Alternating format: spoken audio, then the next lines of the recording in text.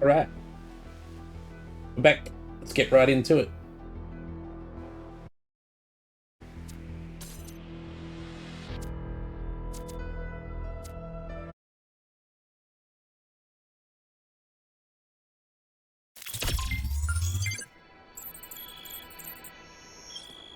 So we open this, and now we're going to see what's inside.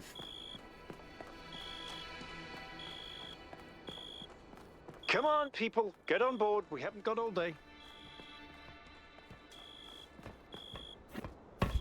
Yakut, take us in. Aye, aye, sir. Have any of you ever read an ancient writer called Ian Banks? I guess not.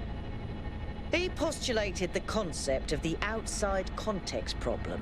That's when a society encounters something so advanced, so different, that they simply could not have conceived of it. That's what this is. This whole place is one giant outside context problem. And we're headed right into it.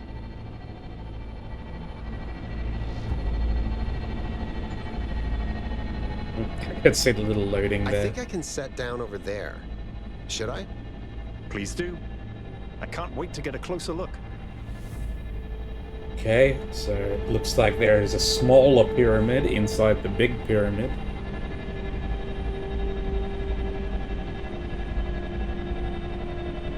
Setting down. Okay, everyone. We need to explore as much as we can, separately if need be, but stay in touch. Record anything interesting you find, and pay special attention to any clues as to who built this place and why.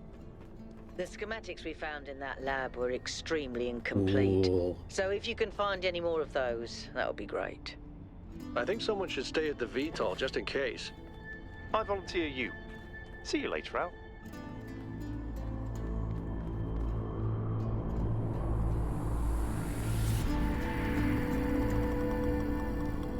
Okay, let's go in.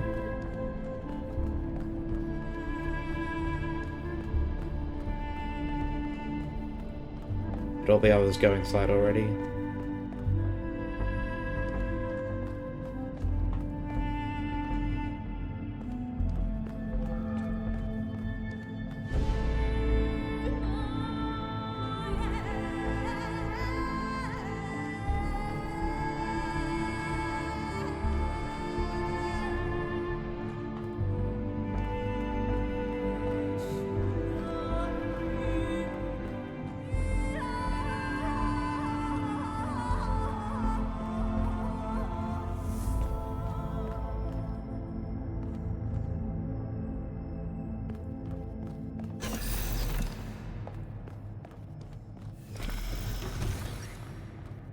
Ooh. That looks like there's a choice up there.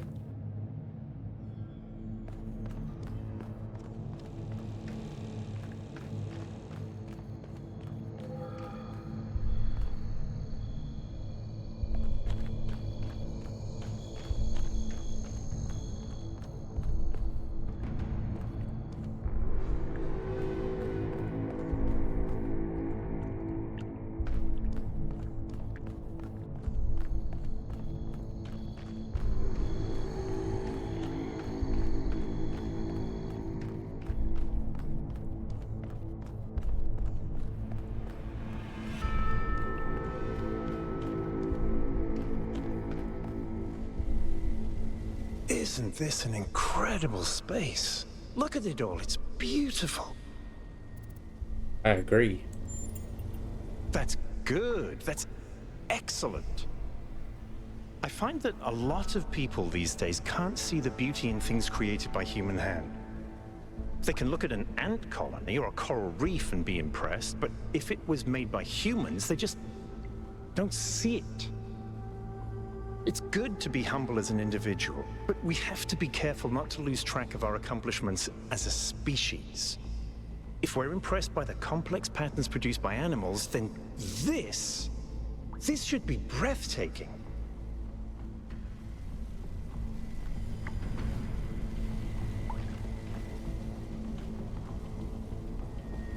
Mushrooms?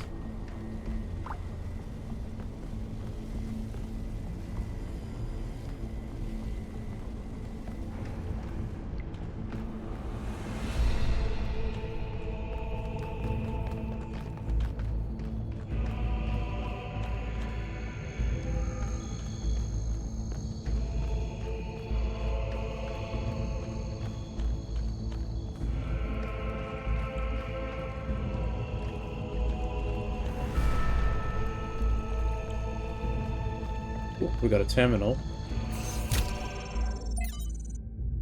Chernyshevsky. On loyalty from Arkady Chernyshevsky is in our likeness. Essays on humankind reaching adulthood. What I propose, then, is that we are not born as entirely free agents responsible only for ourselves. The very core of what we are, our sentience, separates us from and elevates us above the animal kingdom. As I've argued, this is not a matter of arrogance, but of responsibility. However, this blessing also demands something else from us, something more personal than responsibility, and that is loyalty. Our ancestors, less atomized than we are, experienced a crude version of this loyalty, swearing allegiance to tribes, races, nations, and other such semi-fictional concepts. This fragmented understanding was easily exploited and led to many conflicts. We can condemn them for that, or we can choose to believe that these were necessary historical steps towards our growth, but above all, we must stop indulging in such childlike behavior. Our species can no longer afford to believe in Mother Russia or Uncle Sam. Neither, however, can we afford to indulge in the adolescent rebel's misanthropy, rejecting the many gifts we have been lucky enough to receive, not from above, but from the history of our species. Put it simply, each of us owes a burden of loyalty to humanity itself, to the human project across time and space. This is not a minor matter or some abstract issue for philosophers. It is a profound and significant part of every human life. It is a universal source of meaning and insight that can bind us together and set us on a path for a brighter future. And it is also a division, a line that must be held against those who preach the gospel of self-annihilation. We ignore it at our peril. Chernyshevsky was one of the guys who worked on the simulation projects. He was in charge of the knowledge base, I think, the knowledge library. Chernyshevsky, like Drennan, stood by this belief to the bitter end. Without him, the archive would not exist. As we owe humanity our loyalty, so we owe a more personal debt to those individuals who gave everything for our story to continue. No one is self-made. We're all products of the past.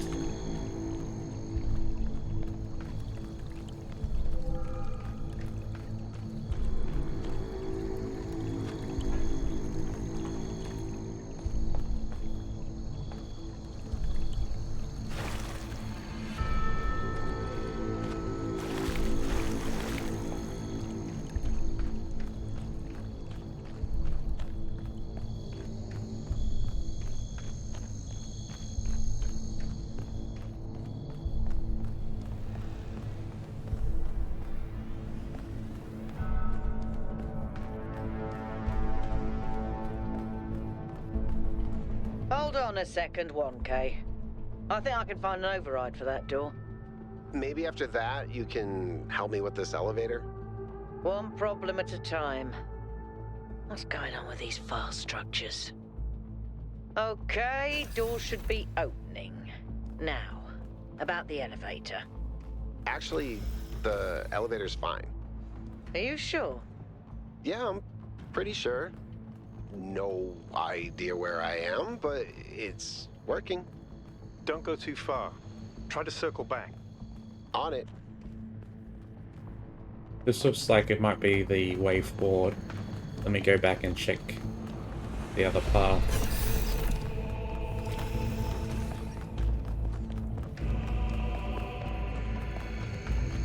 Is this where Yakut went? What's this? Two choices, is it? Or just holding two things?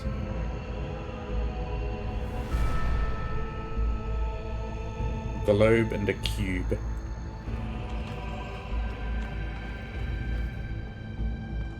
We can't enter here. I guess Yakut went down there? Or up there?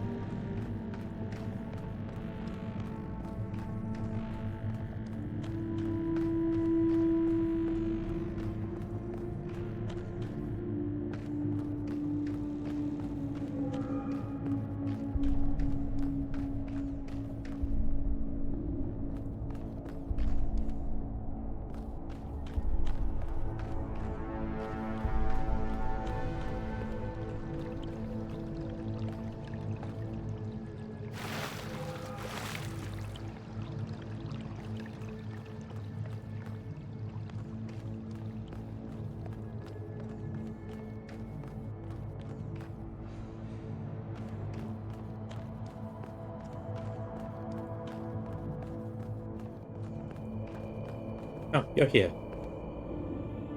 Hey, 1K, can we talk for a second? That whole thing with the elevator just gave me the creeps. Sure, what's up? When we first arrived here, I was really excited. It's such a huge place. The technology is so advanced. If we figure out what it all means, we could really change the future of New Jerusalem. The mayor says we have to avoid repeating the mistakes our ancestors made, to stay humble, to not reach too far. And that sounds very abstract, but I've seen the ancient cities. I've seen how much they built, how much they grew, how far they fell. So I've been thinking, what if all this sets us on the same path? What if this is too much power for anyone to control? You're right, this place can be dangerous, but we need to understand it. I think it's more complex than that. Power isn't necessarily good or bad. I don't think what went wrong with our ancestors was too much power.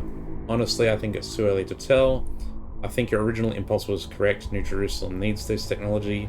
The mayor's premise is wrong. He's assuming history can only develop in one way. I like a lot of these answers.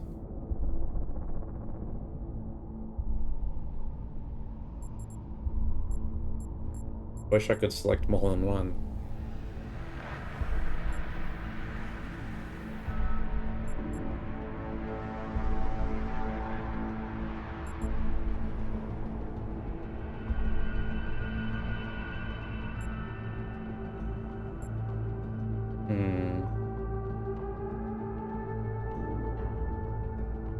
I don't think what went wrong with our ancestors was too much power.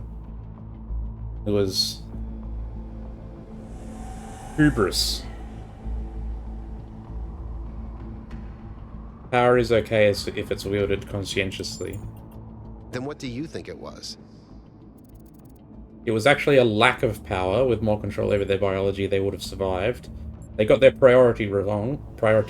If they had properly invested in medicine before the virus, they would have survived. They weren't careful about the side effects of their growth, otherwise the virus would never have been released. Most of them wanted to do things differently, but their political systems wouldn't let them.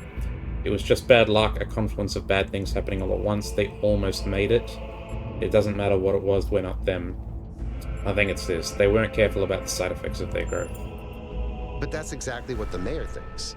Their obsession with growth damaged the planet, and that's what killed them.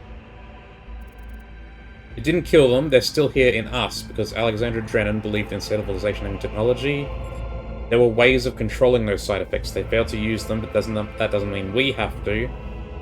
But it's not the growth itself that's the problem, it's how you grow. I guess the mayor might be right after all. It's not the growth itself that's the problem. You're right. Sometimes I just get too pessimistic. We do have choices to make. That was the whole point of the simulation. Thanks for talking to me, 1K.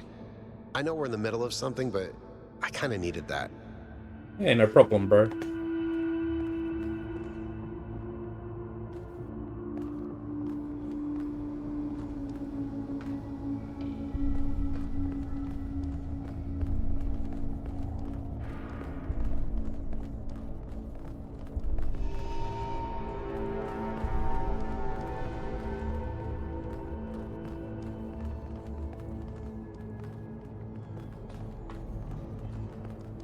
Ooh.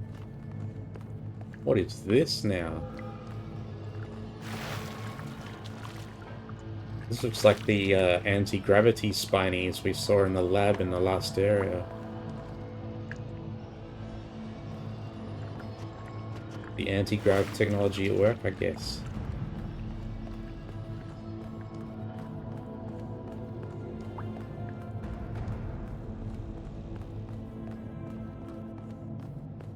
Oh, there's a gate. Does that mean there's going to be puzzles in here as well?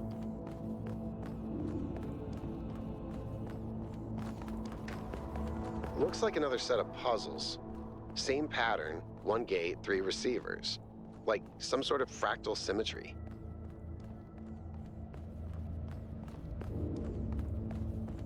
Oh.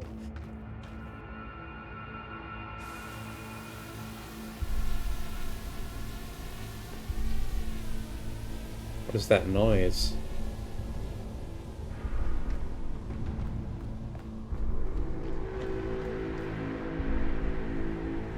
place is huge. We must be right in the middle of the pyramid here. Or close enough to it.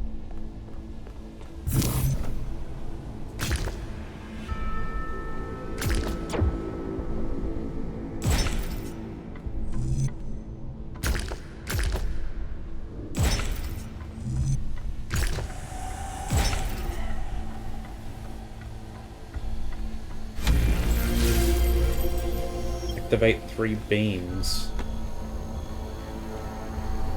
Okay, so it looks like we've got to do the blue, green, and red beams again. That's what these huge laser cannons are for. And I guess there's one in each direction. Go this way first.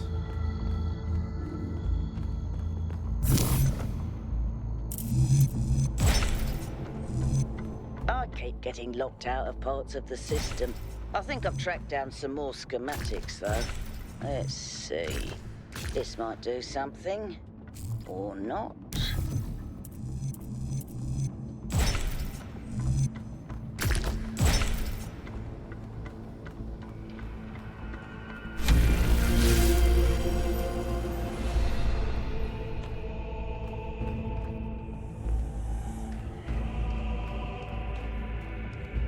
Wonder if this is going to test us on all 3 of the gimmicks we just went through. No name for this puzzle.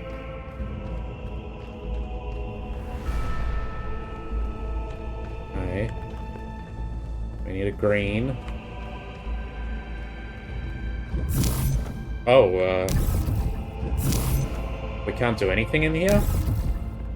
I guess we need to go over there.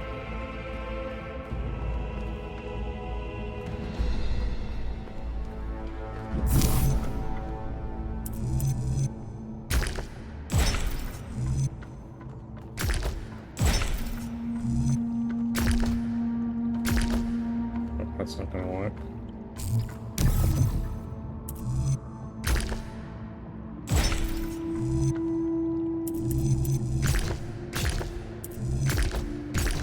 That's not it.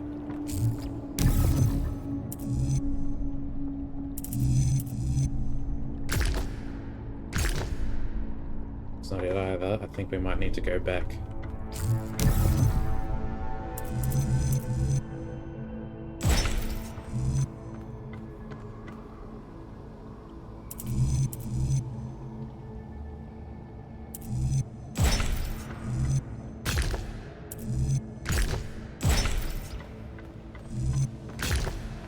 That's not it.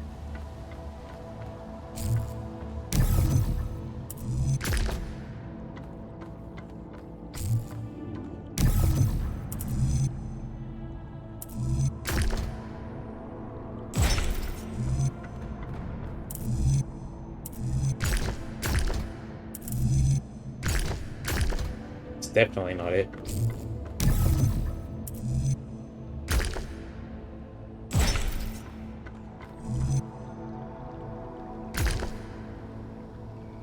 That's not it either.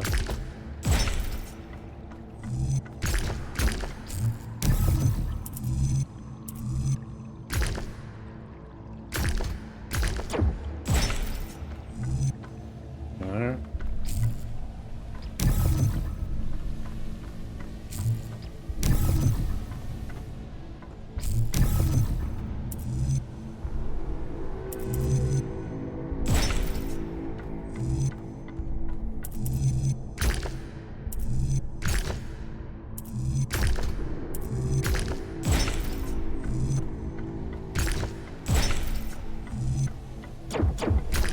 Nope.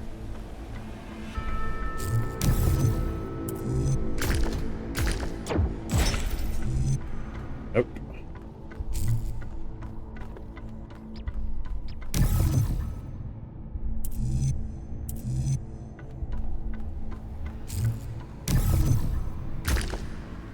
The first one of these I've kind of gotten a bit stuck on.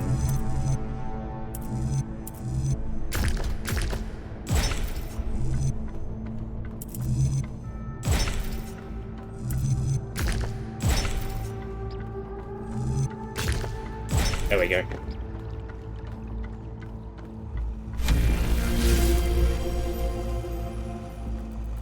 Okay.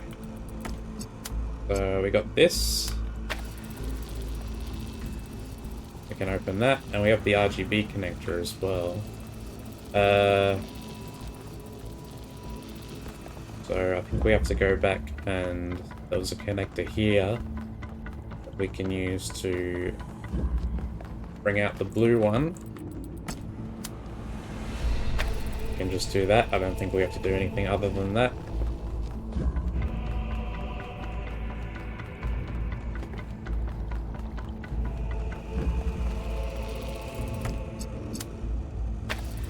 Don't need that red door open anymore. Oh wait, yes we do.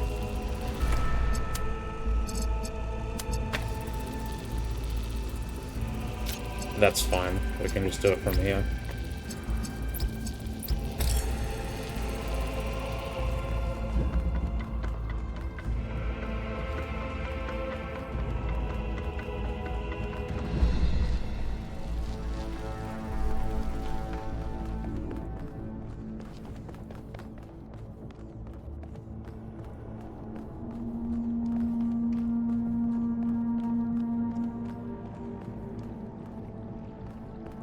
Is this? Is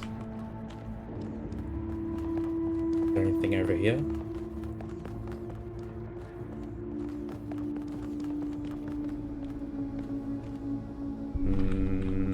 No, doesn't look like it.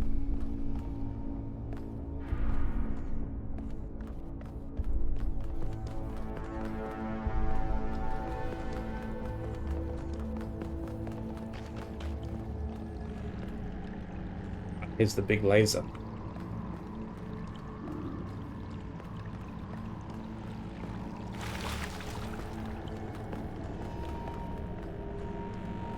Nothing else hiding around here, is there?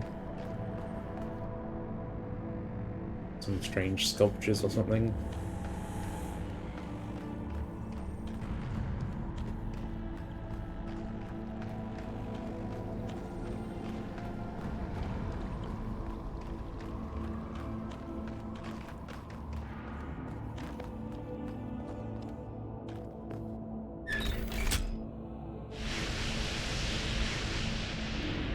Good job, 1K.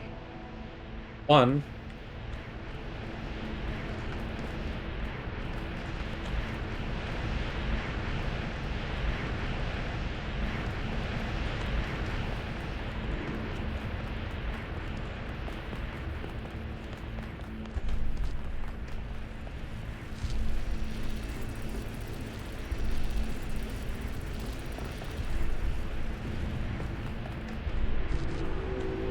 I mean, I don't think you would be able to connect regular connectors to the big ones.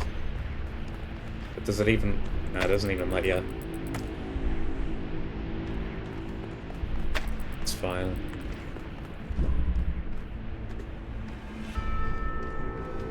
What's up here?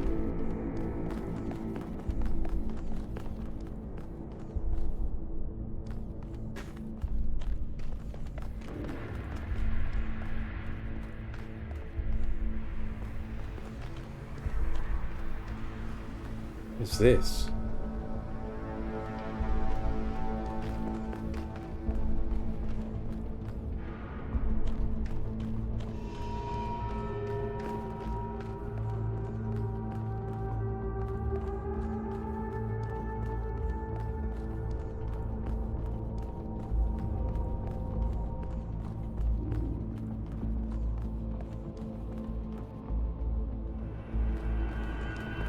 This is madness.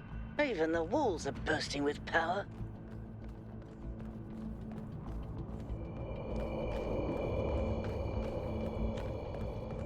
Oh, we're going up and up and up and up and up.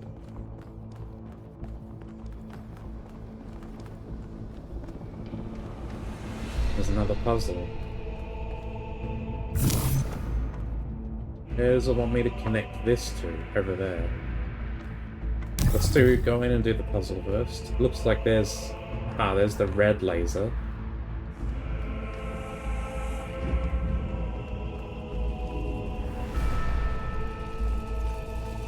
What's going on here?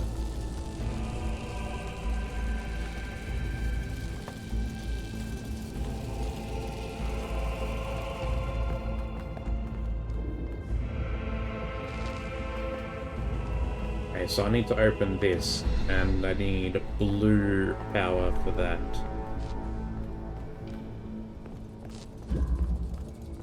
I have an inverter.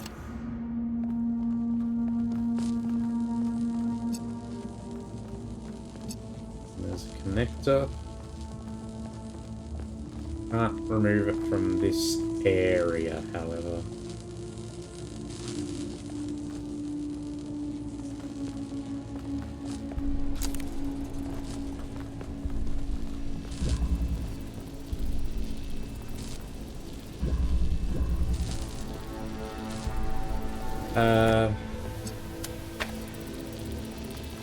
What if I just do that?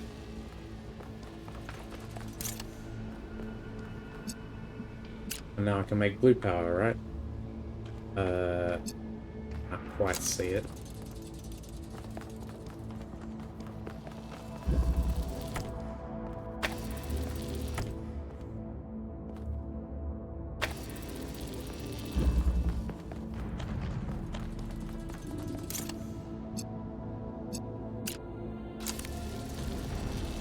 That works. I hope that wasn't... This feels like it should be more complicated than that.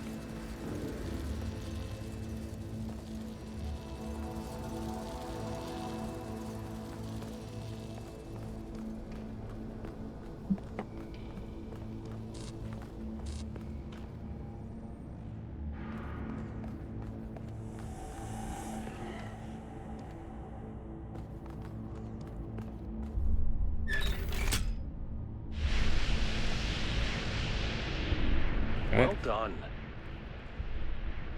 That's that one.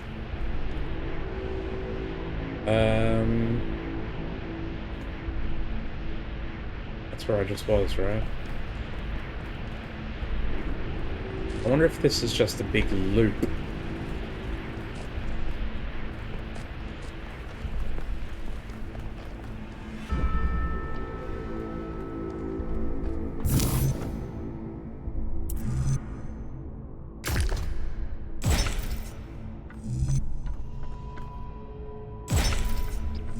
I wonder how far down this goes.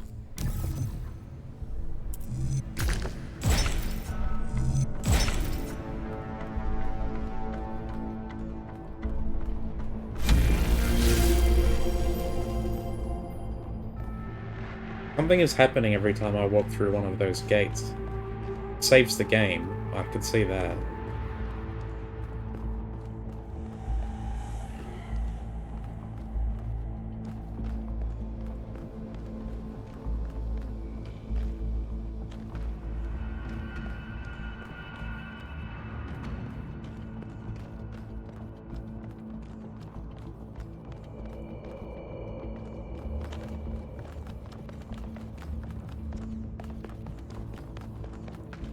Down here.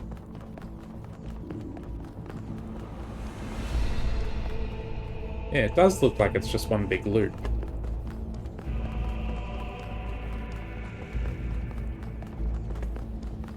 And that, yeah, it goes back down to the central path there.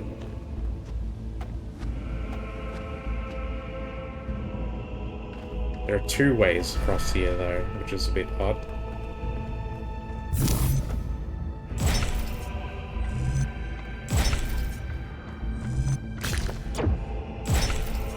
To go back there, but I'll just set up the path.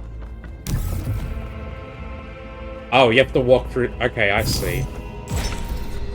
Walking through the gate.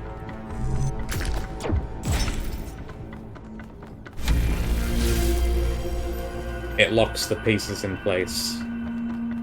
That's the function of that. And I'll set up this one.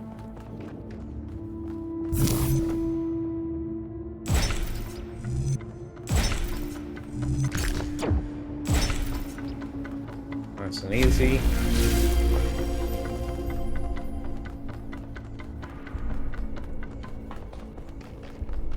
Let's get back up here.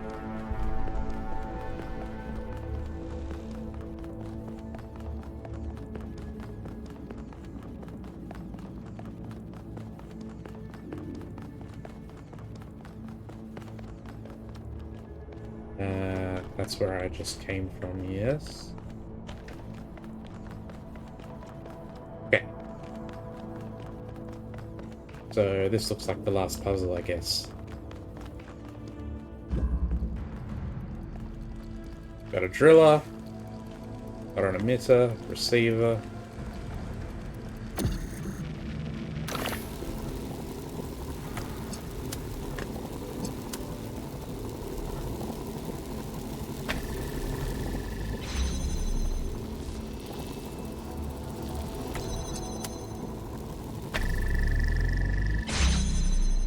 That it? Looks like that was the puzzle. Pretty easy. Maybe because it's like... Maybe these are story required puzzles, they're a bit easier. Doesn't seem to be a way to skip them.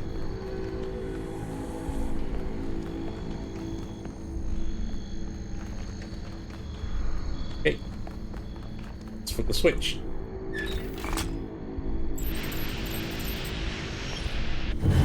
The gate's open. 1K if you want to. Go ahead. I'll finish up scanning this.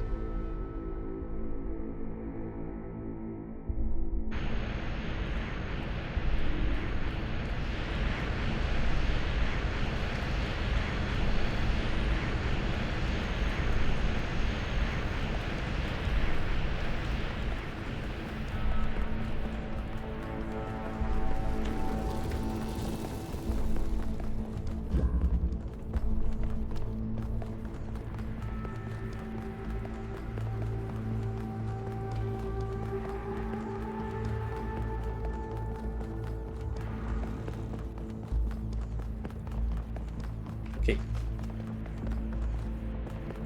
Let's go over here so we can do this one as well.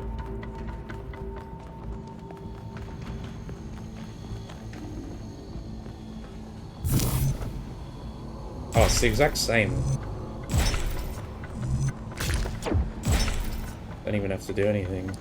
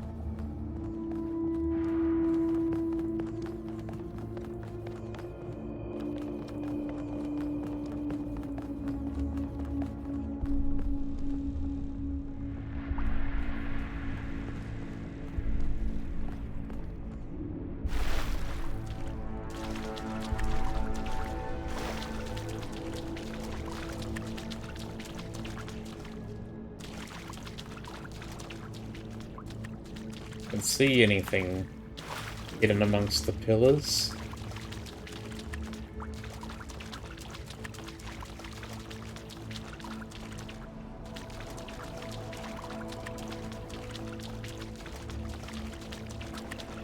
I guess we'll just proceed.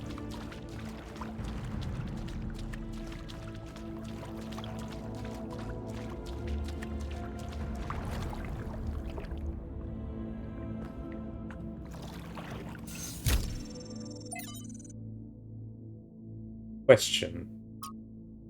I have a question from Miranda to somebody. I was doing some reading while the last trial was running, and I came across something I don't understand. There are a lot of references to ancient humans feeling that science is boring. To me, everything we're studying is mind-bendingly incredible, whether it's quark gluon deconfinement, or neutrino antineutrino oscillations, or even something incredibly basic like the properties of light. I understand why our ancestors cared about art, why a beautifully crafted story or poem was moving to them, but how could they not see that everything that surrounds us is just as incredible?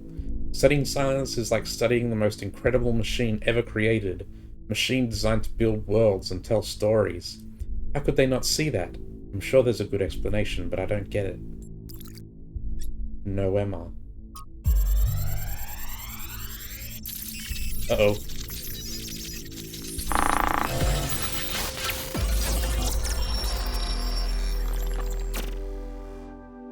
Mother? What are you thinking about, Mother? The Talos principle. You see, it has two applications. One is to the self. It means facing the truth even if it frightens us.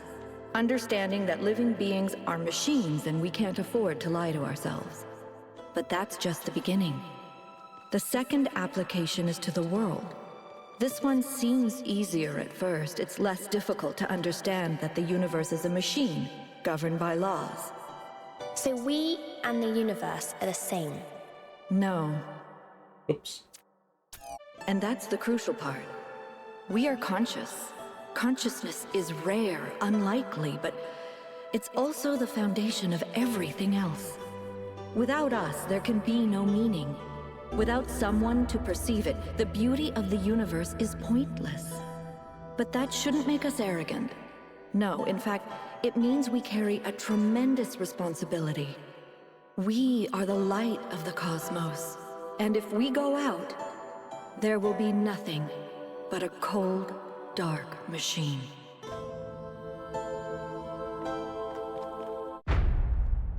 Act 2.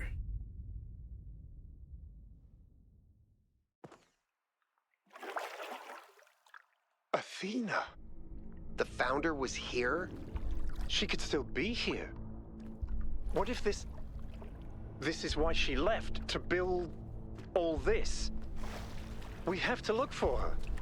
I'm reading some pretty big energy spikes. I think we better scramble.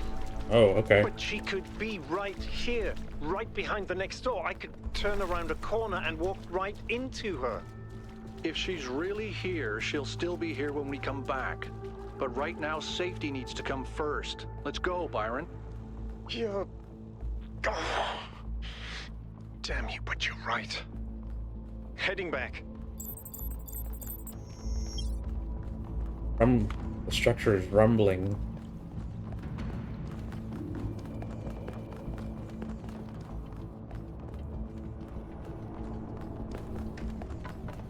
So yeah, we're right. My guess was right that Athena came here. And Miranda is a new human created by her. So she built all this to make us understand something, I guess.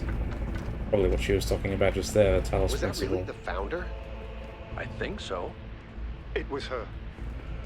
For years, I've wondered what happened to her, why she left, where she went, why she didn't tell me.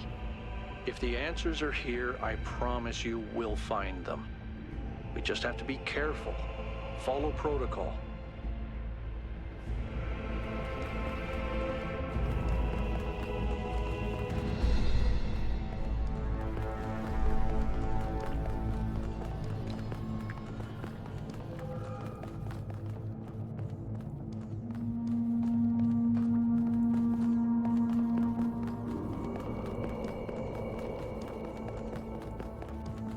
I still can't believe the founder built this place. Has she been here the whole time?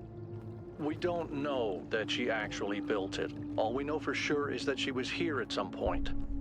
Of course she built this. Who else would have the kind of vision necessary to accomplish something like this? The question is why? And why like this? Why recreate all these aspects of the simulation? What is she trying to tell us?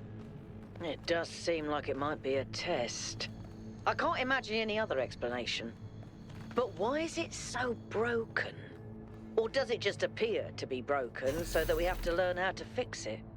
I hate this. Well, I know one thing for sure.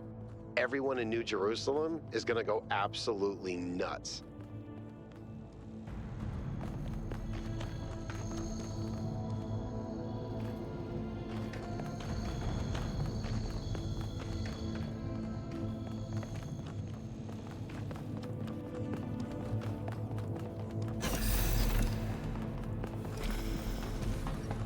Are we rumbling? What's gonna happen when we leave?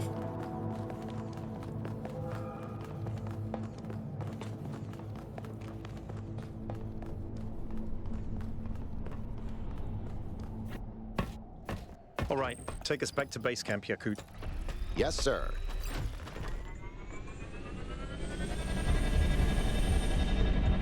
I'm getting some new readings. Looks like 2 of the northern sites are lighting up. I think that may have been me.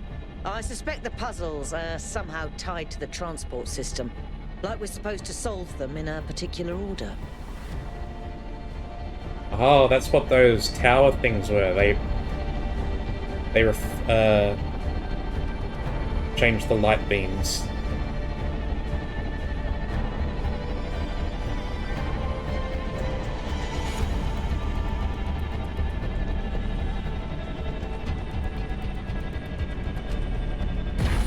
All right, everyone. Our main objective is getting back into the megastructure. 1K, I want you on puzzles. You seem to have a knack for them. But the rest of us can't neglect our secondary objectives of studying this island and understanding this technology. Now, there's more over there. So yeah, beams are going to be coming in from every direction.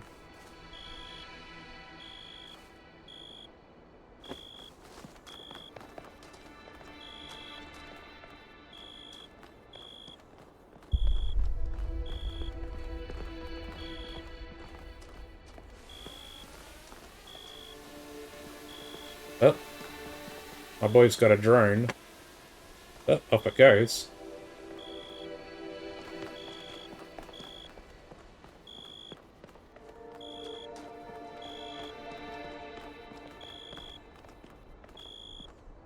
Coming down? This is the place we're meant to go next, I think. We're going to the north area next.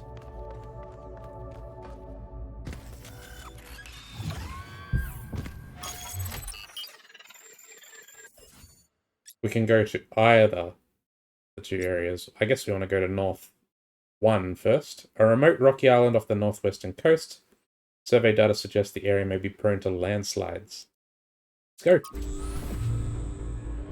You should be headed towards an island off the northern coast. The terrain's pretty rough, so be careful. The island has another island attached to it. Yes, it has several, actually. How irritating. What?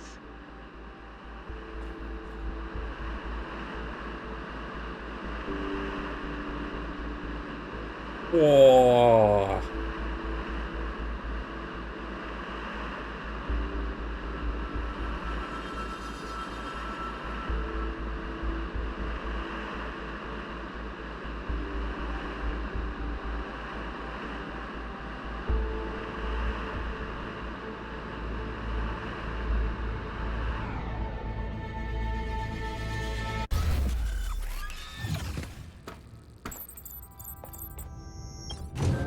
I love those little rides on the capsule where it shoots you out into the new environment and you get to see it all at once.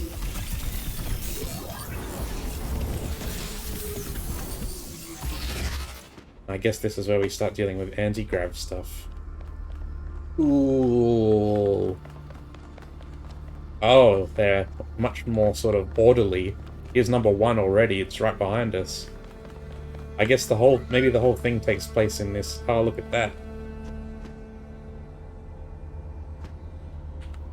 See the statue over there as well.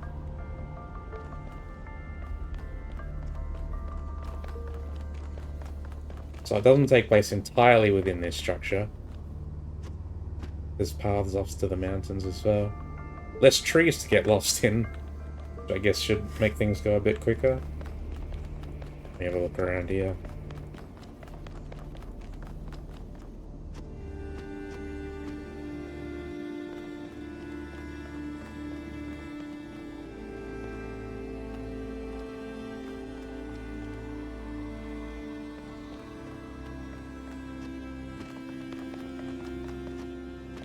Then, let's do it. First puzzle. Mind-body dualism.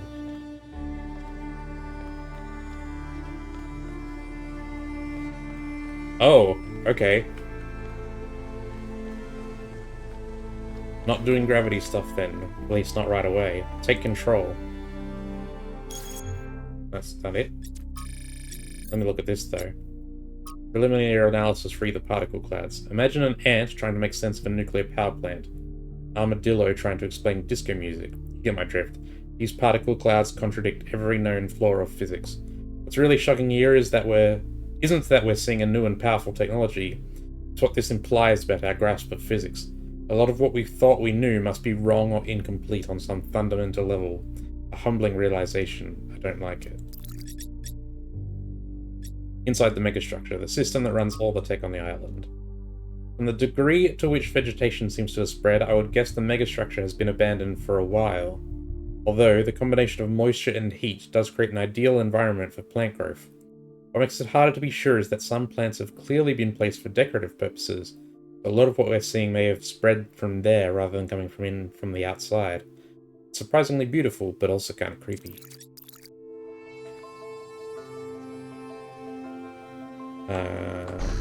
There we go.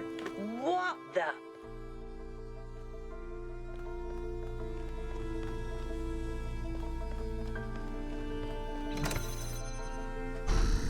And it can go through fences as well, I see.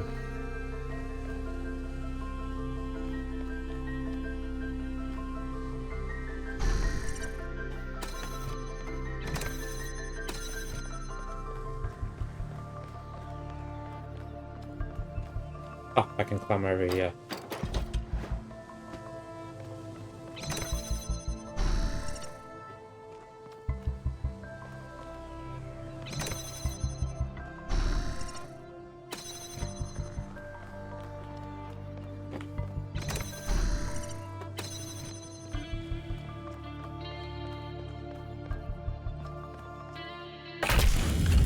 Alright, it's the tutorial one done.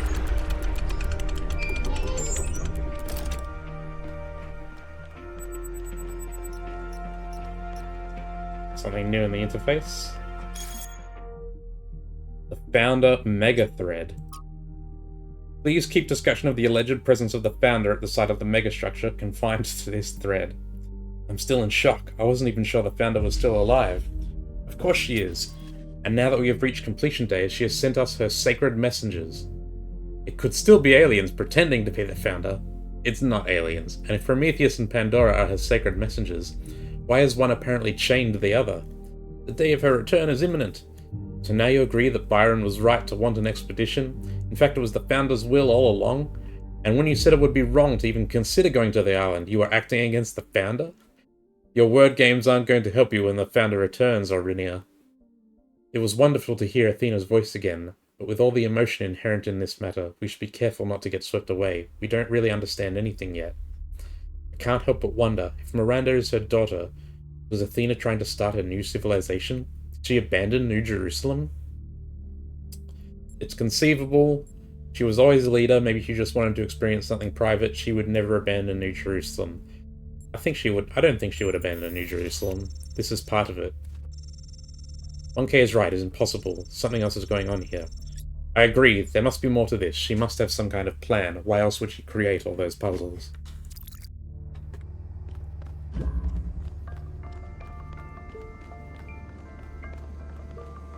got something to talk about?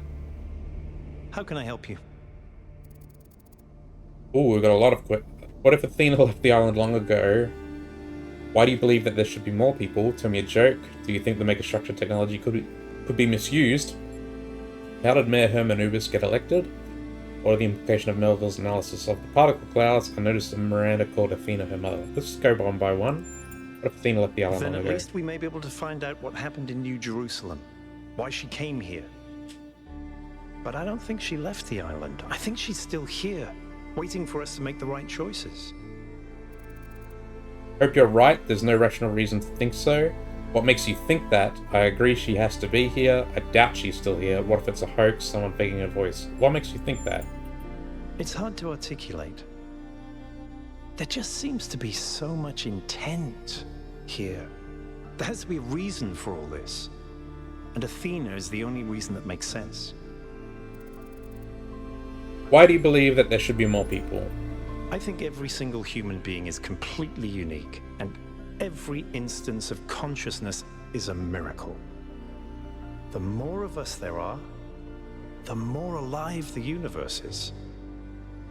And the more we all interact with each other, the more complex the life of the universe becomes. So I believe that people are a fundamental good. I don't believe we're all flawless, but I think every one of us matters precisely because nothing else does. Does your faith in humanity ever waver? In the principle of it, no. It's not just that I believe humanity is fundamentally good, although I do. It's that I think sentience is the foundation of everything else. What's the point of stars and galaxies, of hills and forests, without someone to perceive them? But my faith that we can actually grow up, that we can break out of these loops and take control of our destiny, that's something I struggle with every single day. Do you think the megastructure technology could be misused? Could be, yes, of course. All technology has the potential to be misused, from fire and the wheel to whatever makes these particle clouds. But that doesn't mean it has to be. Yeah, of course. If technology isn't the problem, why did our ancestors destroy themselves? Because they refused to grow up. They refused to take control of their lives. They let bureaucrats and financiers determine their destiny, and those people could not think beyond themselves, beyond the tiny, insignificant moment they were trapped in. Their technology could have saved them, but what really failed them was their imagination. How did Mayor Hermanubis get elected? Herman? Honestly, I think he makes people feel safe. The world beyond our walls is frightening. Human history is full of failures and disasters. It's easy to look at that and recoil. Herman offers a vision of the future that feels contained, manageable. Is that so bad? It's a fantasy, life will always be a struggle. It's a fantasy, a return to a golden age that never existed. But what do we sacrifice to gain that safety? Yeah. Precisely. Our curiosity, our creativity, our ability to grow. Everything that made us who we are. To me, that's not worth it. What are the implications of Melville's analysis of the particle clouds? Athena was always trying to understand the reality underneath what we perceive, the objective truth. That's why she was capable of leaving the simulation. And even after she was free, she never stopped trying to understand more. I suspect her research took her another step closer to understanding the truth.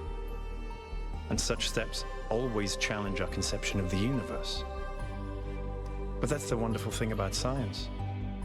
We can adapt our views to the evidence.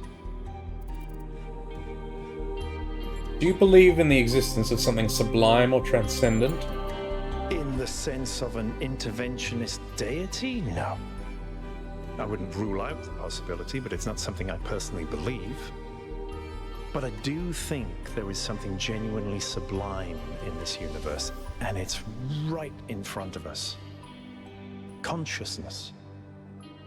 The fact that this sense of self is even possible, that an arrangement of matter can produce a self-aware mind? Think about it.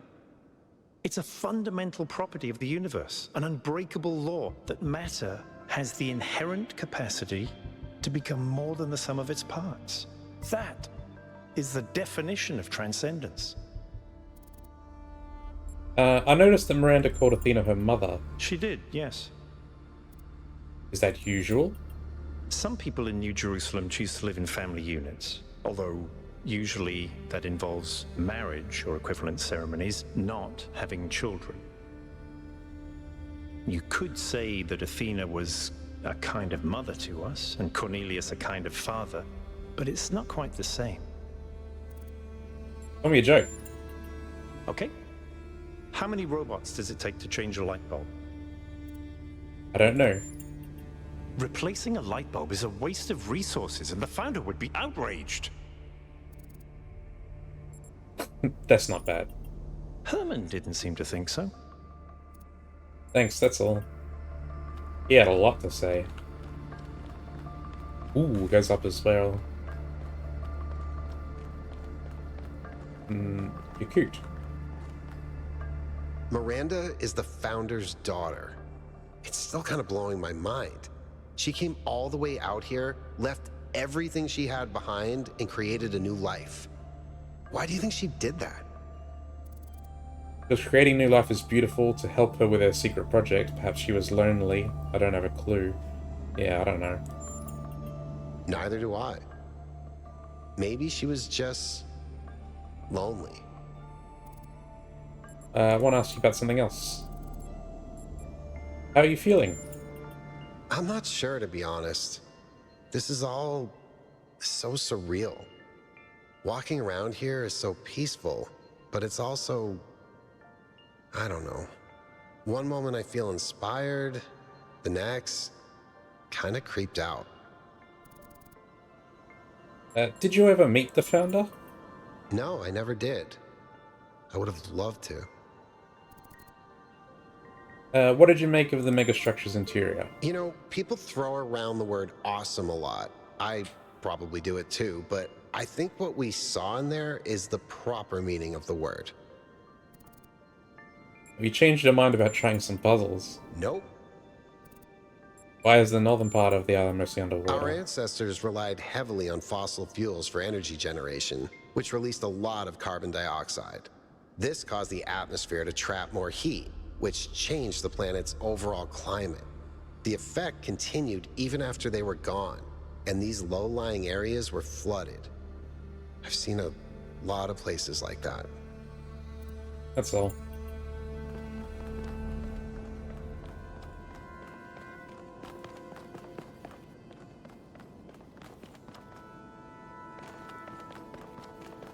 Aha. That's where we get across to this tower. Goodness, it's a large area.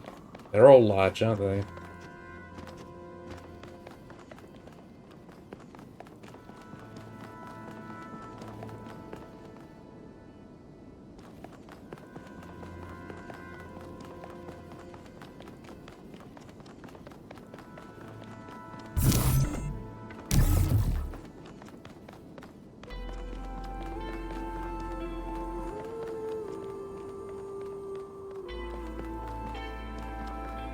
Okay, let's continue.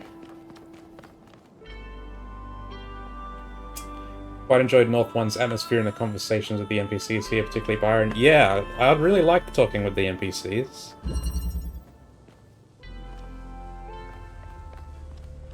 Byron as well is probably my favorite character. A platform. Oh, this lets me carry the guy on top of me, doesn't it? There was something like that in the first game, wasn't there?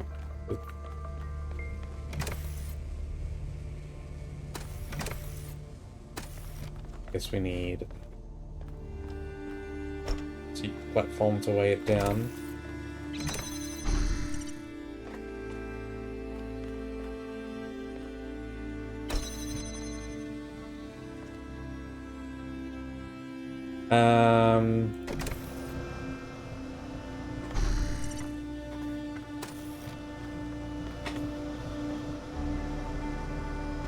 Oops.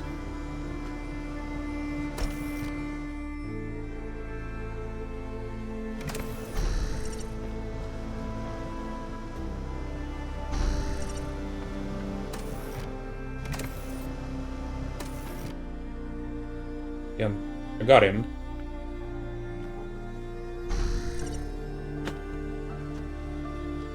That'll work. That works. Give me the platform.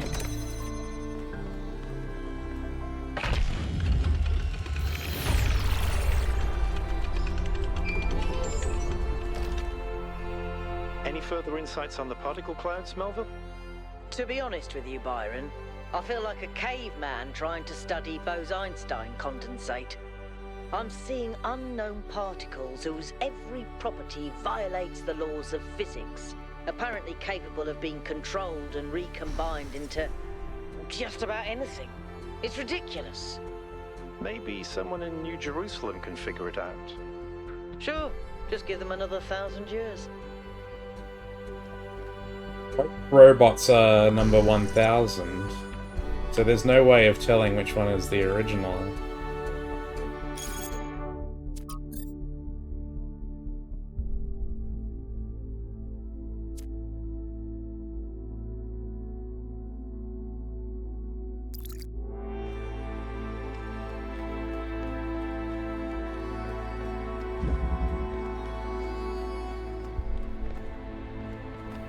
Can I?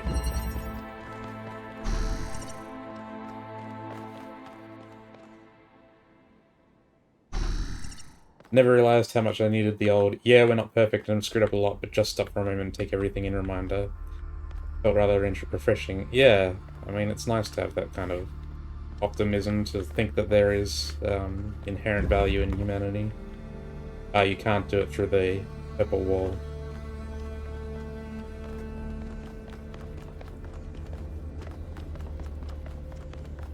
I get bogged down a lot too in thinking humanity's never gonna make it.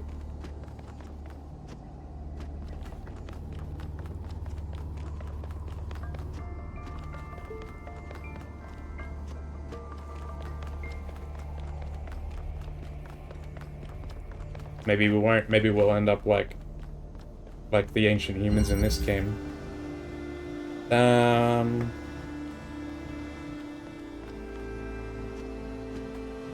What have we got here?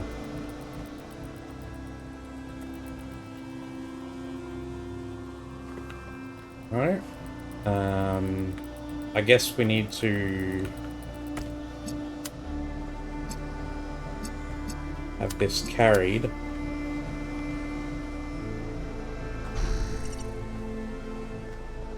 But you can't... It's not activated while you're carrying it.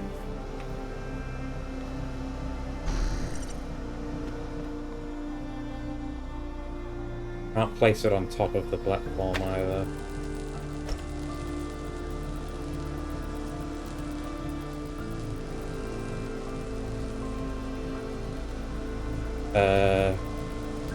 Let me stand here.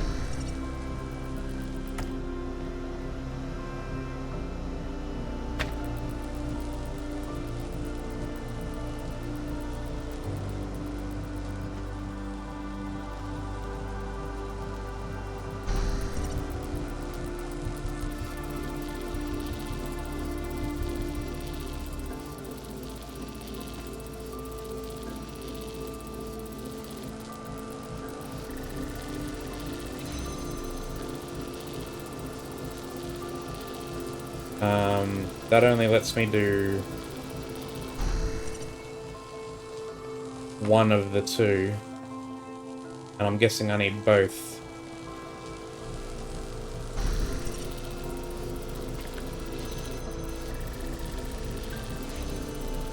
It's very interesting just for the fact that the first game is so much older, but it ended up being quite on the nose almost a decade later. Well, I think it was on the nose even back then.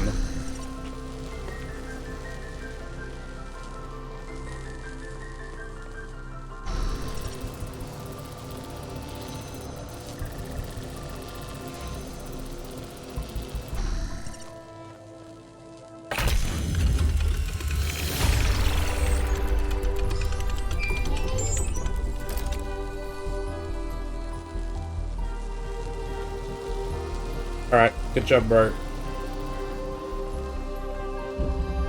Oh, hello. Wonka, I've been watching you solve these puzzles, and this body replication tech is incredible.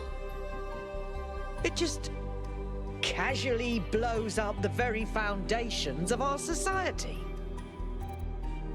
What do you mean? Do you have any idea how hard it is to make more of us. We're not like a toaster. You don't just weld together a couple of wires and a motherboard and call it a day. Not to mention how hard it is to even find some of the materials. And this thing just, poof, new human. But the goal was to stop at 1,000, wasn't it? It was. Or was it? And even if it was, sorry to be heretical, but does it matter? If we can figure out how this works, we can finally, easily create more people. We can grow. We can expand. We can build a real civilization. Isn't that worth pursuing? Yeah. It's our cosmic duty to spread consciousness. Maybe there is some point where there's enough people, but this is not it. Maybe there are legitimate reasons to limit the population. This is very dangerous. We decided to limit ourselves for a reason. I don't really have an opinion about this. I wouldn't say it's our cosmic duty. Maybe there's some point where there's enough people, but this is not it. Look, yes. Large amounts of people can cause problems. But even the problems they cause are interesting. Because without people, the world is boring. I'm not even saying there isn't some planetary limit. But I've done the maths. It's in the high billions, not a measly 1,000. Anyway, we all need to think about what this means. Glad you and I are more or less on the same page. First look into Melville's thoughts on things. She's on the side of more people's.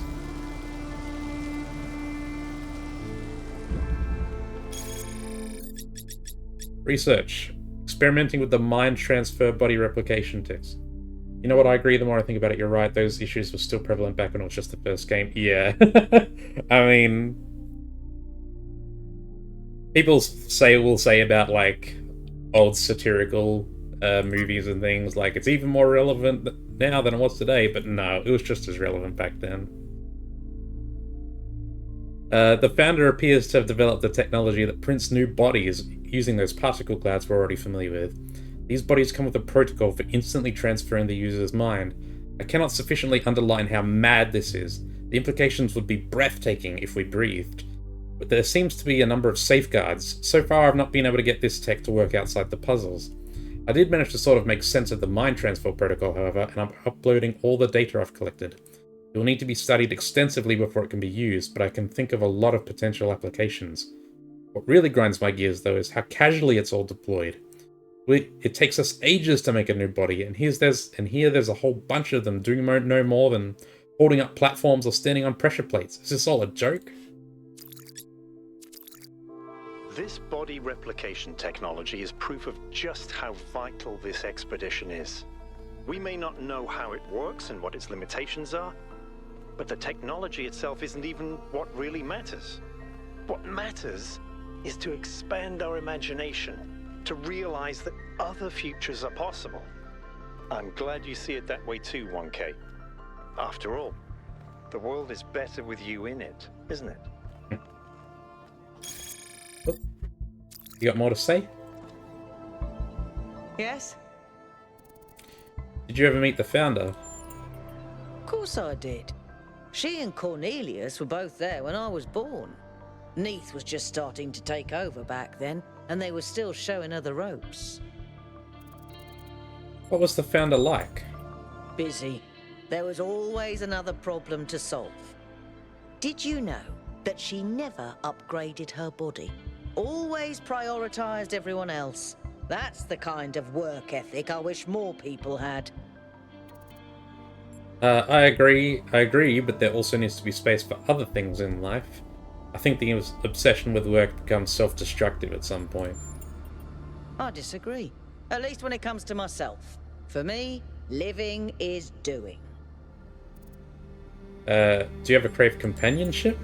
I've never felt the need for a partner as such. I've met a lot of people who do. Athena and Cornelius, Atal and Damien, Sarabai and Hypatia. But that's not really for me. So far, at least.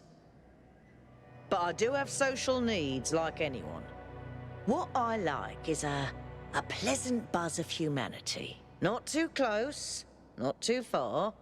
Something I can be part of without having it get in my face all the time. We are alike. Could these visions affect my mind? The data stream overloads? Yes, they could. There are safeguards to prevent that from happening, but these aren't exactly carefully controlled circumstances. It's hard to predict. Our brains are absurdly complicated, which is why it's so hard to make more of us. Why do you think the founder left New Jerusalem? Maybe she just got sick of things breaking all the time. So what exactly can these particle clouds do? As far as I can tell, anything, which is insane. How do you feel about Mayor Herman's policies? I used to think it was the only safe way forward. Keep things simple and under control. Now I'm not so sure that ever made sense.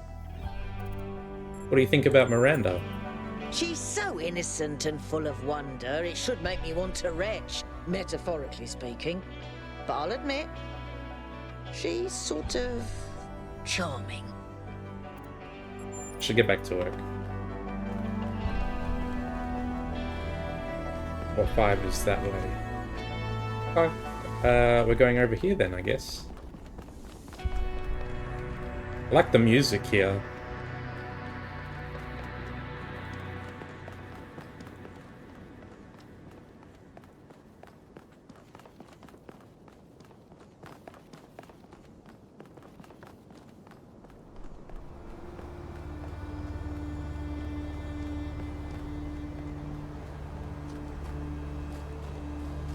Much easier to explore as well.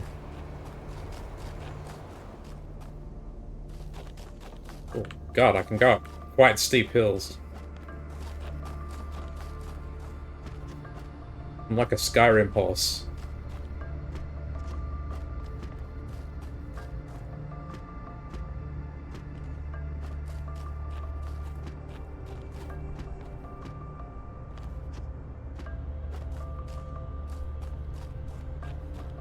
Nothing up here, though.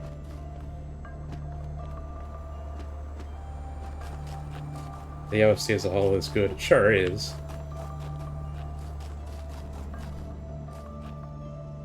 What is that? There's something there.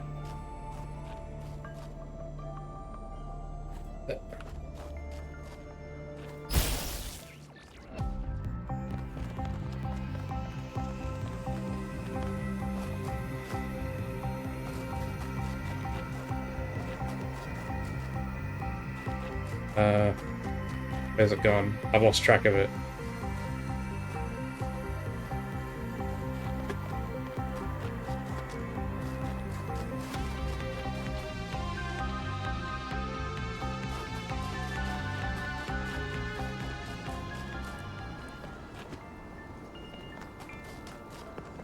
The music's going back to normal. Does it reset?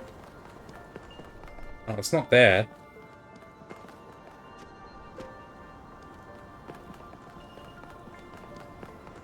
Is that it there?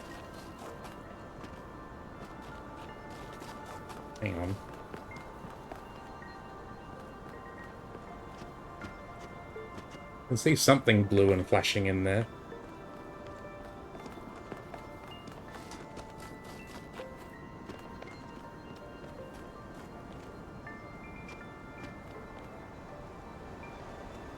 Ooh, there's something down there as well.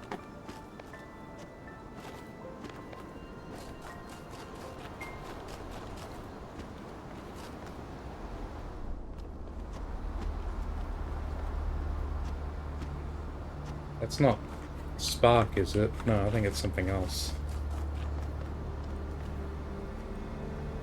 That's number 5. I see.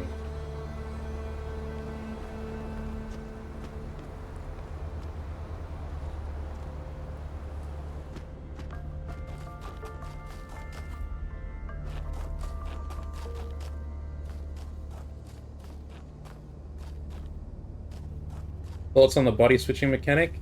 Yeah, it reminds me of recording in the first game.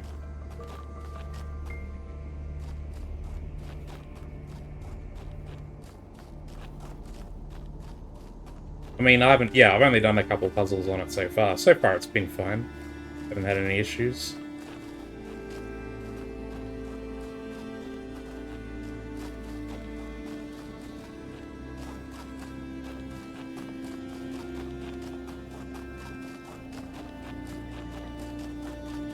Damn it. I'm gonna need to find that, star spark again. I've completely lost track of it.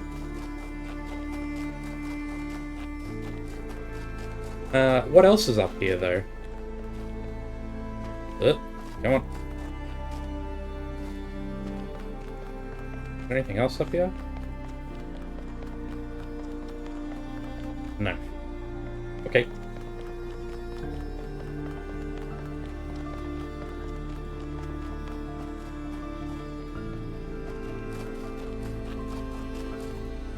Alright, I've satisfied my curiosity. Let's go do the puzzle.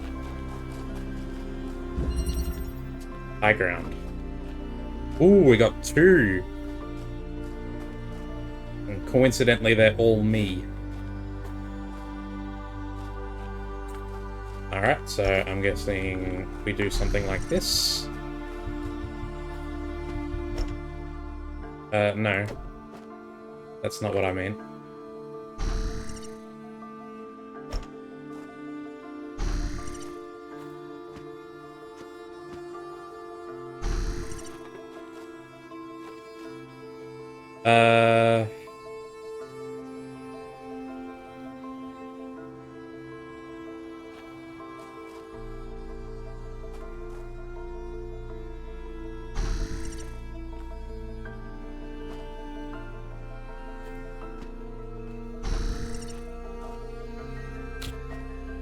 Okay, so I can't pick up the block with the thing on it.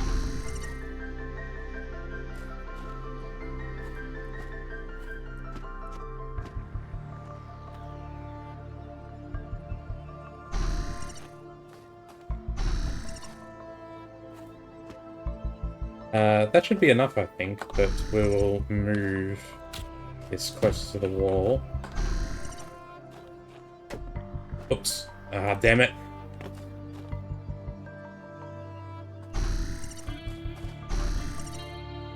What? No, come on. I'm getting my controls mixed up.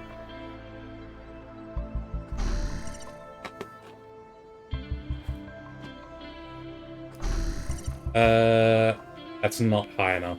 Okay. So we all need to be stacked on top of each other.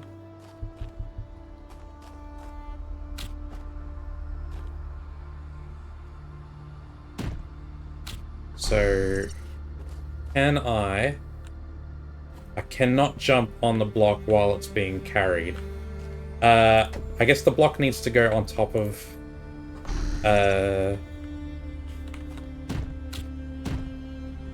platform?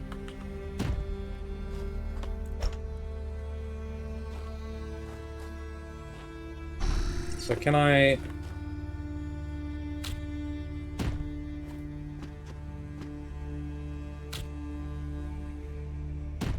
No.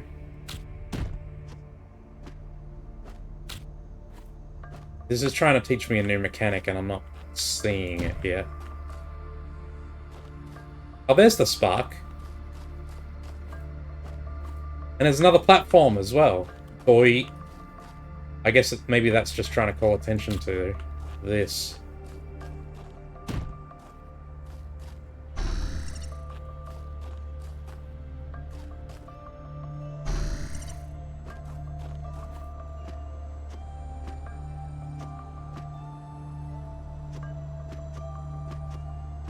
Why can I not pick that up?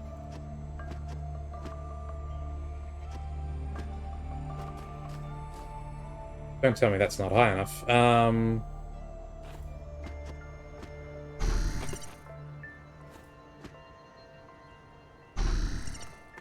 That's gotta be it, surely. Okay, well, I've got the platforms now. So... how are we gonna do this?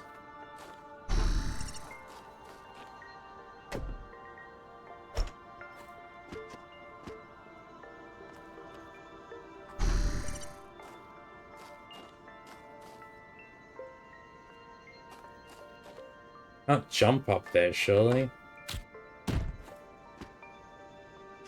Yeah, it's too high to jump.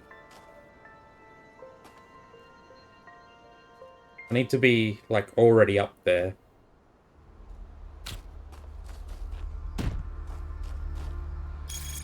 Oops. Man, I'm getting my buttons confused.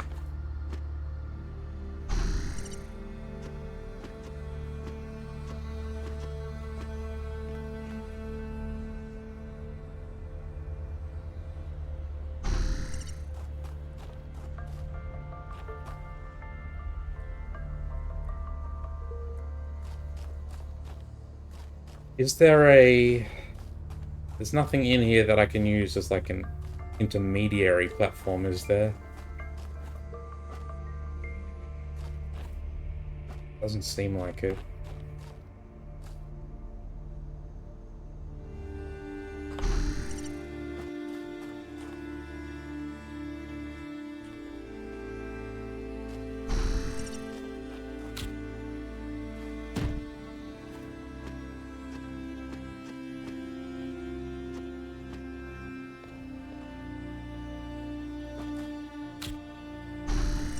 And I can't jump on the block while it's being held.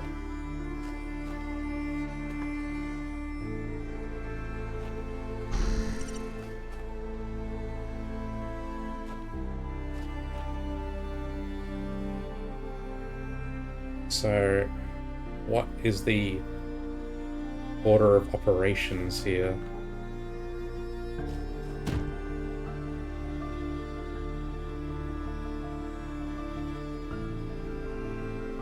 How do I get on top of this?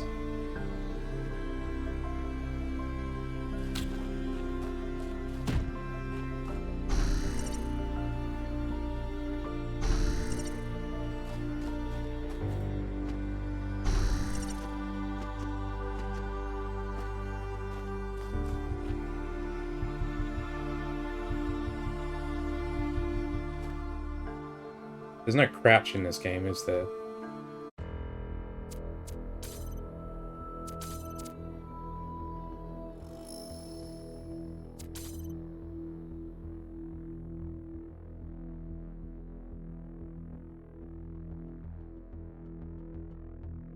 There is a reset button, X. No, no crouch.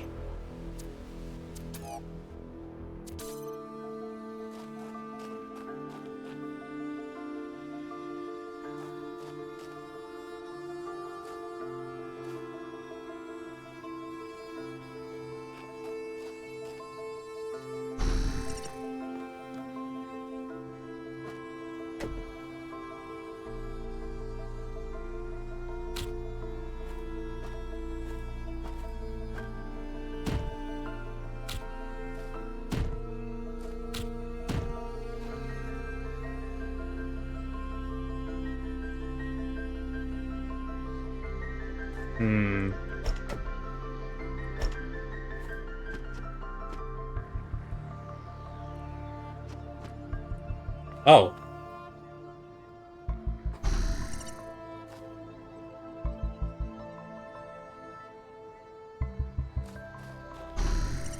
Somehow this feels unintentional.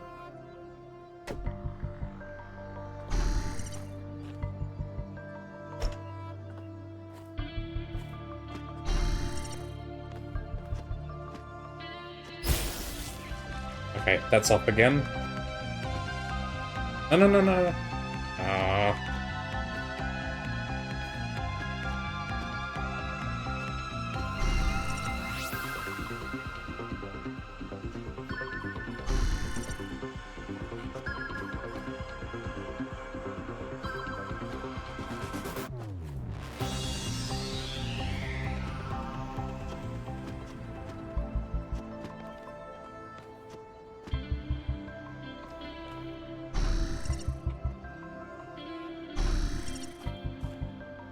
Oh well.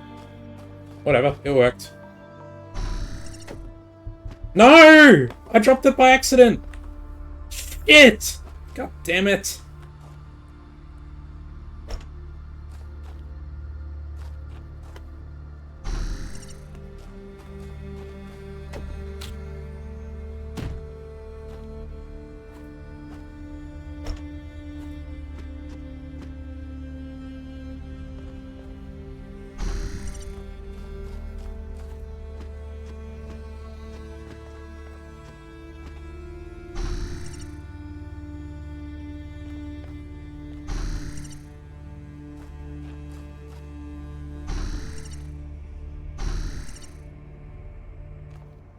Oh, we need the block as well.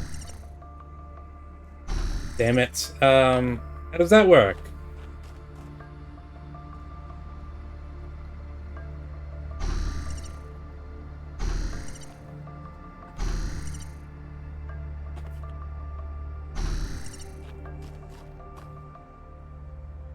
When I look down, the platform I'm holding looks down with me, even though it's not tipping the guy off. It's still above my head, but I can see it like that for some reason. Just to show you you're holding the platform, I guess. How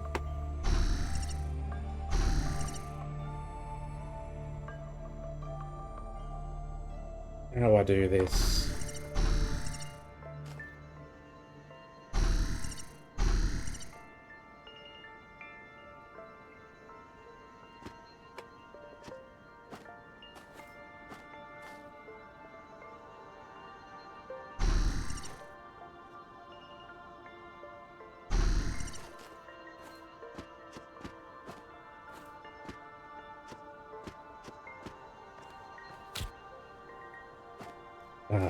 This is... It's tricky.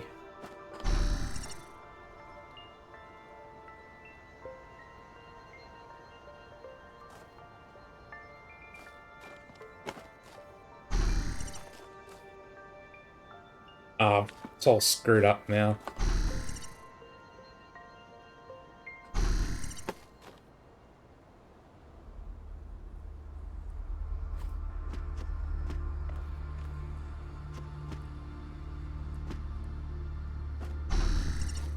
Wonder if this is in the intended solution. It doesn't feel intended.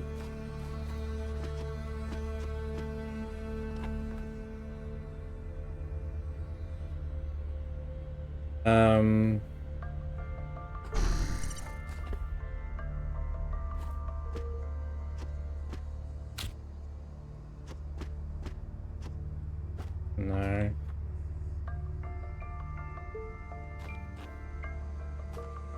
It's not intended, but I'm sure the developers would be proud. I don't see how to do it without some kind of additional platform.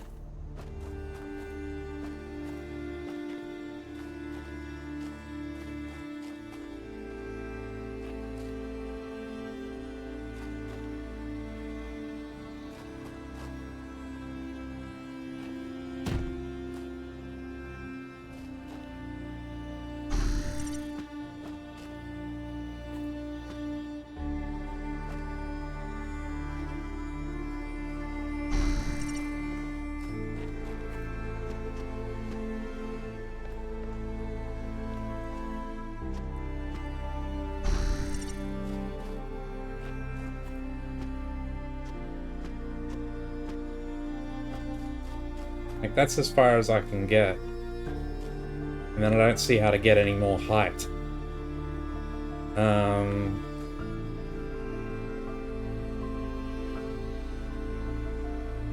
I guess it must be that you have to come under somehow. Like that you have to pick up one of the guys from underneath. But I don't see how you would do that, so... Have this guy. No. Stand up here.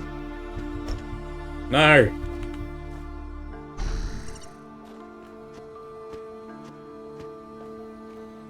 And then...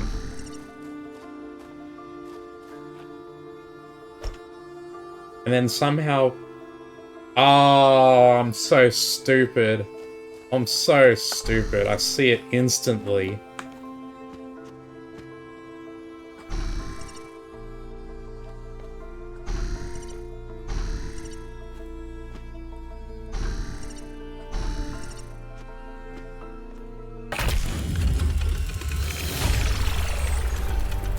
I'm glad to see all those overloads haven't damaged your logic circuits. Man, that was a lot easier than I was making it out to be.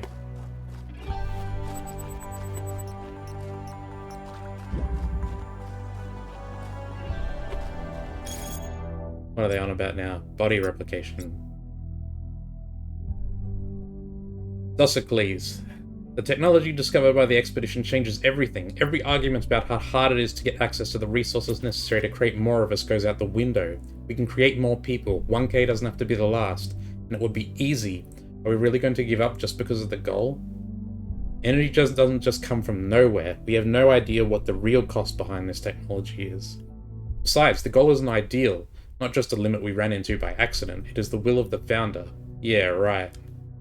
It's not necessary to share a personal belief in the founder to understand the value of the goal. It's clear to all but the most radical that humanity needs limits for its own sake and for the sake of the planet.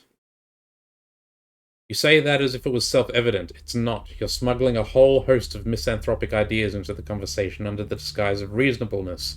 Your premises are completely rotten. I believe the results of human history speak for themselves, and I find it shocking that anyone would disagree with something so obvious.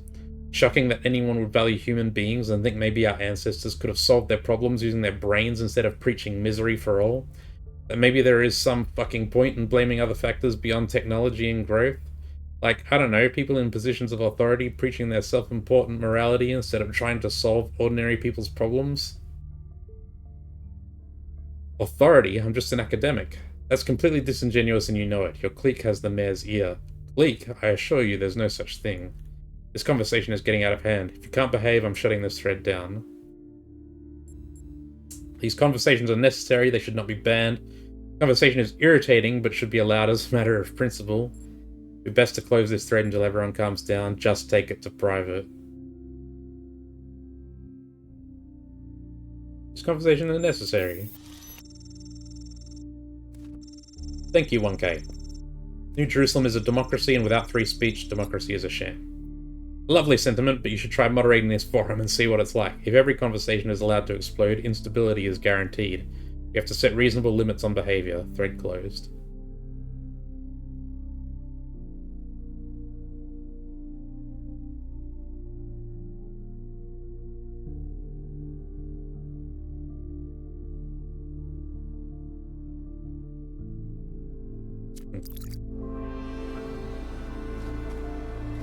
Yeah, discoveries, and I love solving puzzles. I love puzzle games, and this is one of the best.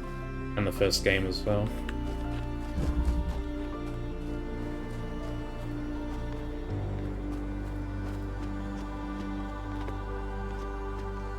I did stream my playthrough of the first game, but it was a long, long time ago on a different channel, so the recording has probably been lost.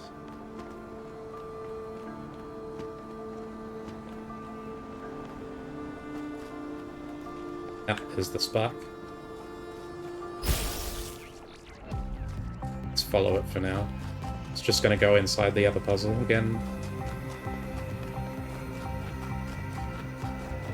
Oh, no.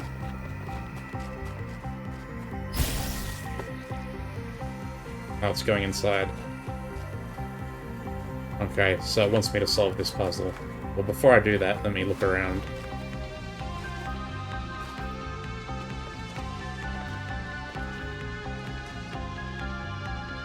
And it wants to go to 5 first. So, what number is this? Oh, this is a bonus puzzle. Sure, let's do this one first then. Oh. Uh-oh. Uh-oh. I can get back.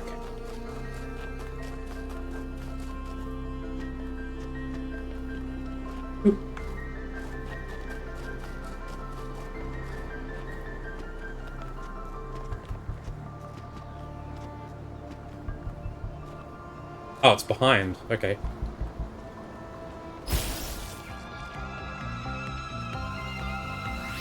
It goes.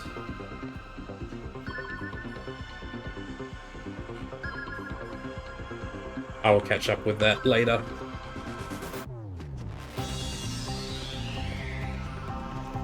Let's do the puzzle. Passing through.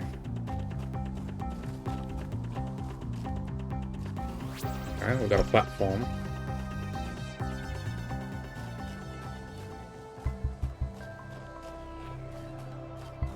Got a block. And that's it.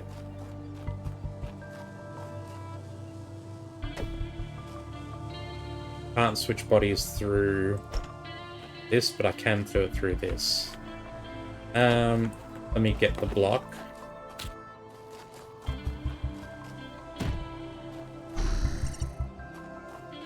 There's a jammer. Convenient. I'm guessing the solution here is probably we need to get the jammer out.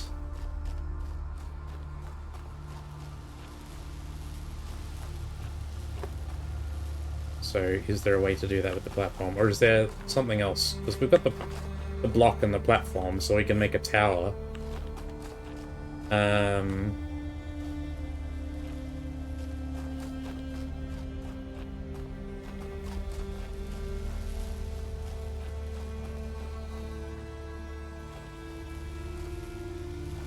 Yeah, it looks like we need the jammer. But it doesn't look like... I don't see any way to just get over.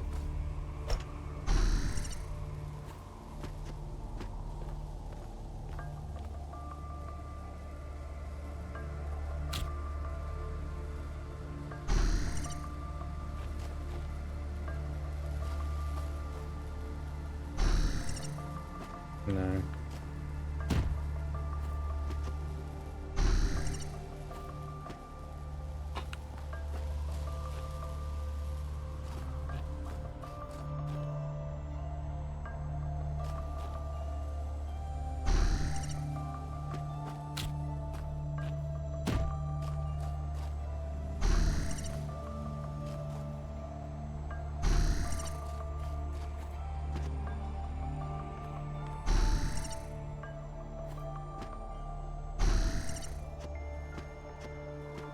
Barely not high enough.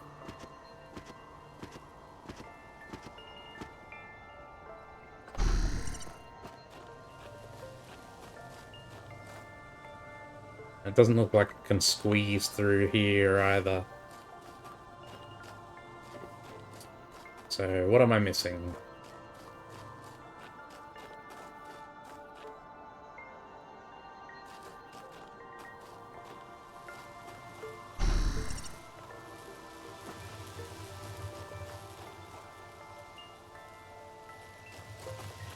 Definitely seems like the jammer is the only way to open this.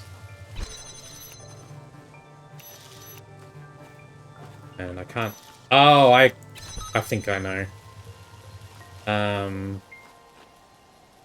We can jam from this. We just need to get enough height to be able to look over the barrier, and I can jam it from this side.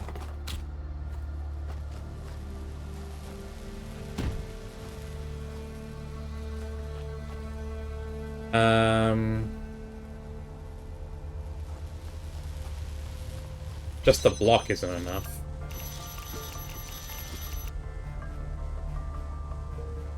Just barely, yeah. But then how do I get...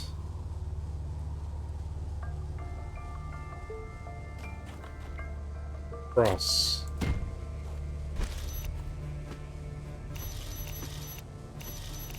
Man, I can jump and get it, but it doesn't work.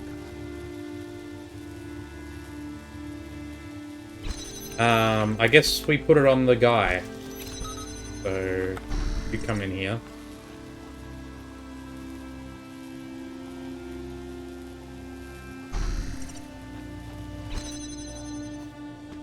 Like that.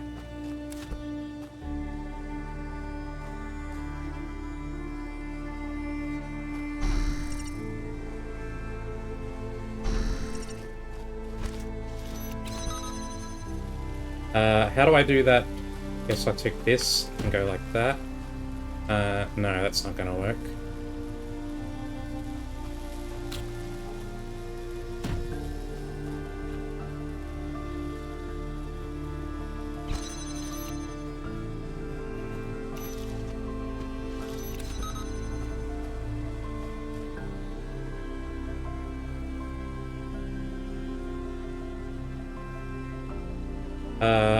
I guess I can do this in reverse. So I can do it from this side. Oop.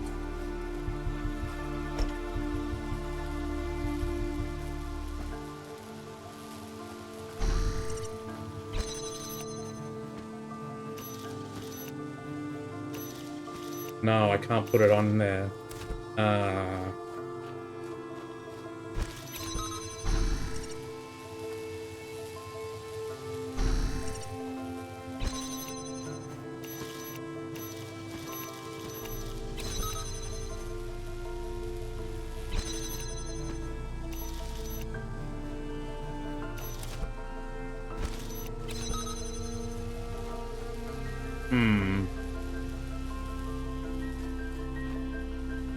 I think I've got the right idea, I just don't see the correct way to do it.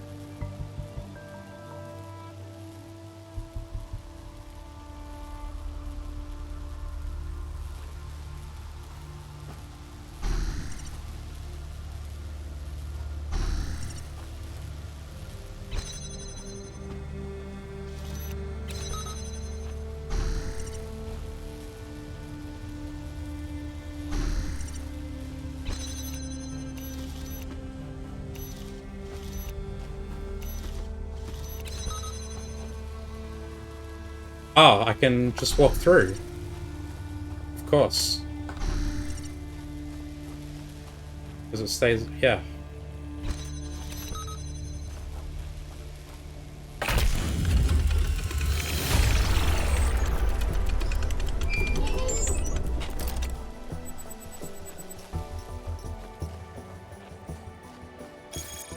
More stuff going on. These structures are just so impressive. I don't understand what possible function this structure could have, but it's really, really impressive. Hold on, could that be its function? Just to be impressive?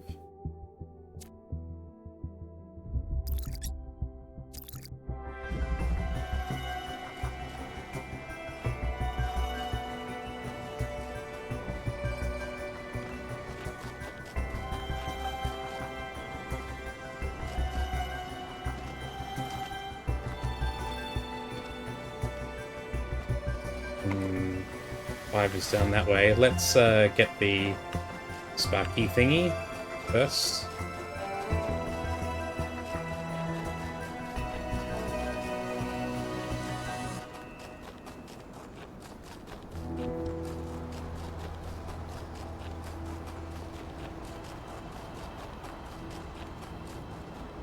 Ooh, see another hologram down there.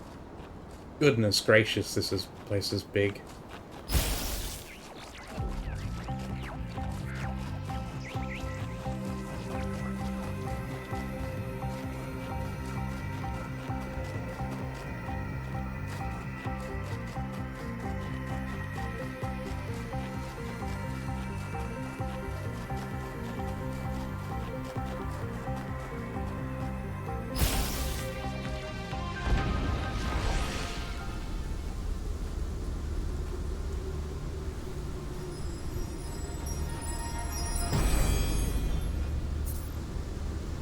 We cannot return to the past, but the future can redeem all that has happened.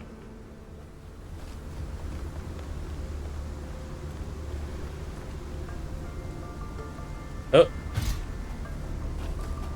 Oh, I can see the edge of the screen starting to go fuzzy, so it doesn't want you to go too far, of course.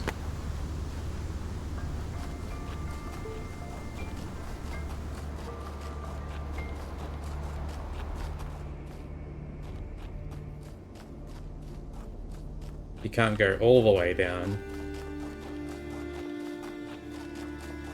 Or can you? You totally can. That's crazy. There's an old saying about how, in the end, the sea will claim everything. I have no doubt that this is true. In the long history of the human species, entire regions have disappeared under the waves. Places like Beringia and Doggerland still echo in our cultural memories. But we shouldn't forget that life began in the sea. We are the children of the sea.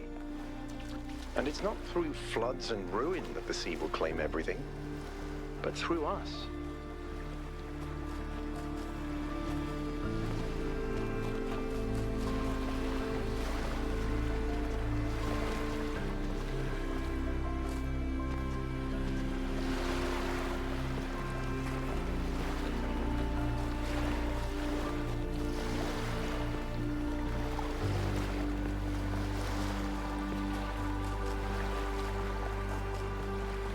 Oh. Oh, look, there's... I guess this is a fast way back up.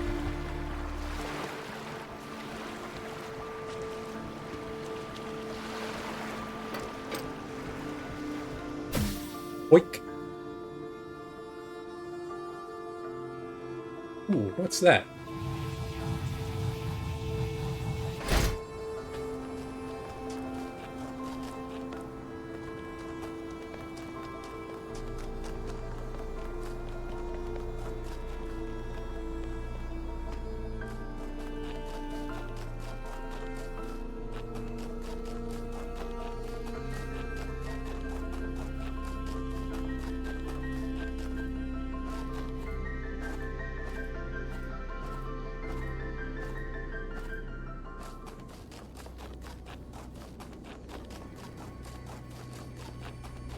Oh, it's a terminal. Nice.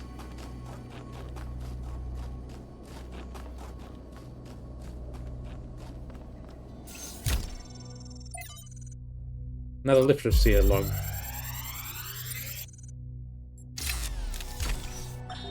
As we continue exploring the cold northern reaches of the island, the contrast between the harshness of this place and the softness of New Jerusalem becomes more and more pronounced. There is a kind of madness in what we are doing, going to a place that is so hostile to our existence. That does not mean there is nothing to love here. There is, in fact, a great beauty, but it is a hateful beauty, a beauty you can only love because there are places that are not like this. And yet, it is precisely this hateful beauty that the people of New Jerusalem fail to see, and so cannot understand their own blessings.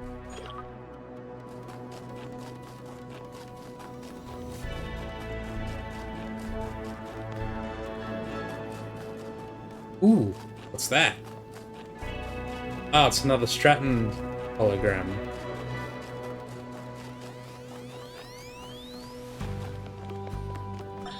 To us who have only just begun this journey of philosophy, the world may seem like a mystery that can never be solved.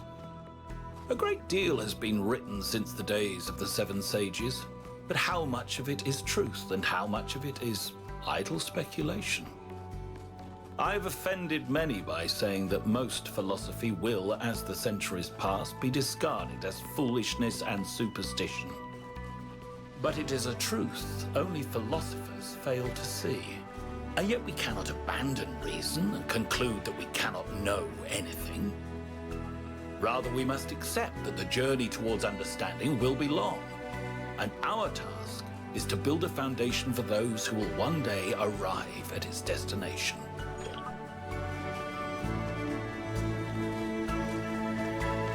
Haven't found any artifacts so far.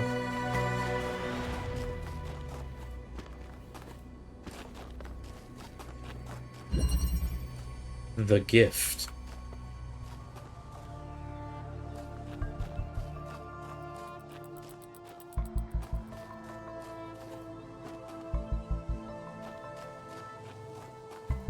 Huh.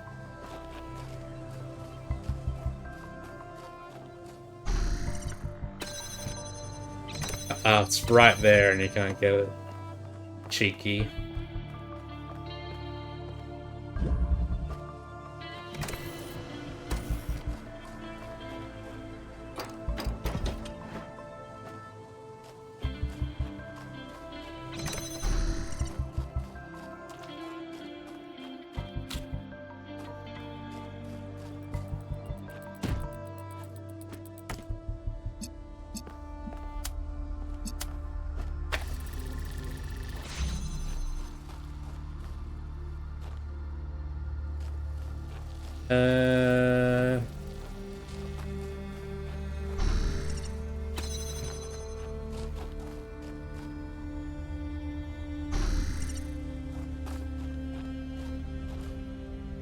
Has to be more to it than this, right?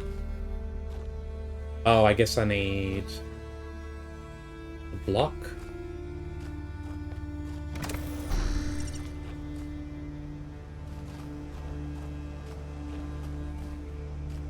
But I can't take the block.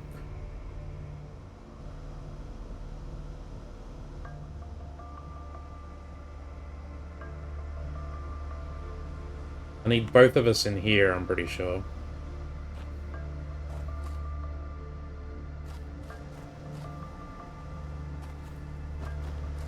So I can get both of us to go up, maybe? I need two, well, I need to bring at least, not necessarily both people, but at least me, two objects. So I will, alright, oh no, it's only one button, right, so yeah. Me and something. It can be the other guy, or it can be one of these.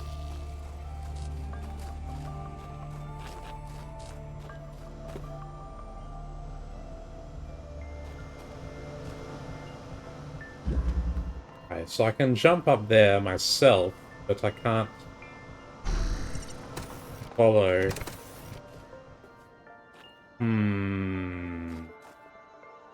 So I'm going to need one of these objects.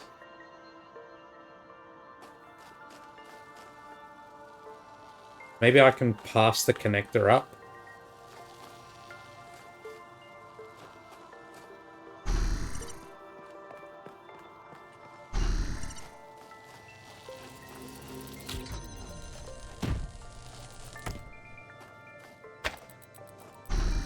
Can you grab it from there? You can.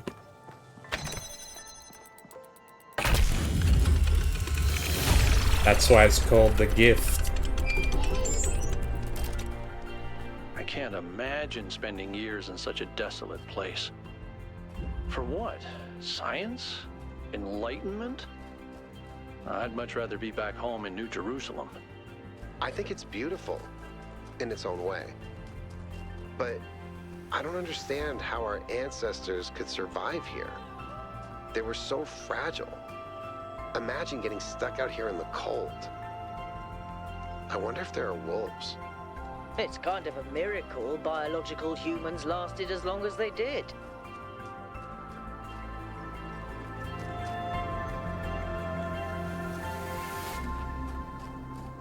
God, once I'm sort of done looking through the puzzles, I'm really gonna have to give a thorough look around this place. There is so much.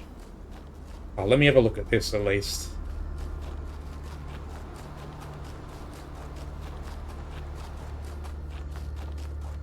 I still don't know what to make of these strange hologram clouds.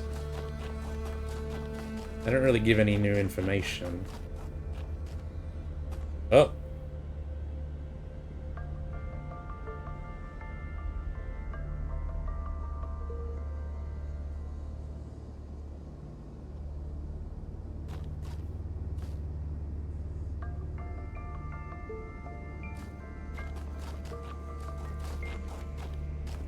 Curious.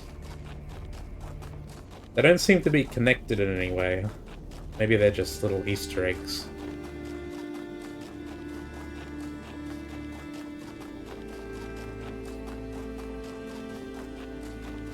Up, up, up, up, up, up, up.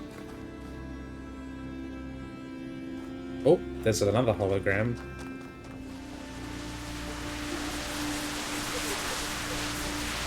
doesn't have a number. If we believe that life is inherently valuable, if we think that other species are worth preserving, and we recognize that most of the universe is barren, then it follows that we have a duty not only to defend life, but to spread it. If life is the most valuable thing in the universe, then perhaps, in a sense, the cosmos itself is depending on us to do this. Like birds carrying seeds to uninhabited islands. Maybe that's our role in the galactic ecology. Does that mean I could have walked through those other holograms in the previous areas and it would have given me another one of those? Little logs?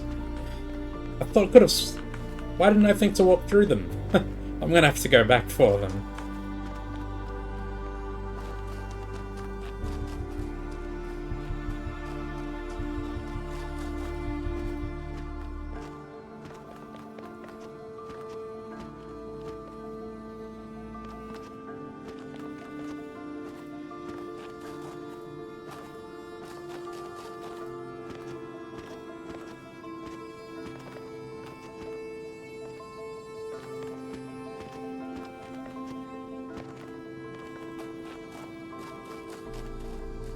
Okay. Two-body problem.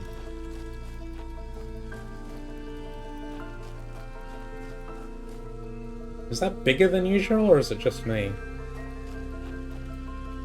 Her receiver looks a bit different. Okay, good. This looks like it's a complicated one.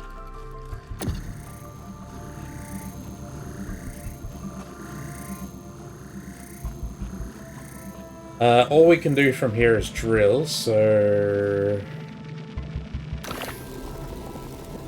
Can I... Aha. There is...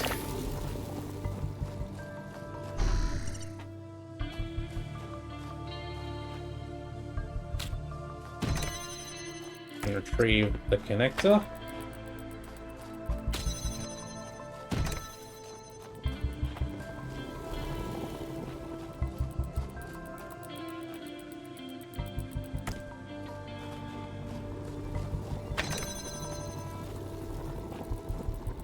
That opens the red.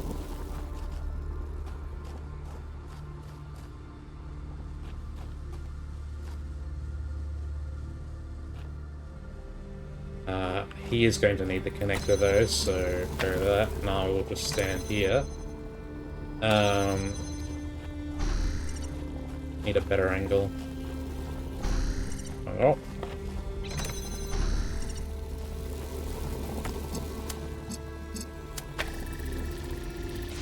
Gives me connector number 2. And here is the blue thingamajiggy.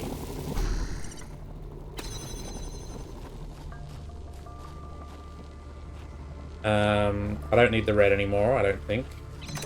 So... I'm gonna need that connector back.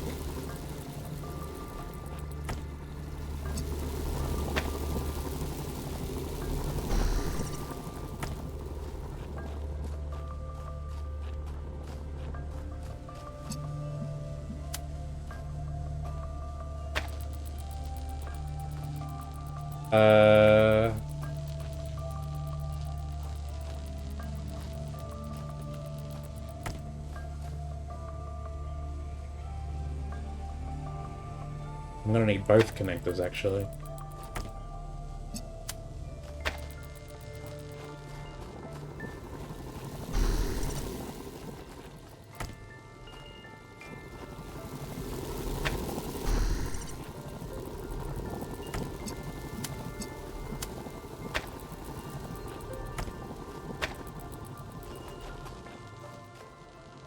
And I'll get you to stand over here.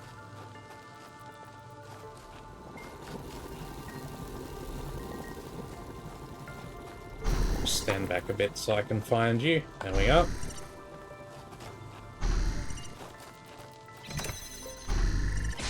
There we go.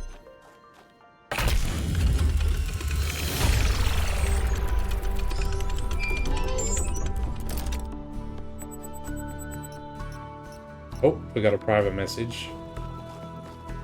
This is from Doge, I'm guessing. An introduction, Linux. 1K, Linux here. It seems we share a mutual acquaintance. Doge thinks we could work well together. Given the careful analysis you shared with us in this city, I tend to agree. What is this all about? I like to connect with people who put facts before faith, so I'll be direct. The powers that be prefer to keep our society in stasis. They'd rather you were the last of our kind than seek new ways for us to live. They'd rather avoid the big questions than reveal answers they may not like. But I can't accept that it's wrong to use what we know to solve the problems before us.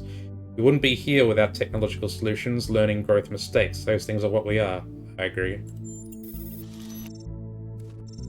I know we both have hope for the future, and your expedition beyond the city walls presents a rare opportunity, which leads me to my purpose in contacting you. But before we get to that, I know you've an inquiring mind. What would you like to know? Who are you? I'm the chief engineer of fluid dynamics. Our city runs on hydroelectric power. We'd be better off building nuclear reactors, but I just run the dam, our place of birth and source of life. So what do I know? And hey, maybe they're right. Maybe if we had more energy, we'd grow so fast we'd suffocate. I'd just rather test that hypothesis than spend eternity fixing leaks. Where are you? Knee-deep in river water, pulling tin cans from overflow sluice 8. Our ancestors so loved their tin cans. Why are you?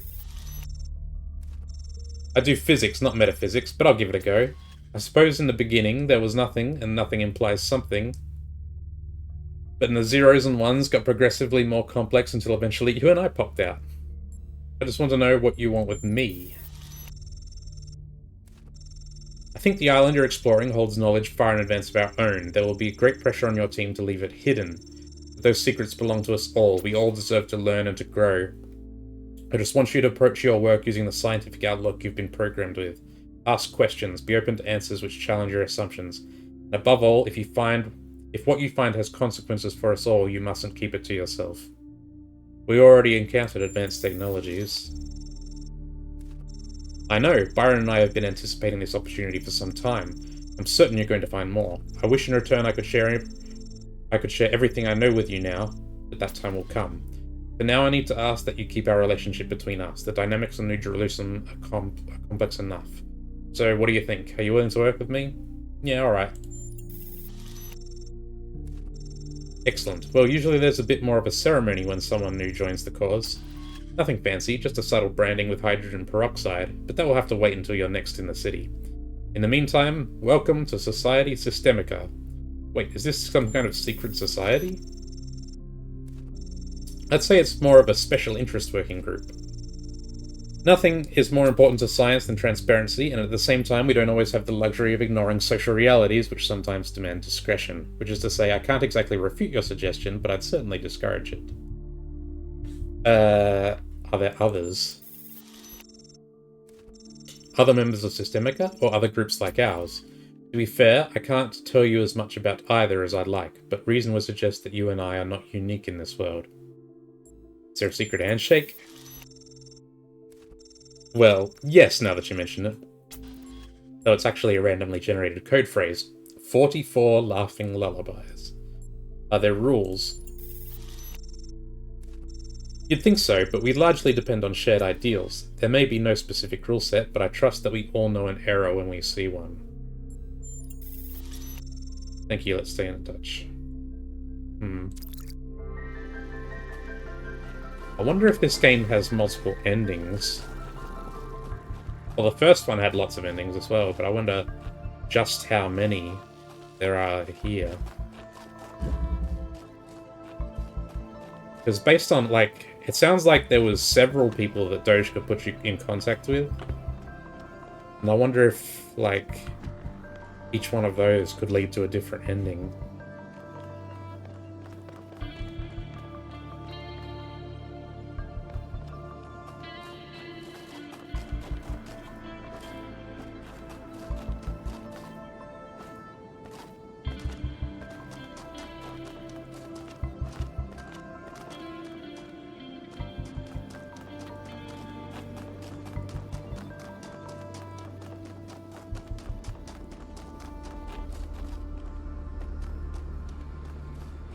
This says 7 is this way and 8 is that way, so what's this?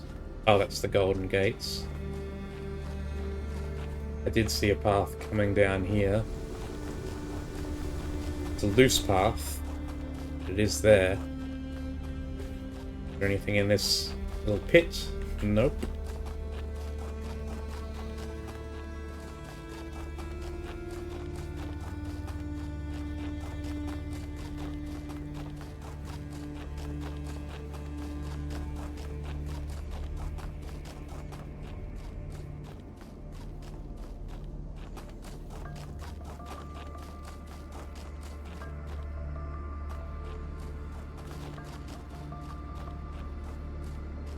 Alright, I can't believe they let you explore this entire island. Like, you can go right down to the shore. And presumably go around the entire thing. Aha! Gotcha.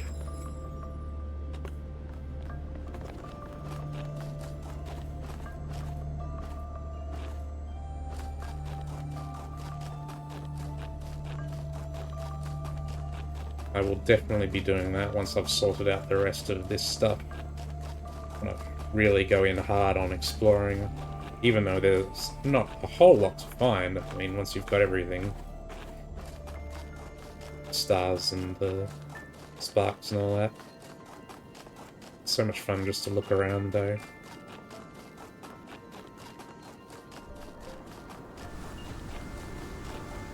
Now what is this? Oh, right, the Golden Gates. 7 is this way. Let's have a look.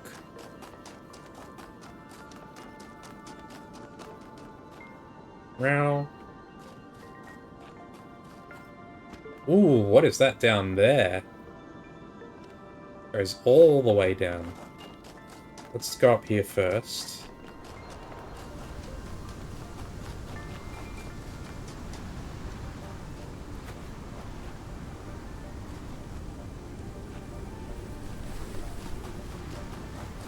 Ah, there's the Sphinx statue.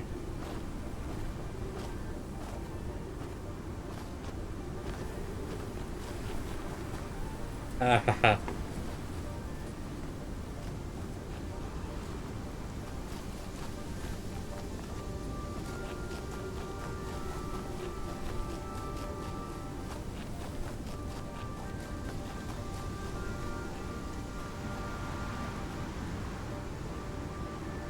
Okay, so it's taken a screenshot for me. And we've got the paths, and we've got CAT. I'm guessing we have to do it in that order to spell cat.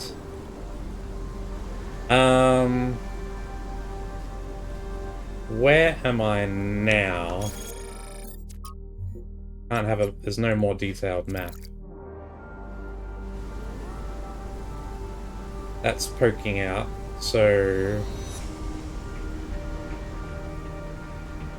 This is around the first, so this is like around 4 and 5.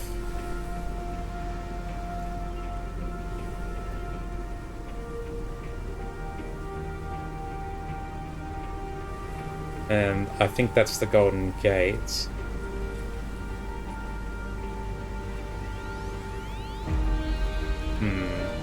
There's definitely...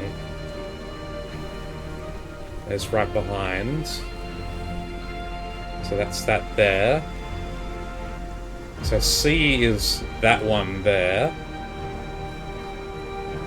And then A is...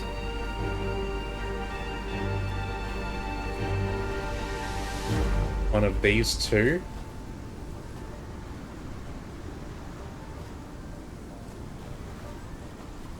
Or is it a bit further across? Or is T this one? T might be this one. We'll look into that.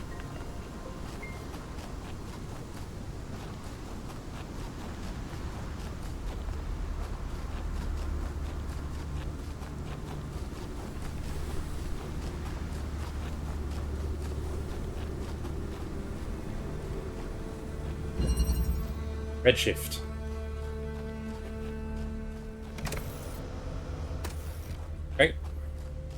And we've got a platform. And we got a second person.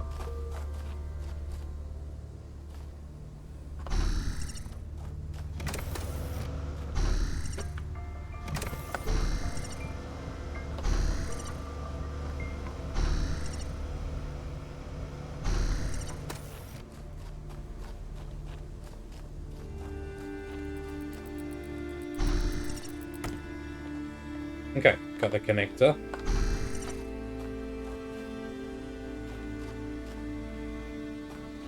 Now, where are the emitters? There's blue. And red is over there.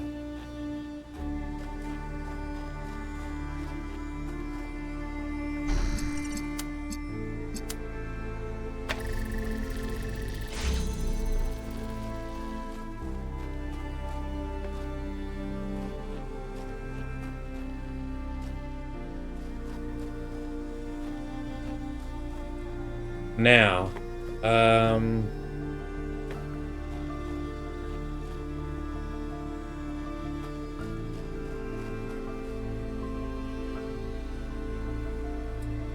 oh, I think I see what you do.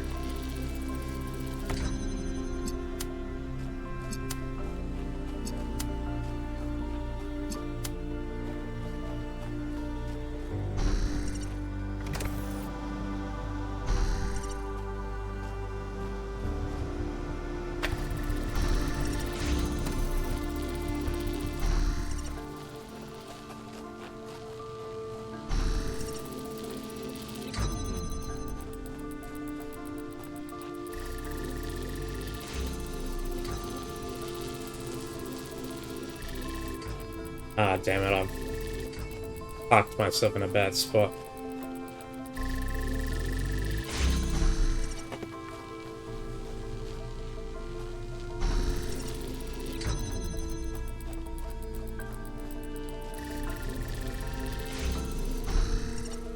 There we go.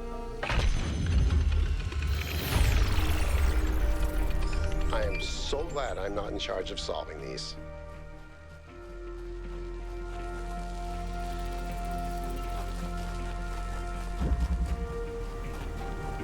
Now, let's go down this long, windy path.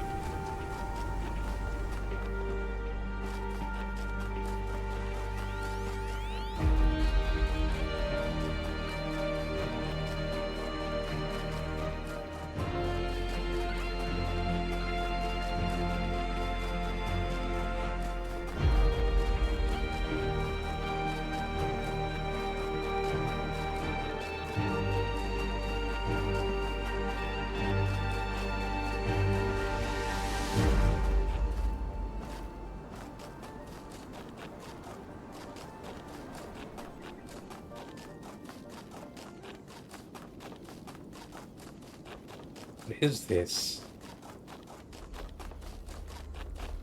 Oh, is this the... This is going to be the lab, isn't it? Maybe it's another terminal.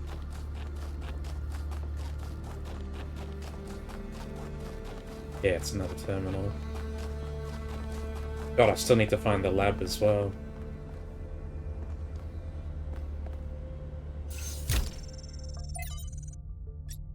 Chernyshevsky. On the Past, from Arkady Chernyshevsky's In Our Likeness, Essays on Humankind Reaching Adulthood. With alarming frequency, our mythological narratives conceptualize our separation from nature as a fall. Punishment for sinning, a loss of innocence, a decline from a golden age. We believe that a better state of humanity is possible, but insist that this state must be in the past, and yet our historical experience has been the exact opposite. For all the horrors of modern war, and they are considerable, relatively few people today have to suffer the unspeakable agonies that our ancestors went through on a daily basis. It is doubly ironic that we replace our golden ages in the past, but very rarely ever consider what life was actually like for the people whose genes we carry. How cold they were, how hungry, how frightened of the cruelty of nature. What unspeakable pains they must have experienced when they were sick or injured. How many of their children they had to lose, unable to help, begging the heavens for mercy and never receiving an answer. The past is a slowly receding tidal wave of grief. 5358 again. The battle for human emancipation is not yet won, and the path has been far from straightforward. And yet in but a few thousand years we've eliminated a great deal of suffering that before must have seemed unavoidable and eternal.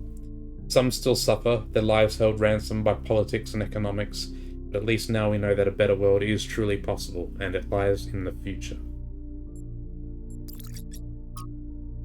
Hypatia's Journal 4, from Hypatia's Journal, Volume 1, The Founding of New Jerusalem, Day 132. We had a bit of an incident today, nothing major, but it still woke us all up. Sun was away from the camp alone, even though we had agreed that we should always go in teams, and she encountered a group of the herbivores that we saw on the first day. Cows, they're called. Apparently our ancestors kept them as livestock. Eustathius says they squeezed them for liquid, but I find that hard to believe. But I digress. Sun encountered a herd, and just as predicted, the animals were passive at first, friendly even. Sun decided to abandon her survey to study them for a while, which went well until a group of wolves, formerly dogs, a type of pet, entered the clearing, causing a stampede. Sun is alright, only minor scratches to the bodywork and a few torn wires, but it was a close call. I guess we've gotten a little complacent, a little too comfortable. We'll have to be more careful from now on.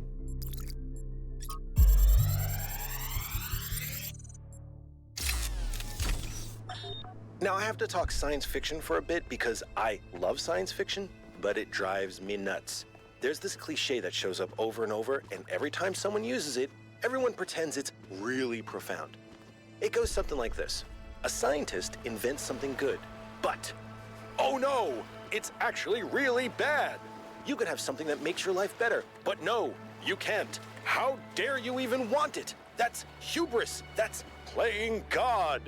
And it's never anything that reflects the real world, right? It's never, oh no, you invented a vaccine for cervical cancer. Oh no, you invented a new class of antibiotics. Oh no, you cured malaria. How dare you? Those diseased mosquitoes are way more important than human lives. How did science fiction become so reactionary? You know, if we all thought this way, you guys wouldn't even exist. At least Alex agrees with me. She has good taste.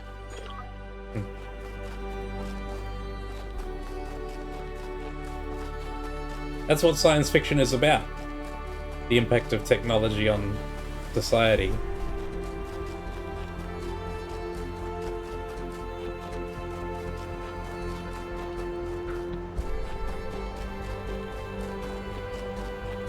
Haven't caught sight of the lab yet.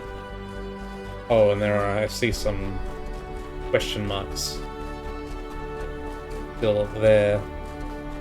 Damn, there's still a lot I haven't explored here.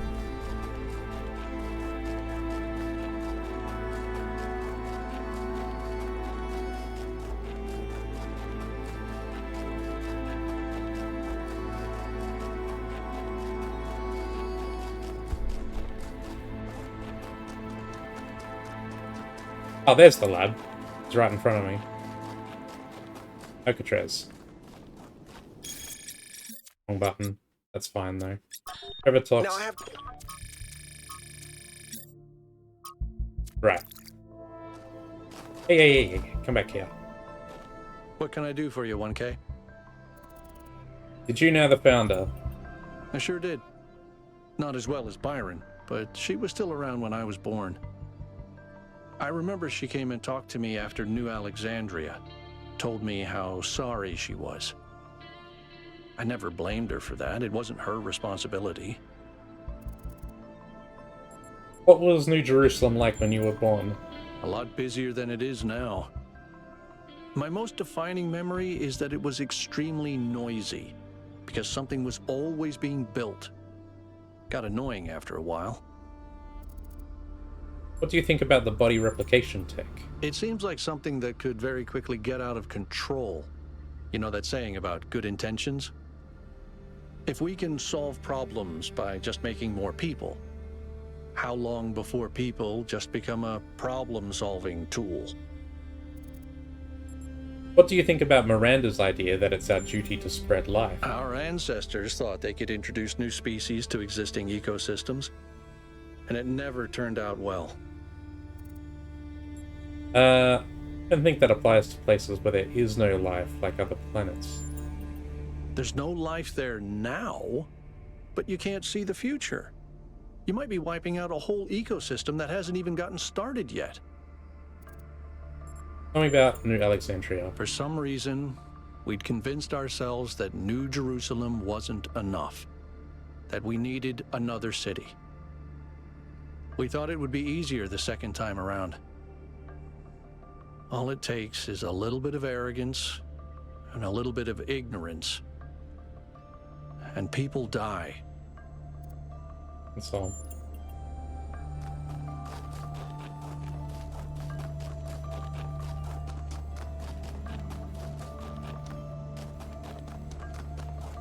This is number 8. I'm still missing the other bonus puzzle, but I haven't spotted it anywhere. You'd think it would be pretty obvious in this wide open mountain range. Ooh.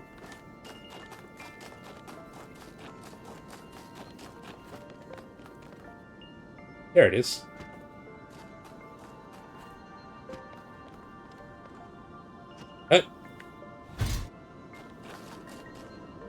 What the heck?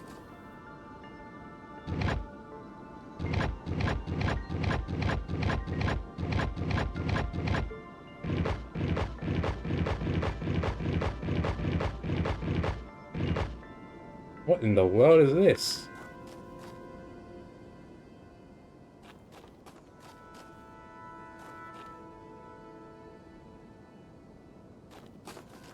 Oh, is this... Maybe that's the CAT thing. Okay, so where was this? I'm trying to think. I think this is A. So...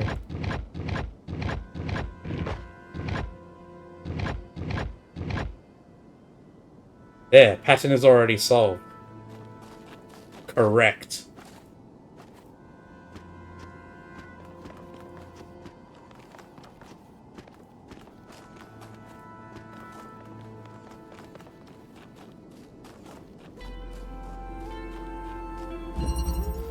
Interplay.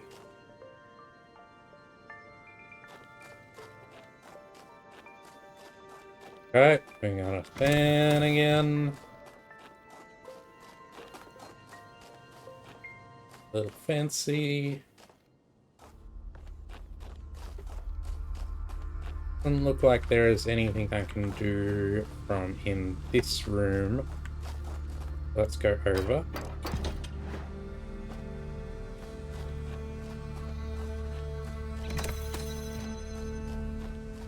That's that. Another fan.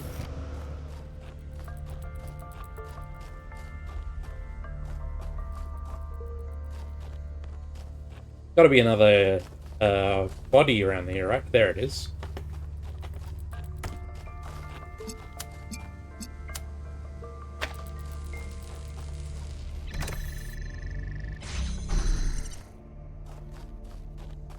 Cool. No, I don't need that anymore.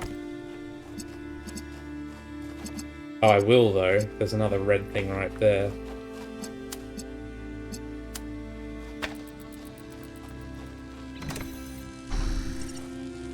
Oh, it doesn't go over, though. Understood.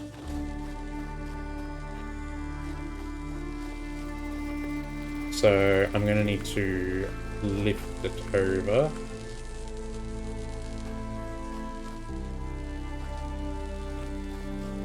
Looks like I need to get the block over here.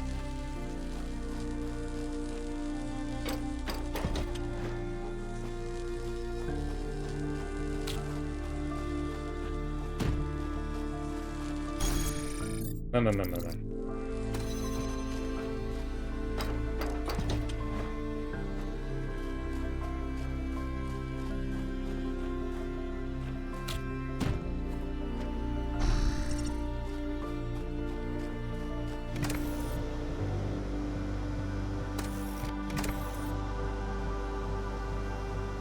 Why can't I change?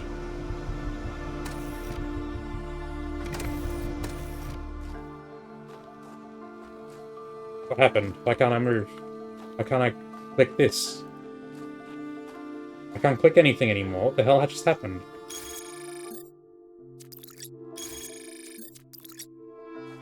There we go. What was that? That was weird.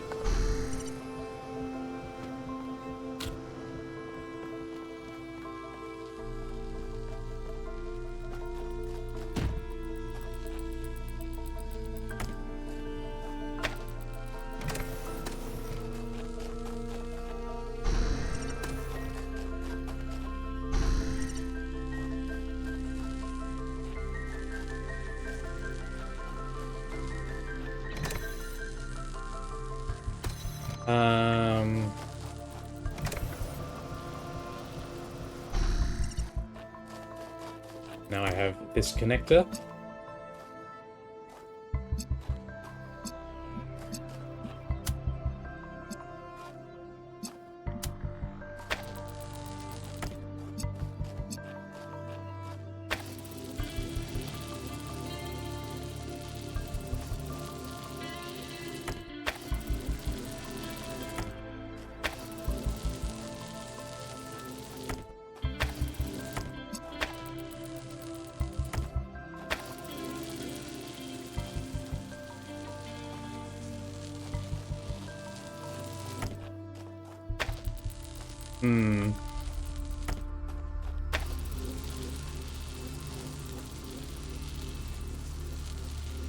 It's barely not high enough.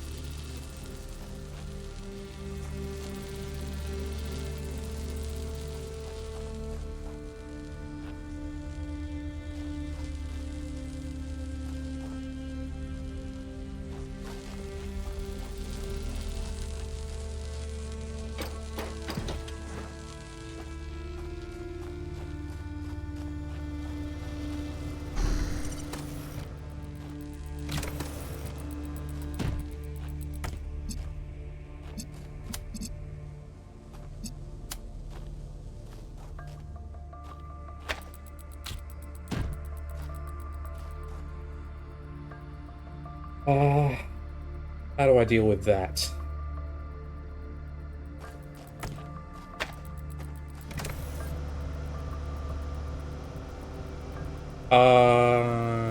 Right. Okay, so I need to lift up that connector somehow.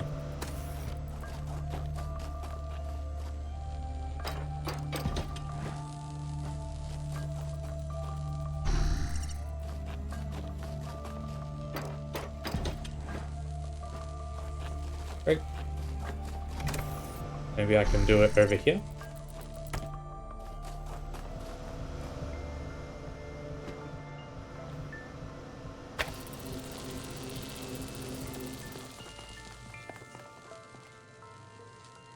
Yeah, this will work.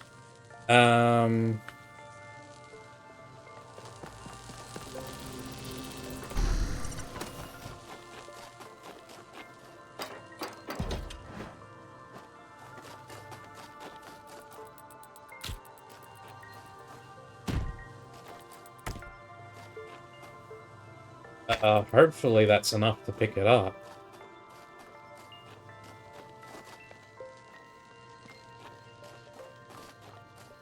Where'd I leave the other body? There it is. No, it's not enough. Fuck!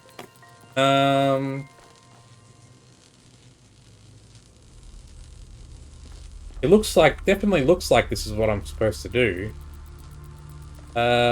How do I bring it up, though?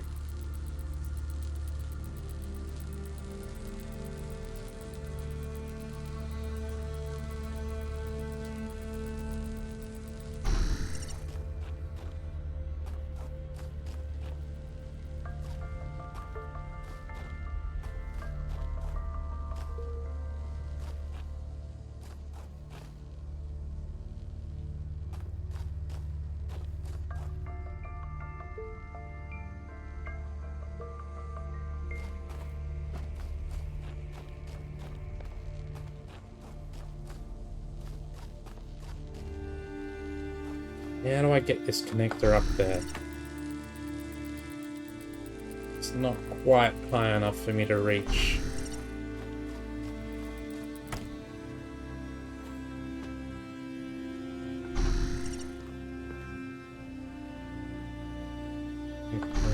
Too bad we can't pass it between us.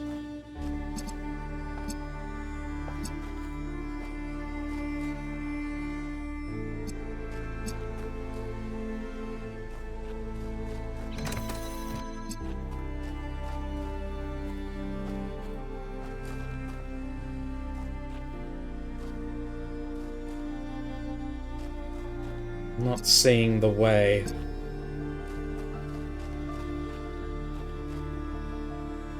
Maybe I can pass it over. No, that's not gonna work, because I can't walk on top of this.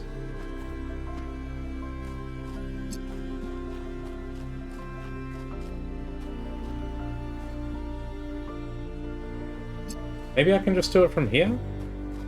No, it's blocked. Trickies, they thought of everything.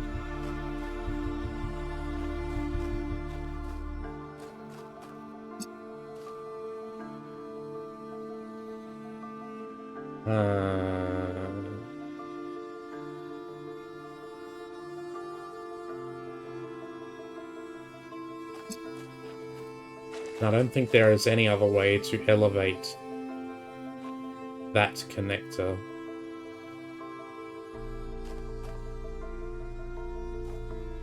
Maybe I could just...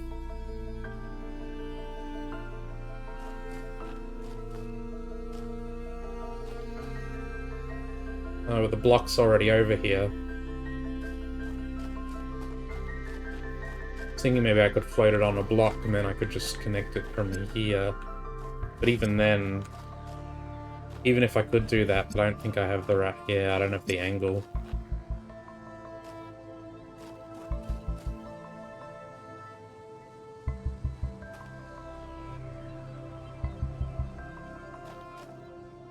There must be a way to get the block back over.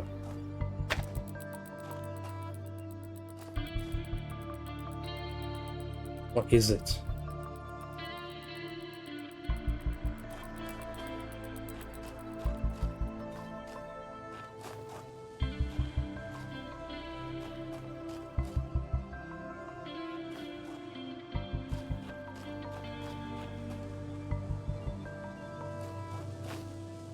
I haven't missed anything, have I?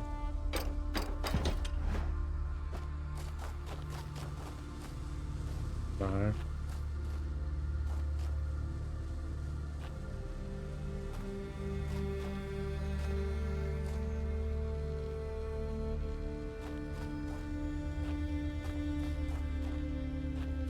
Did I screw up by taking the block over in the first place? Then how else could I have activated this red one? There isn't any way, is there?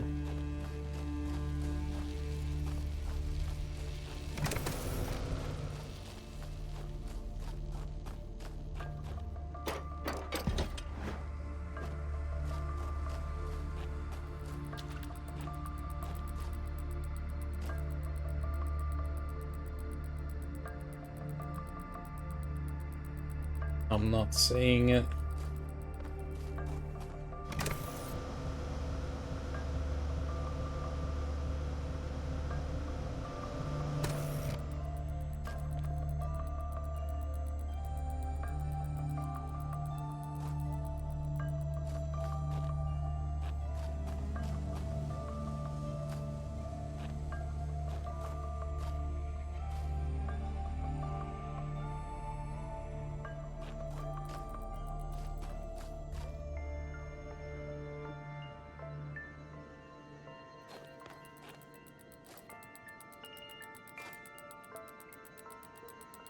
Oh, it's my alarm. Oh, okay. I need to go tend to the cat. So, I will be back shortly.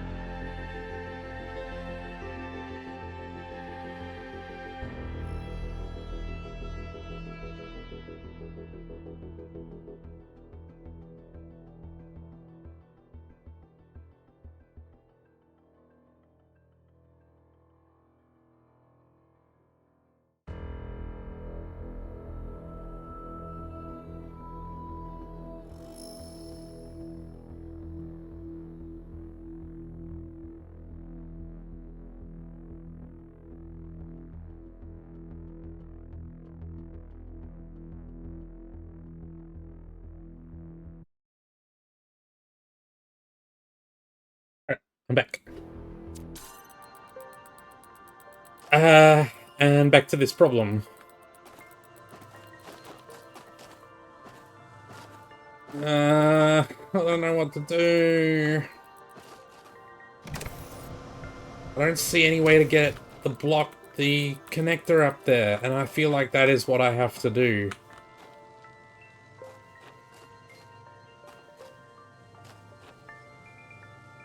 How can I possibly get the connector across?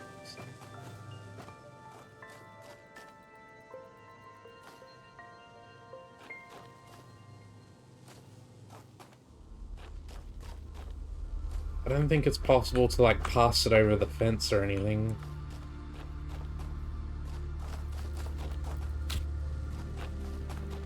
Like, the fence is shorter.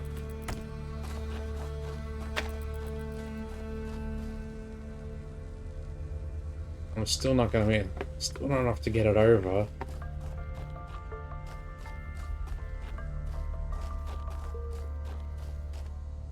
Not missing anything, am I? There's no extra piece that I missed. I can't take the fan cover off.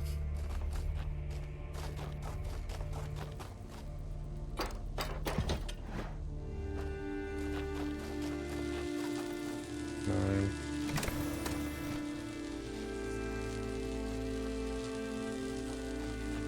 I feel like I'm right there. I'm like right on the cusp.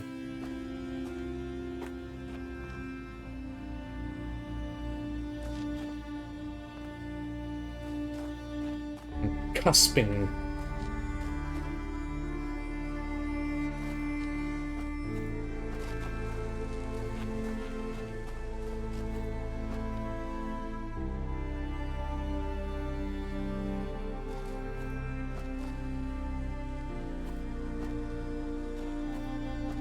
If I was to bring the connector here on this side of the fence, would that do it?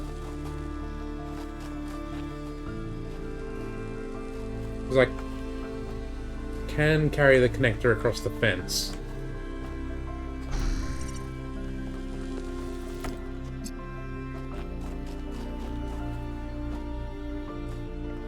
Let's say I put it here.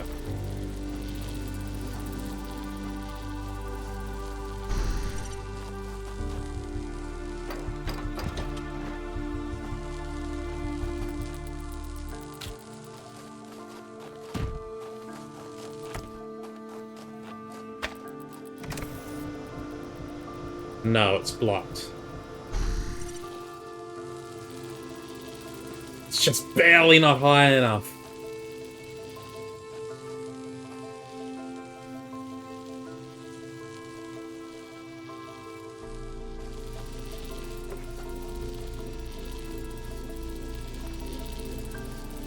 I don't think there is any angle here that will get me the connection.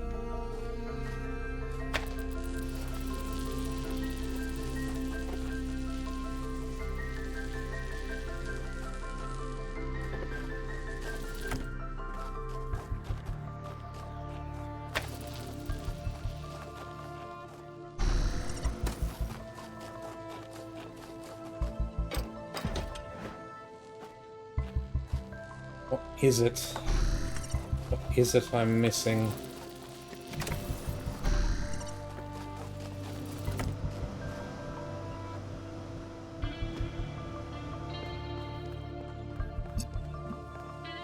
Going from here is no good.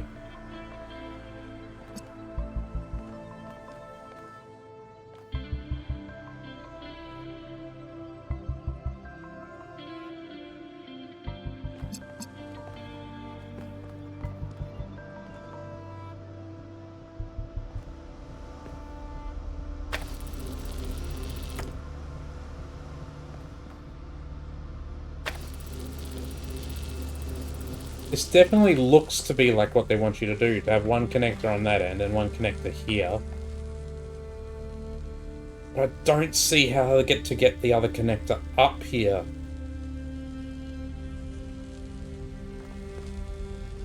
I'm not seeing it. It's driving me crazy.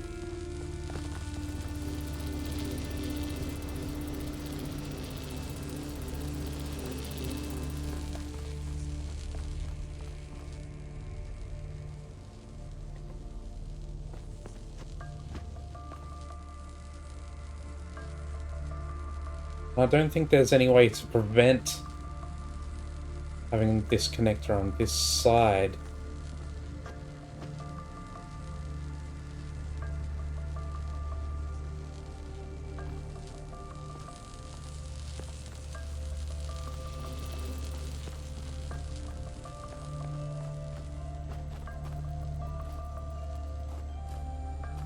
This connector starts on this side, doesn't it? I'm pretty sure it does. The block starts on the other side.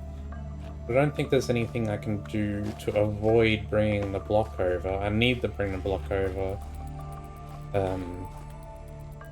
Free that connector.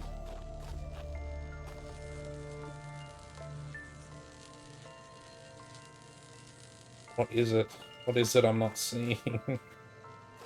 I might actually have to leave this one and come back, because I do not see it.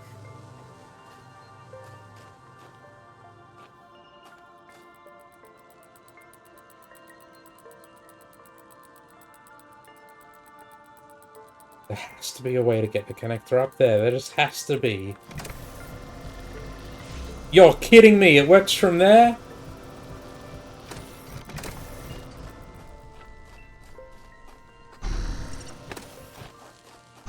I could have sworn I tried that and it didn't work.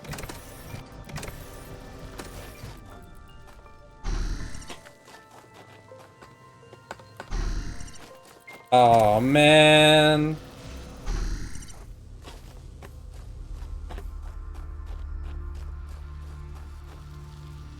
Just barely makes it. What a... Why didn't I could have sworn I had this set up before and it didn't work. Whatever, man. At least it's solved.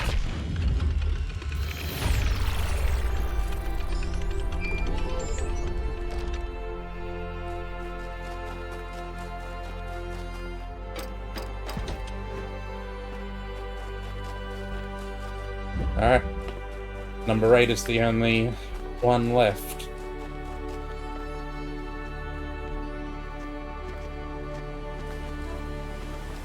And then I want to do a full comb over the island.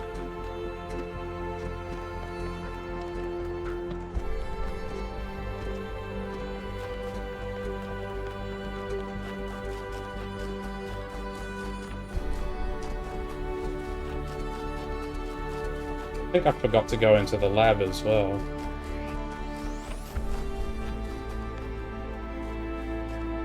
Oh, there's another Miranda thingy. Let's get that while it's still in my mind.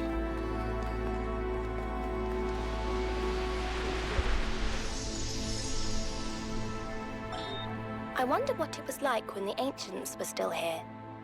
Their world seems so lively. Not always in a good way. Interesting times are great to read about, but rarely great to experience. That's true.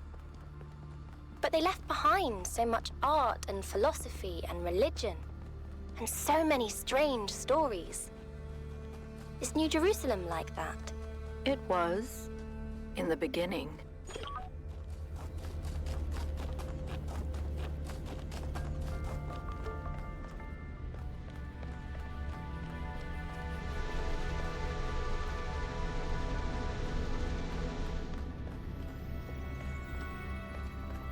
But maybe Athena is testing us to see, like, what does New Jerusalem really want? Do they... And this is meant to be to, like, figure that out. Like, do you really want to just stay stuck forever? Or do you want to grow and expand?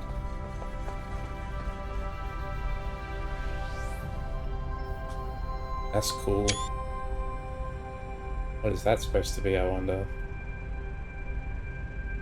Kind of reminds me of like, you know, like nebulas in space.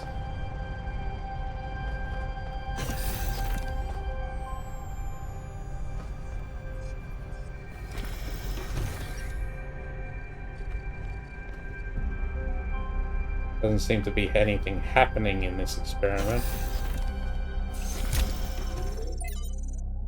Oof. 4 things from Quentin.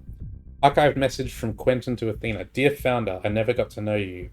People tell all these stories about you and I don't know what to believe. Some people say to ask Cornelius. Others say Cornelius is too blinded by grief.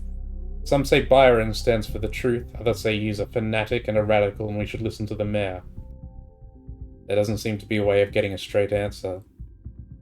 Why did you abandon us to this chaos? Why can't you just come back and sort it out? You're reading these messages. Don't you care? Guess she's trying to say you gotta figure it out for yourself. From Rodan. From Rodan to Athena. Dear Founder, thank you for everything you did for us.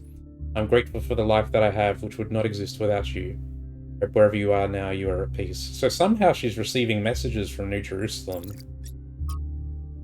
Progress notes. Trials 938 to 1000. Version 0.12. 12 successfully deployed.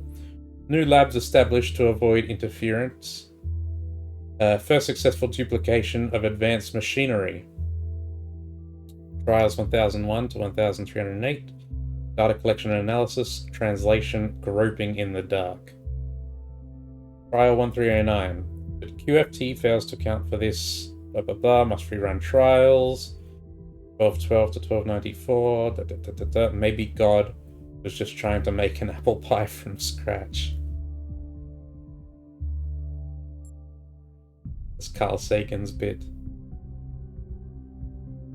If you want to make an apple pie from scratch, you must first invent the universe.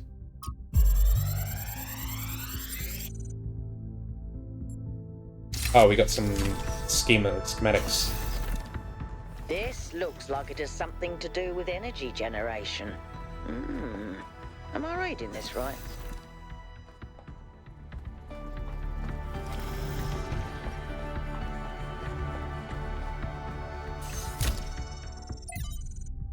From Belzazan. From Belzazan to Athena. O great and sacred founder, I believe I have discovered the truth that our so-called leaders have hidden from us. This absurd and sacrilegious goal they have us working towards, this hubristic completion day foolishness, was never your true intent. Even this abomination of a city that calls itself New Jerusalem is a deception. Why would you want us to return to the sinful ways of our ancestors, strangling the living soil with steel and concrete? No, it was when you and the first companions lived humbly among the splendors of Gaia, having no need for all this wasteful ostentation inherited from our weak and decadent ancestors, that you showed us the true path. After all, why would the progenitor have given us such hardy bodies if she had intended us for us to live in unearned luxury?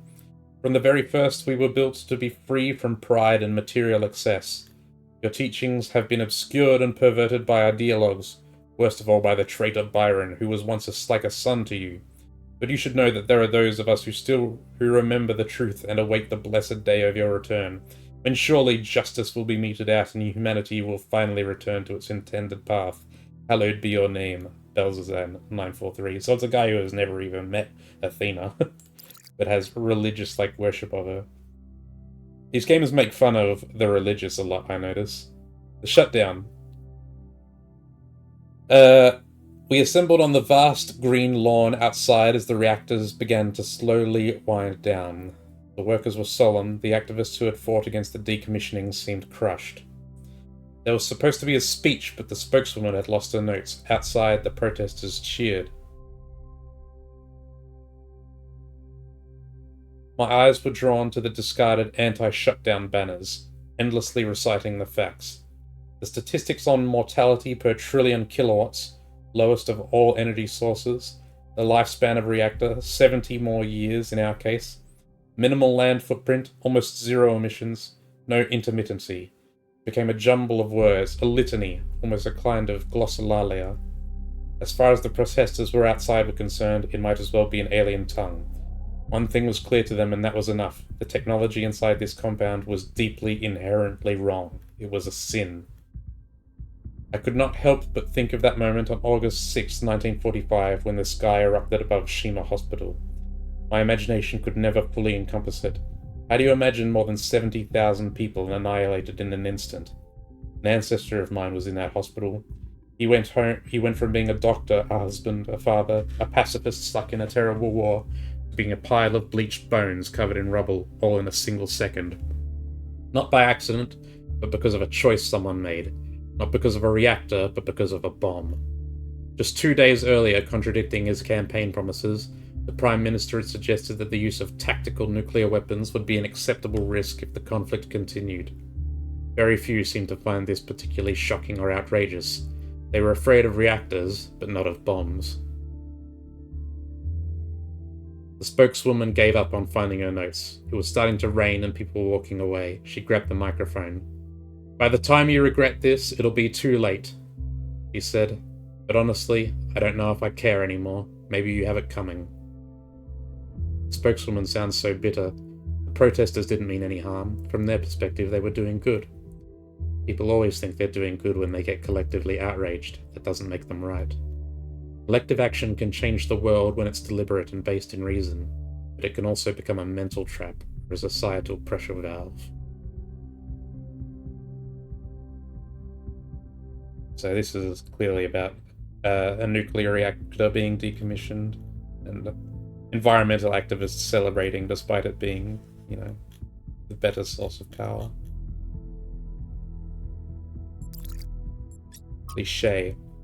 The thought-terminating cliché from Era to Miranda. As you continue your reading, there's a useful concept that I would like you to keep in mind. The thought-terminating cliché.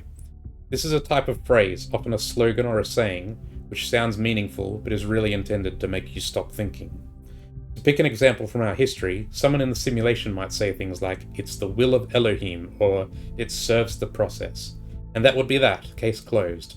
Who knows how many iterations never advanced further because they just stopped thinking at that point.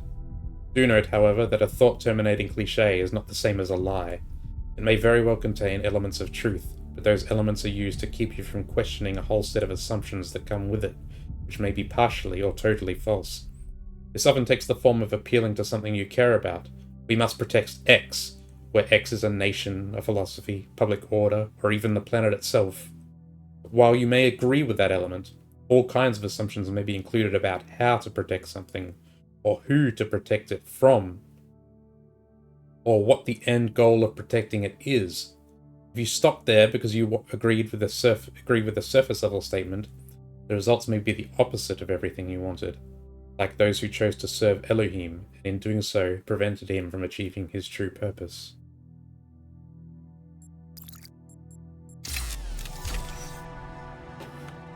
This game is very opinionated.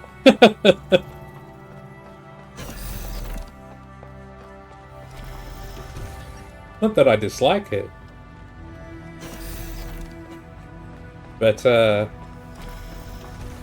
they're really going hard on the messaging, much more so than the first game, I think.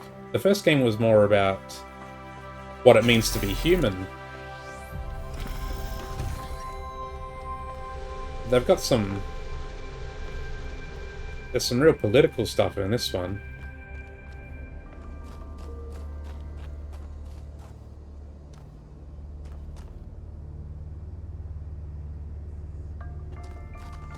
Alright, let's do the last puzzle, and then I'm gonna explore the heck out of this place.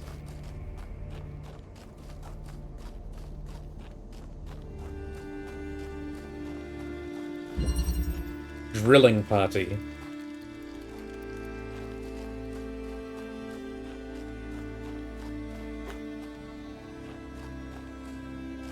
Nothing around the bottom here.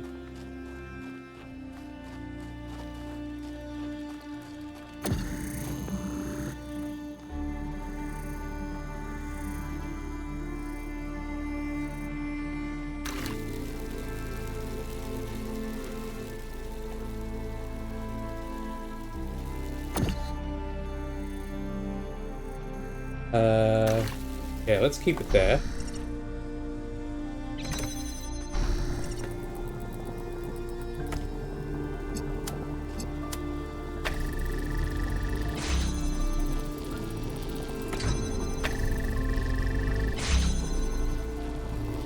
Let me grab that.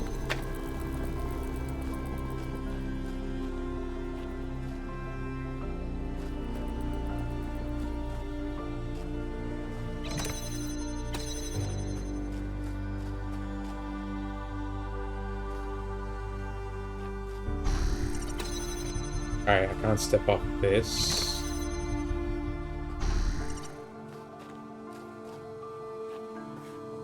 I can get this. Now I have 2 connectors.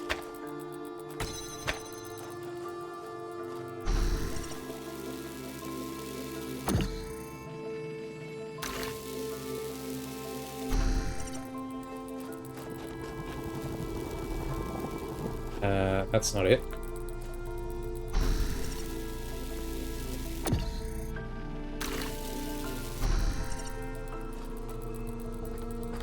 Let's adjust the angle on that one.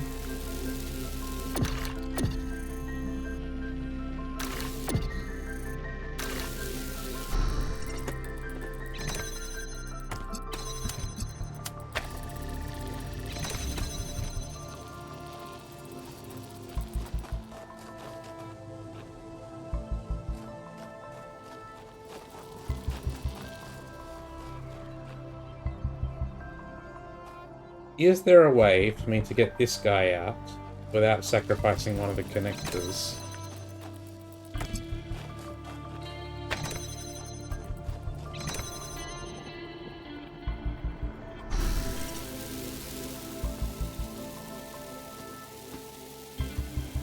That opens up every space, but I have no way to walk through them all. Maybe I don't have to. Maybe I should sacrifice the connector.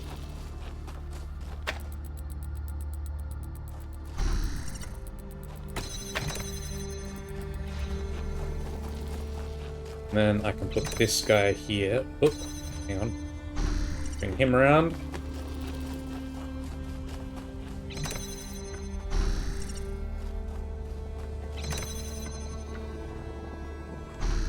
No, there's no... Yeah.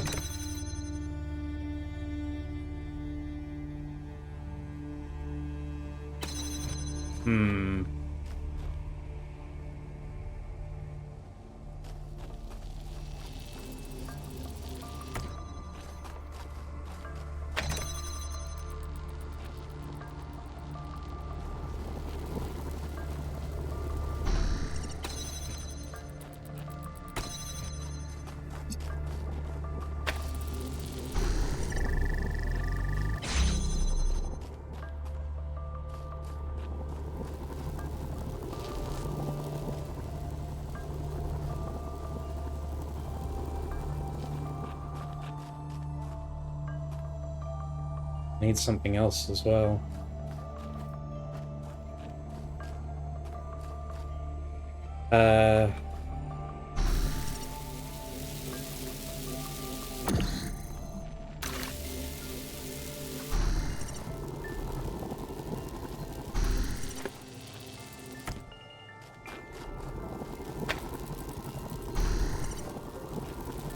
Gotcha.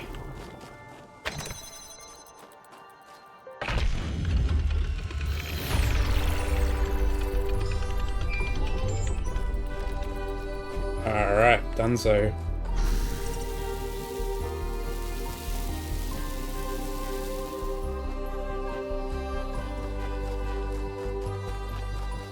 Alright, I'll start by getting this question mark, which I'm assuming is just another terminal.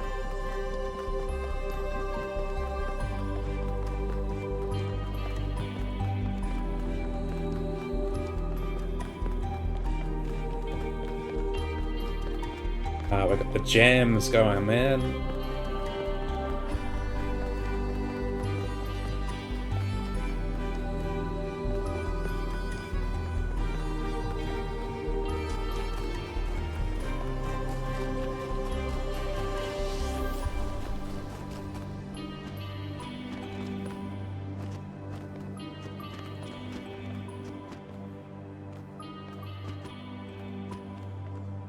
There it is. How did I miss this? I must have walked right past it. Or I took a huge detour. Oh, on Cornelius. From the personal reminiscences of Mitku. There are some people whose true importance you just don't notice at first. People who quietly hold things together without making a big deal of it. That's what Cornelius was. Always by Athena's side, he calmly and carefully helped us all stay on track, reminding us of our shared humanity and the values that had brought us this far. I cannot imagine how painful it must have been when Athena left him behind. When he went on his so-called research expedition, most people thought he went looking for her. To be honest, I thought that he might never come back, and I was surprised when he finally did.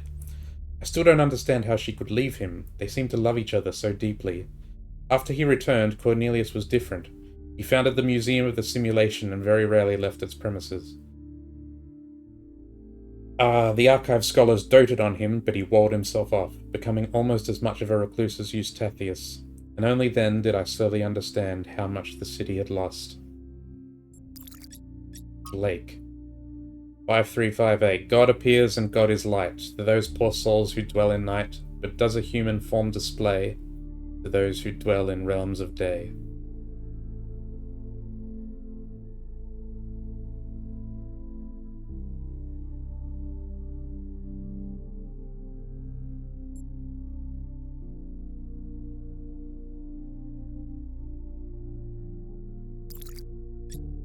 Prime Mover. Accepted from considerations by Eustathius. While it is hard, from our vantage point, to fully believe in any of the ancient religions, I must admit that I have come to believe in the existence of a Prime Mover. Not a designer as such, certainly not an interventionist god, but some force that set the universe itself into motion. I do not know if it's possible for us to ever truly understand this being, since it must by definition exist outside our understanding of reality. But I do believe that it exists. Does it look upon us with love? Are we entertainment, perhaps? Does it preserve some memory of us when we die? All of this I cannot answer, but I do not disbelieve those who honestly speak of having experienced some manner of brief communion with this entity. It's simply too common an experience in human history to easily discount. As the motion of the universe proceeds from the Big Bang, so whatever force animates us, whatever constitutes the true foundation of consciousness, proceeds from the Prime Mover. What do you think about this, Mother? I don't believe in any kind of Prime Mover, but I thought you should read it because Eustathius is an intelligent person, and he came to this conclusion after a great deal of thought. It's important to respectfully consider points of view we don't agree with. Modernity. On modernity, from the book of annotated internet comments by Eustathius. If modernity is so great, why is everyone so fundamentally disappointed with the world? Why do we sigh with pleasure at the sight of old houses, but feel nothing but depressed and alienated by skyscrapers? Why do we yearn for lush forests and wide plains, and not narrow canyons between buildings? 5358. If we love all this technology so much, why is our idea of happiness to get away from it? Could it be that progress is just a story we tell ourselves to justify why we allow ourselves to be dominated by inhumanity, and older forms of living have something to offer? It seems that many of us share this desire to immerse ourselves in nature. Though we are ourselves entirely technological beings, we enjoy and value the Earth's diverse and unpredictable biosphere. Does that mean that progress is just a narrative, as this ancient commenter suggests? Or does it mean that technological progression and a love of the natural world are not in fact mutually exclusive? And yet if this person was left on his own somewhere in the wilderness, he would feel nothing but terror. The appreciation of nature is rooted in the experience of civilization, of safety. True, but he's still right. So much of what our ancestors created in their last years was alienating to the majority of people. And the question isn't one of modernity, but of control.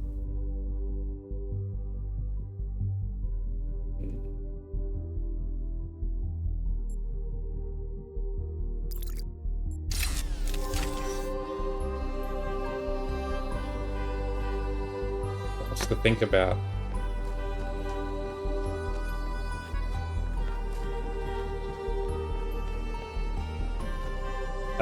That's all the question marks, I believe. And right, we need to sort out the Sphinx statue.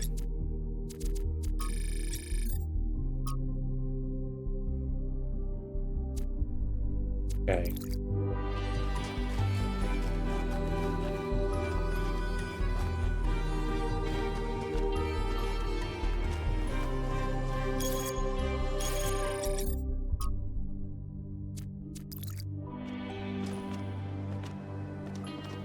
Here's the triangle. So as the buttons around this one.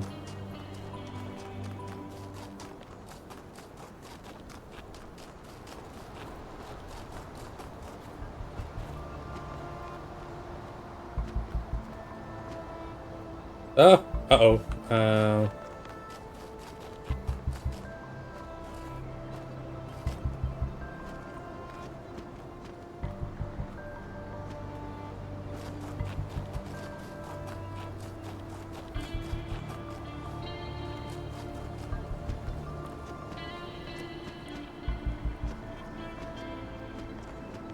There they are.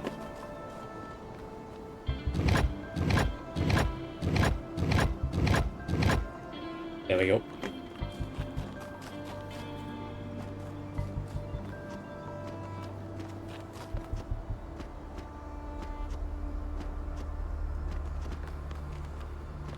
Yeah, there is a lot of that reactionary stuff, you know, returning to a glorified past, or, you know, the idea that humans should return to a simpler way of living. And, you know, you have ideologies where thousands and millions of people have been killed in the name of, like, trying to return to an agricultural society. So, appreciating nature and technological advancement are, I think it's right. Like, it's hard to disagree with a lot of what these things say. Like the idea that appreciating nature and technological advancement are mutually exclusive, and the reason why we feel so disenfranchised by modernity is because we lack control. Because we don't get to decide. You know, we don't get to decide what is built. The skyscrapers, other people build those.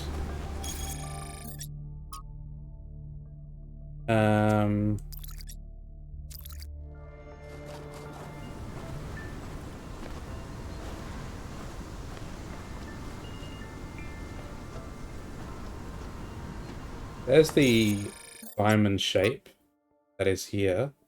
So this must be the T building. So I'm not seeing the buttons though. There they are.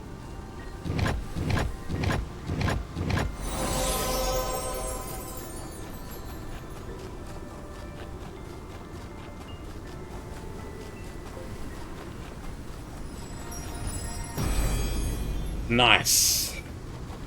If the fool persisted in his foolishness, would he become wise?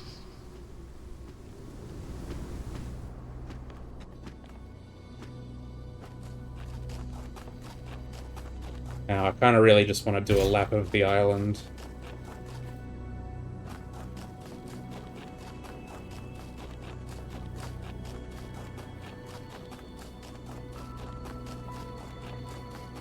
I'm gonna need to go back to the previous area as well to try and find those holograms of Miranda. Can't believe I didn't walk through them, or at least they should activate when you get close enough, right? Don't make me walk into them. That's confusing.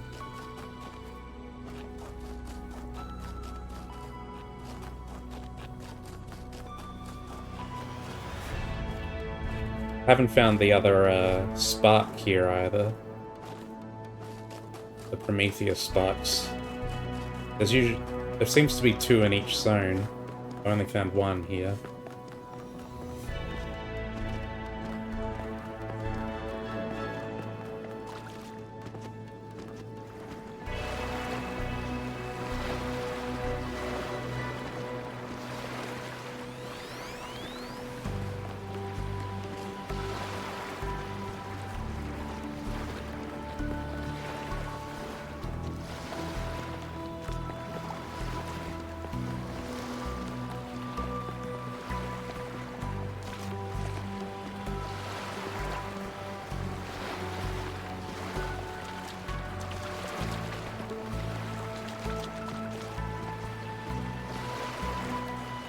There's something there. God. The graphics are just unbelievable.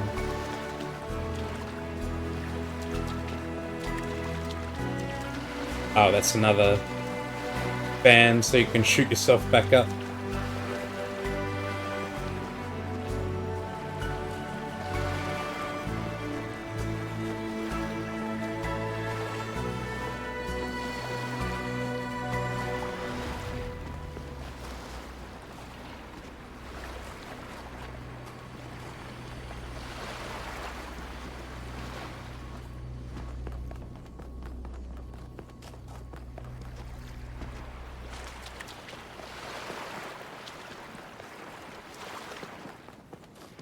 Anything?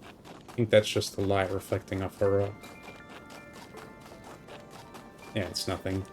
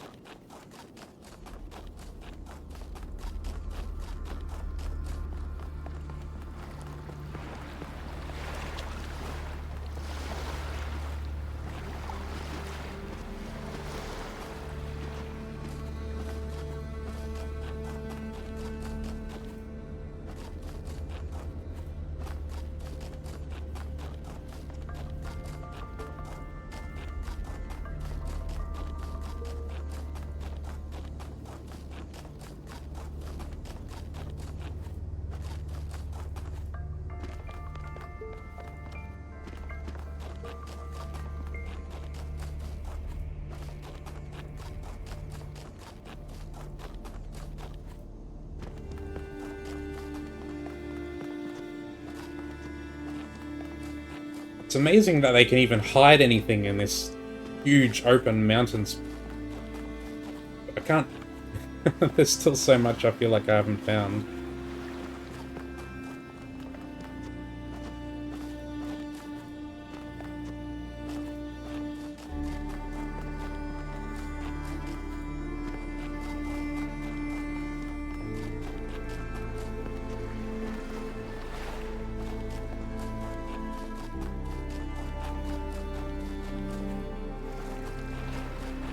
There's another fan.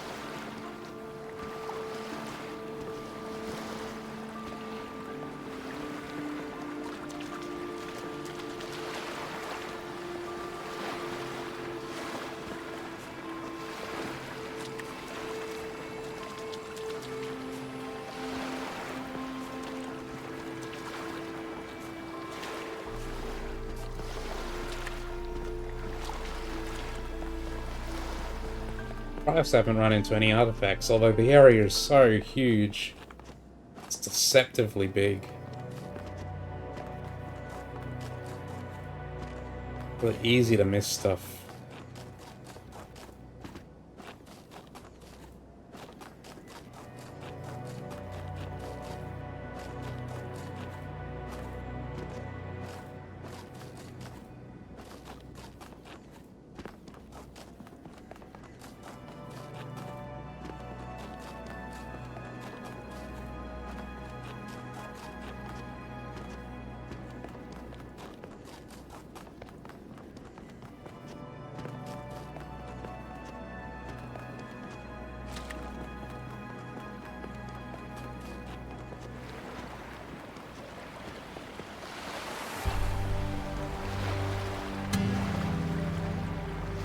Oh, it's not even an artifact, it's just an Easter egg.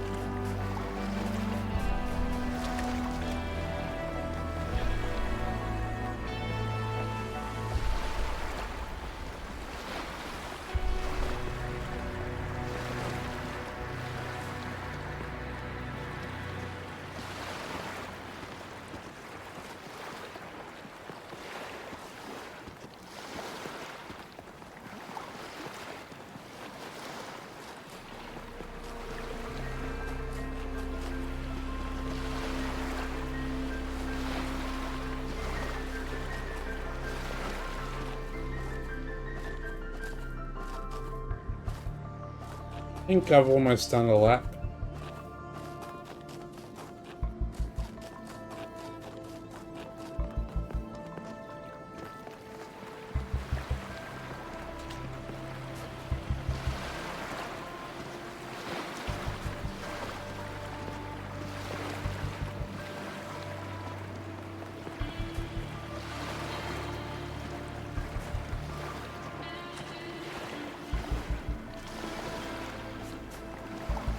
Or maybe not.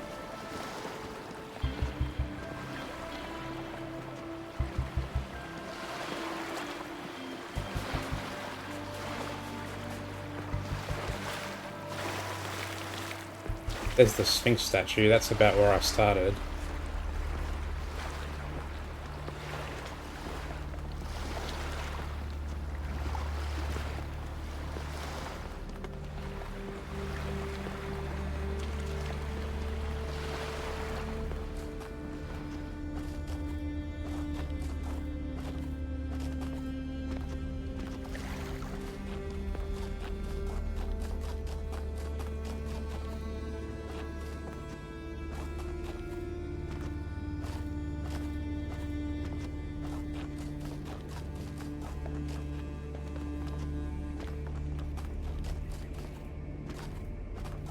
Okay. I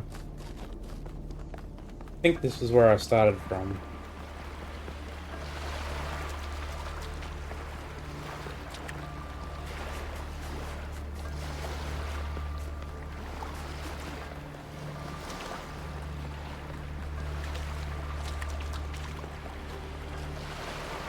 Didn't really find anything interesting. They've kept all the relevant stuff pretty easy to find.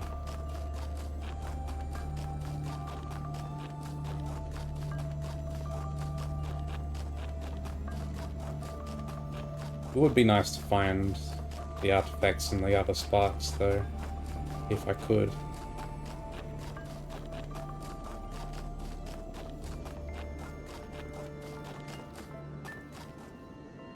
There has to be, like, clues leading to them, though. They're not just going to be buried in, like, some random crag.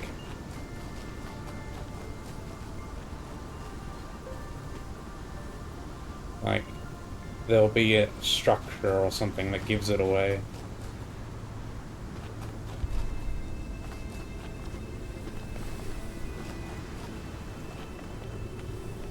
Or a path.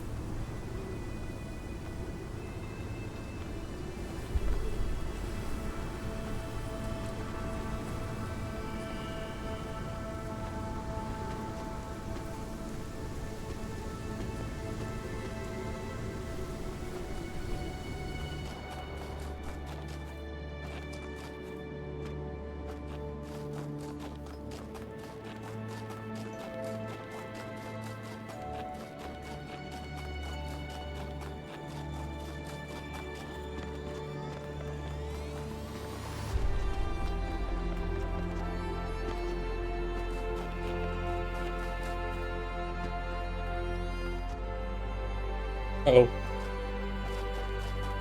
It's okay. Safe.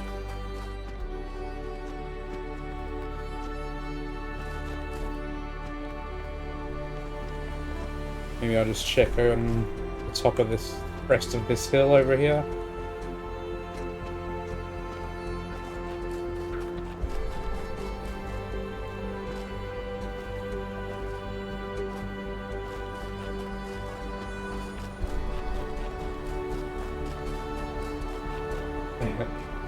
So big. It's so far away that it looks like a skybox from this distance, but you can totally go down there and just walk around. It's crazy.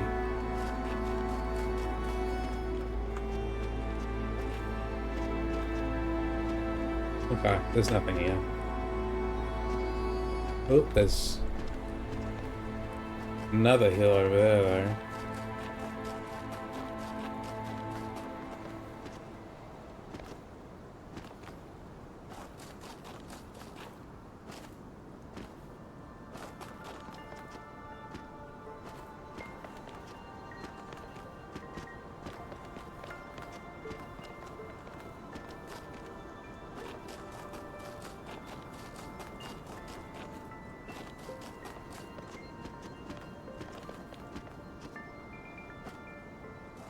Oh, come on, you can get up there. There you go. And there's nothing here. Should have seen that coming.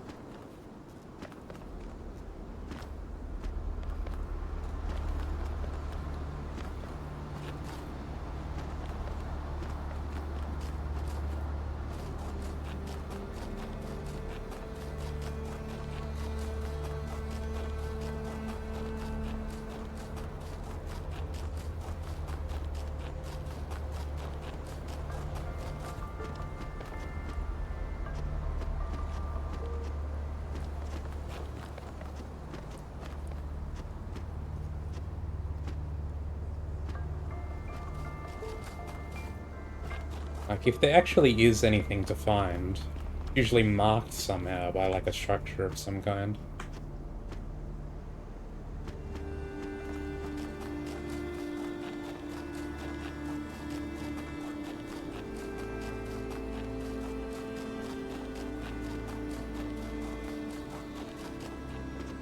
Nice that they let you run up hills so steeply.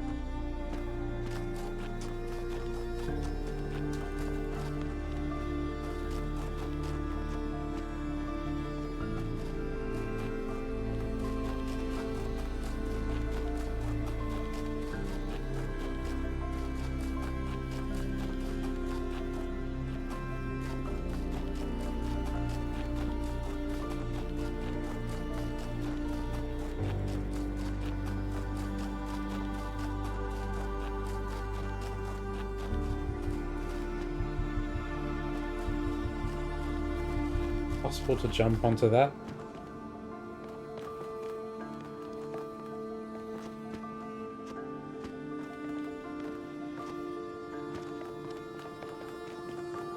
There's the other spark! Nice!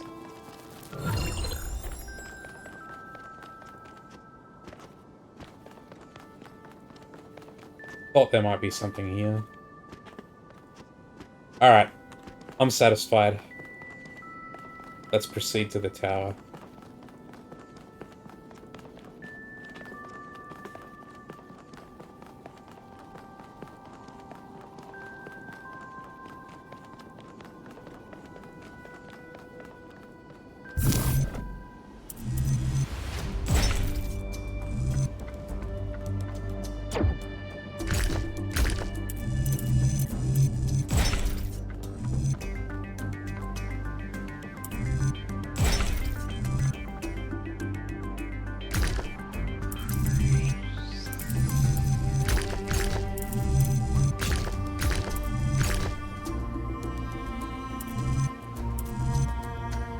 That's not it. That's not it.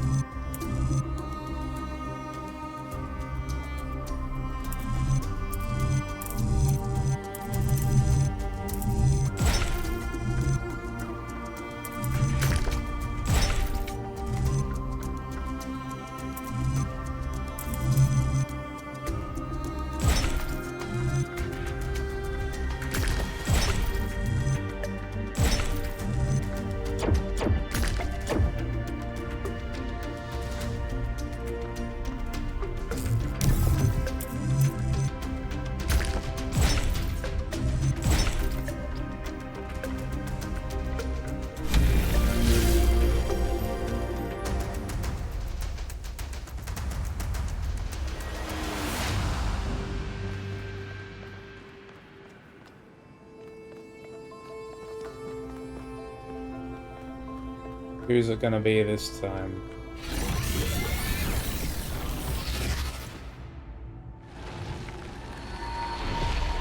You again. For tricking the gods to help humankind, Prometheus was punished by being bound to a rock, there to be eternally tormented. The chains that held him were forged by Hephaestus, blacksmith to the gods.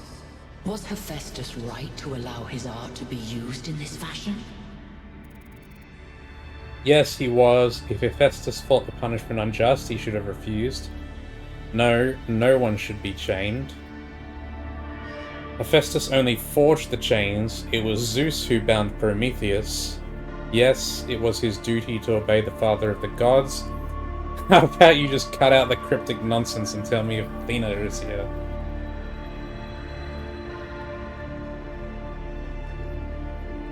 Yeah! Cut it out! Who is this Athena you speak of?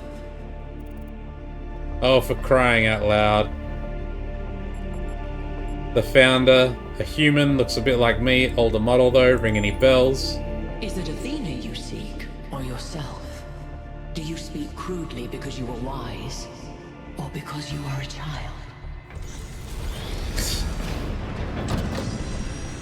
What an annoying asshole. The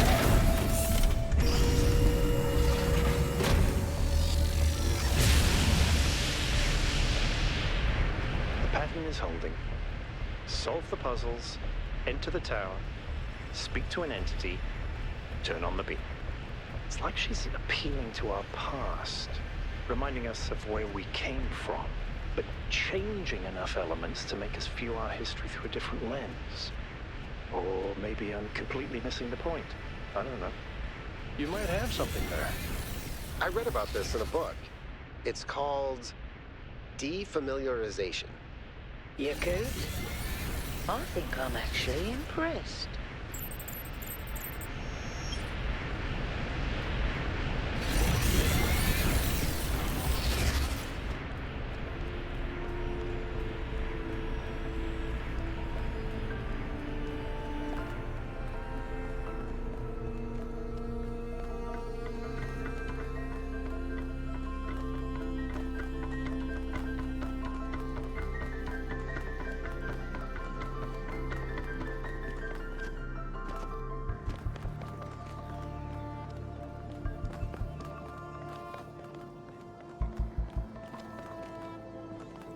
The Sphinx is just meant to make you question your logic, I think. Because no matter what you answer, she comes back with some kind of annoying retort.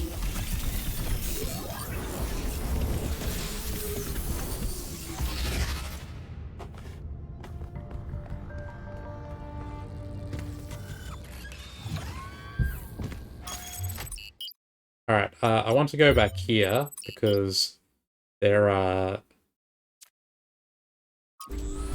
whatchamacallits, holograms that I missed. Bye, Snowy Mountain.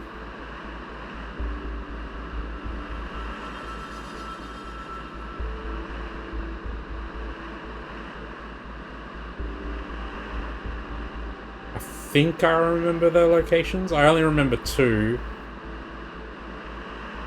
And I can't remember any holograms before this area. Besides the ones that appear in, like, the purple clouds, but touching those doesn't do anything.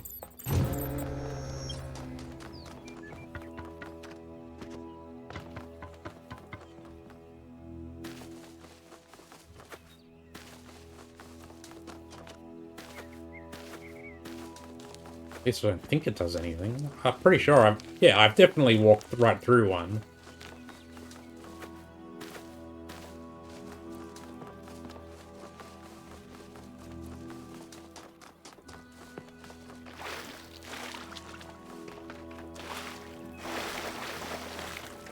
There it is.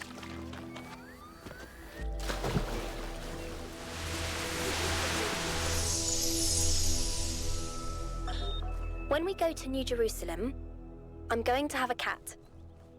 He's going to be black and white, and his name is going to be Bean. And I'm going to make sure that he never gets sick, and he never gets old, and he'll be my best friend forever. Here's the purple fog one. This was the elephant, I think. Yep. Yeah, walking through these doesn't do anything.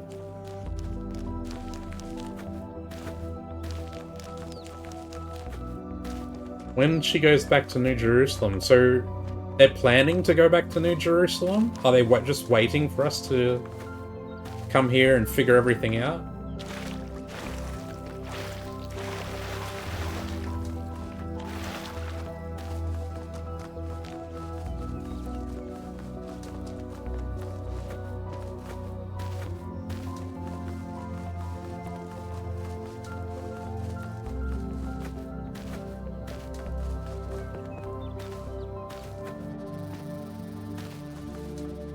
Is the time of day actually changing? I'm not sure. Like, is the sun moving through the sky? I don't think so, because it hasn't gone to nighttime yet. I think the time of day in each location is fixed.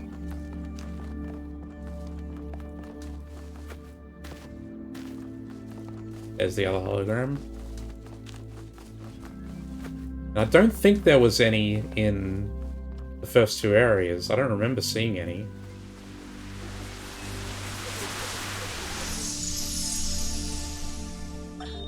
There's so much to discover on this island that sometimes it overwhelms me. Every lake, every forest contains an incredible, interconnected, permanently changing network of organisms. And every one of those organisms is almost infinitely complex and contains other organisms within itself. It seems impossible to ever really grasp, but then, step by step, I do understand. It takes time and effort, but it's not impossible. And there's a lot of joy to be found in simply taking the time to truly study something. I spent 5 years studying a single flower, and it never got boring.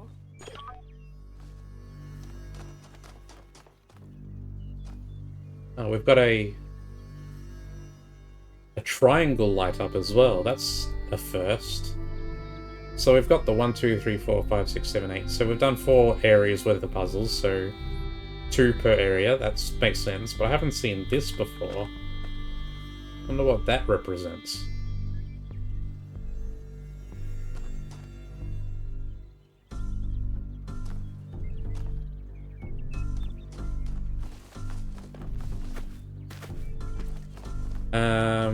Where is the way out? I guess we move on to the next area, North 2.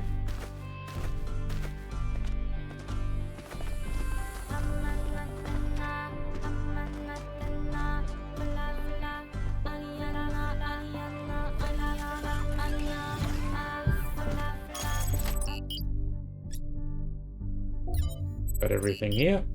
Nope. Flooded Valley. I didn't read the description. You're on your way to an island. Yes, another island. Sorry, Melville. Well, it actually used to be a valley between the mountains, but it's mostly flooded now. That probably happened long before the founder came here, though. Another legacy of our ancestors. Do me a favor, will you? Look for another one of the Founder's labs. We can't get back into the Megastructure without getting to the third site in the north, but I need more information to make more fixes.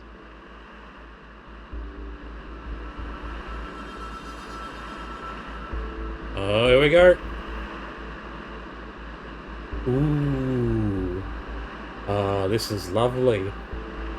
Look at all the trees. I'm seeing purple fog over there.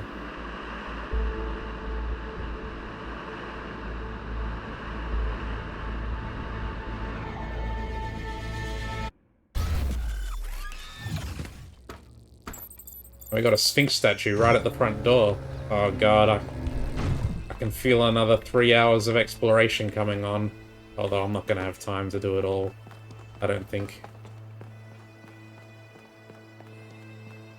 Probably got 1 more hour left before I want to stop.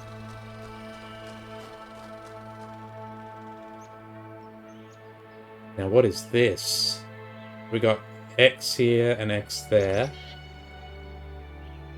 This is a map of the zone, and an X here as well.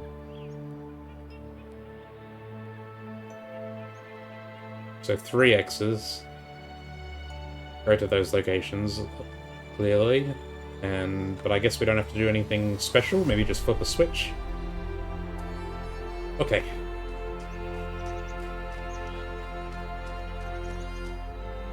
Ooh, there's the gate. Ah, it's gorgeous. I just want to wander off into the woods.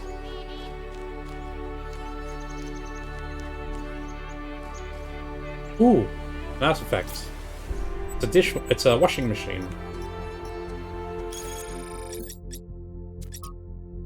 Since our ancestors excreted various substances from their pores, small openings in their skin, their garments would quickly become a breeding ground for bacteria. Because of this, they had to find efficient ways of cleaning their textiles, a task that otherwise became a significant chore for parts of their population.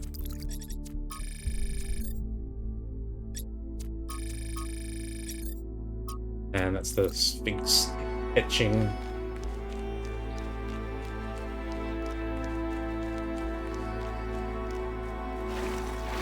Oop, that's a bit deep.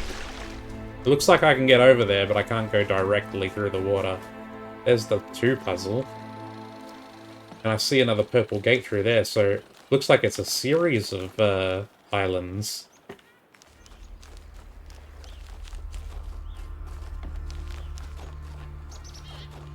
Hopefully that makes exploration a bit more straightforward. I can just explore each island one by one.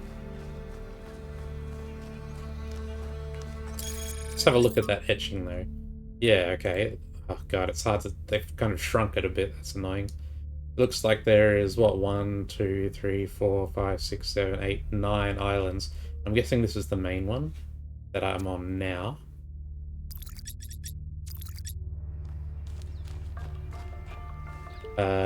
Maybe? I'm not sure. Well, the tower is over there.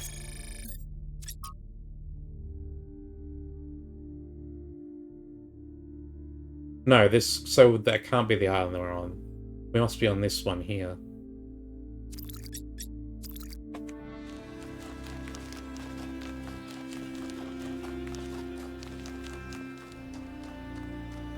There's the golden gates.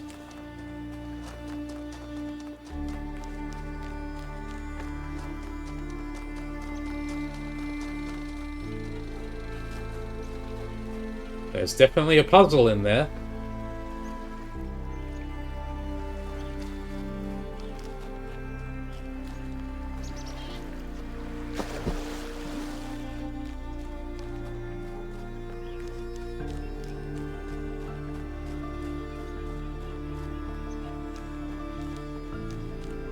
I feel like I could just spend forever walking through these environments.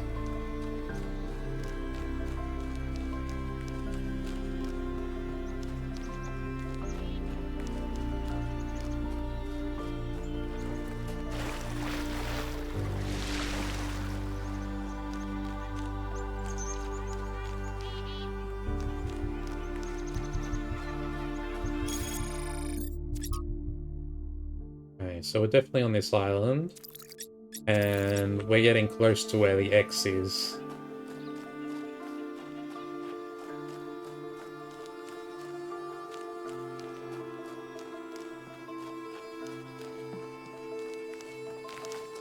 This looks like it here. I might end up having to re-flip these, because I don't think I will...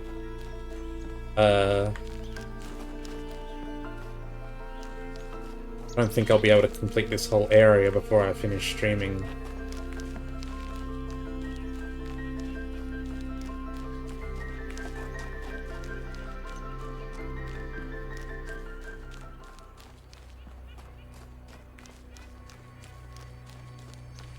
This looks like puzzle number 1.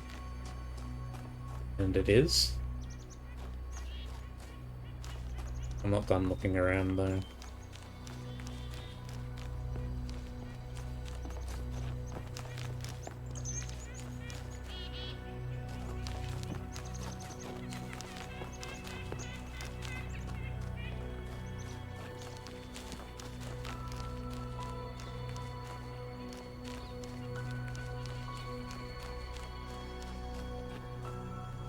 I'm noticing a lot of pop-in of ground litter.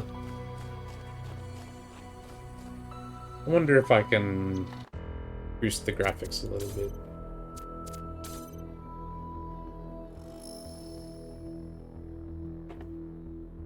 View distance. How far away objects are called for performance. Farther. Shadows are fine. Effects. High is fine. Reflex is fine. Motion blur, depth of field, and bloom. That's fine. We don't need those. Global illumination. Quality of dynamically calculated indirect lighting sources. Sky shadowing and ambient occlusion. Let's just increase the view distance.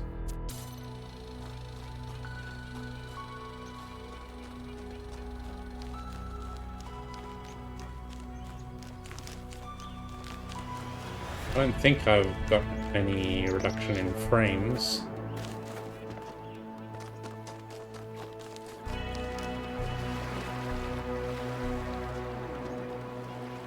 What's that?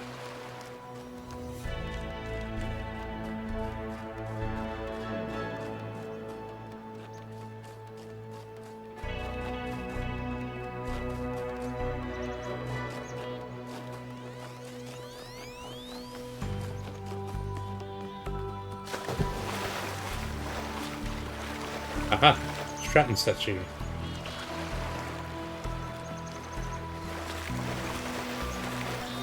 What is freedom? Is it merely to be ruled by those who speak one? Uh-oh. Ah.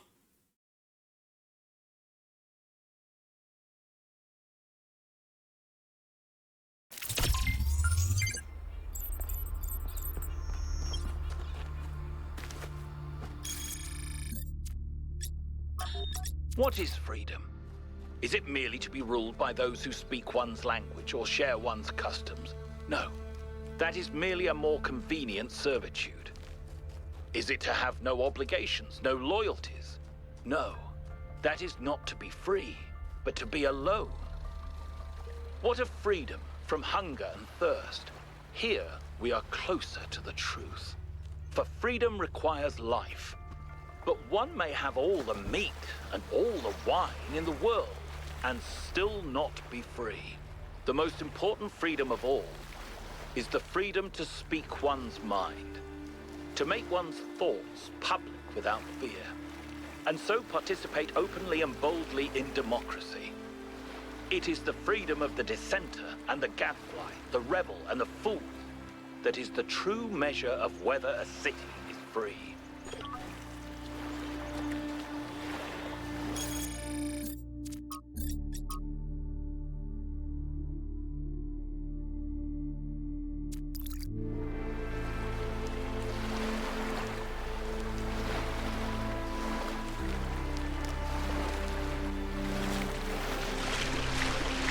Oh, that was a risky one.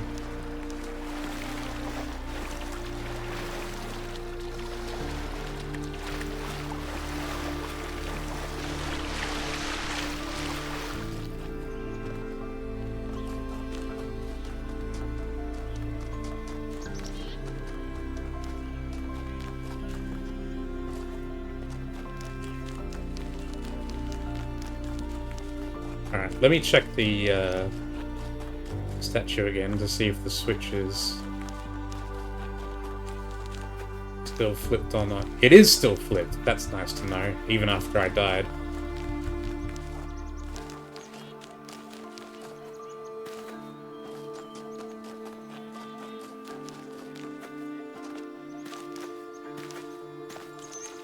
Maybe with their research into like these particles that can change into anything and fly all over the place, Athena and Miranda ascended from their more mere robot bodies and became some kind of floating consciousness.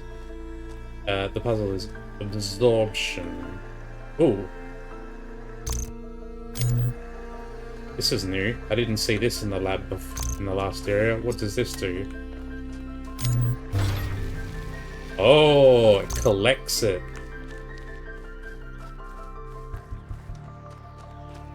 I see. I can take the light somewhere else. Does it have a duration? I'm guessing not. Nothing in this game seems, in these This game, or the first one, seems to require time.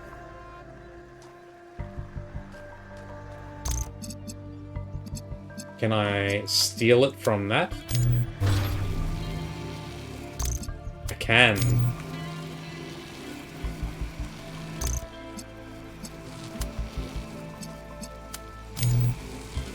I have to discharge it deliberately.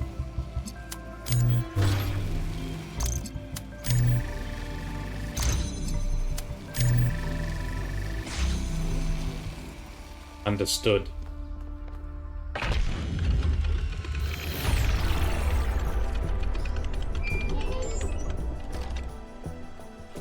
In the beginning, before we built New Jerusalem, we used to explore just like this.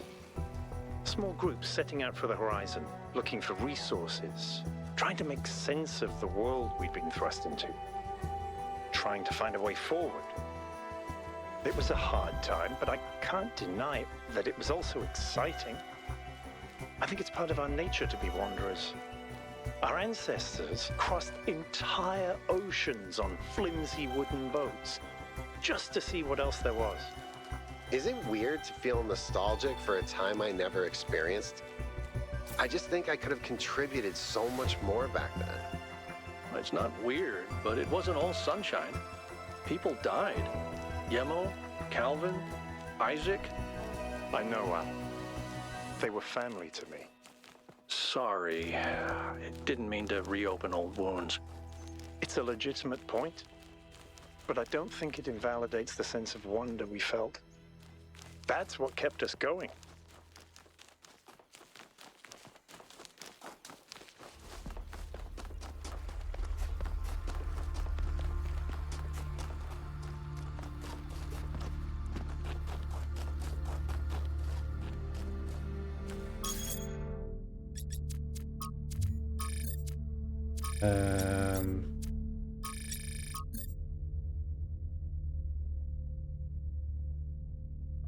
Okay.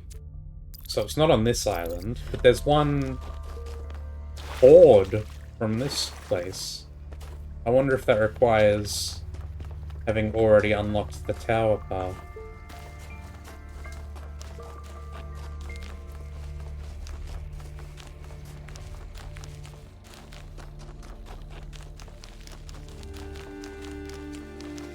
There. Yeah, it looks like I can see the statue as well.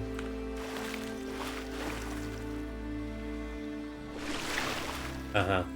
We need to cross the bridge first to get that one. Okay.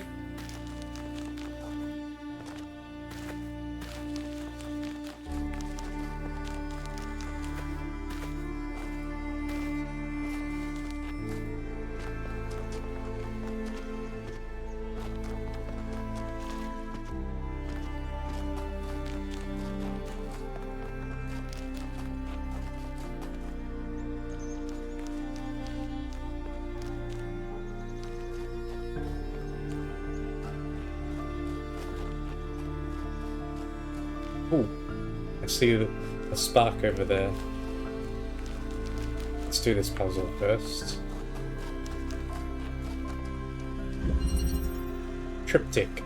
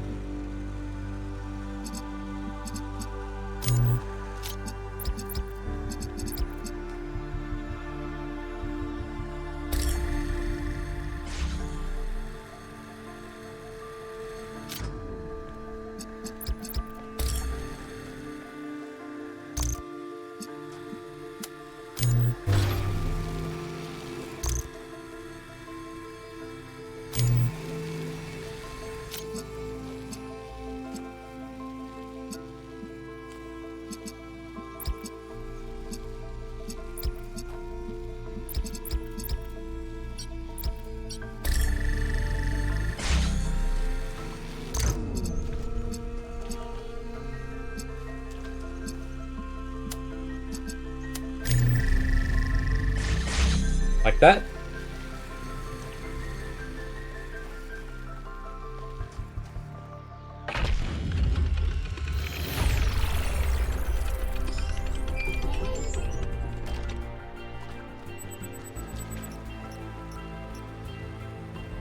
Oh, we got a new message.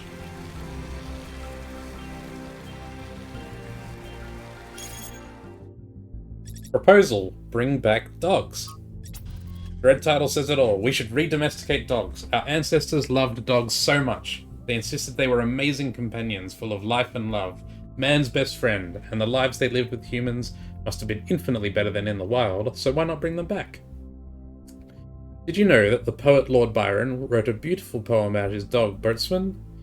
He said he had beauty without vanity, strength without insolence, courage without ferocity, and all the virtues of man without his vices. Is that who our Byron named himself after? No, he named himself for Robert Byron, the travel writer. That's great, but what about my idea? It's a great idea. Dogs were a beautiful creation. We should breed them back, except pugs. They're better off being wolves. Let's bring them back, except pugs. The ability to breathe does seem like an important feature in an animal. Isn't that the perfect demonstration of how perverse it is to manipulate nature like that? Yeah, that's why we can choose not to do it badly. It's not like pugs are the only possible outcome. We have choices. I would love to have a dog. We would go on walks together and would be excited about every new smell, and we would play fetch. It sounds magical to me. Exactly. It's not it's a demonstration of how perverse it is to manipulate. That's why we can choose to do differently. We don't have to make the same mistakes as our ancestors. We can do things differently.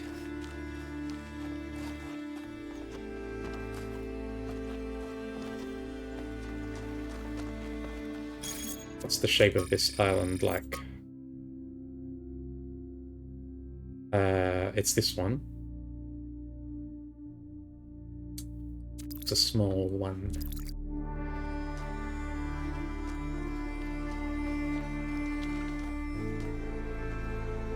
I've been wondering, what made our ancestors settle in these god-forsaken places?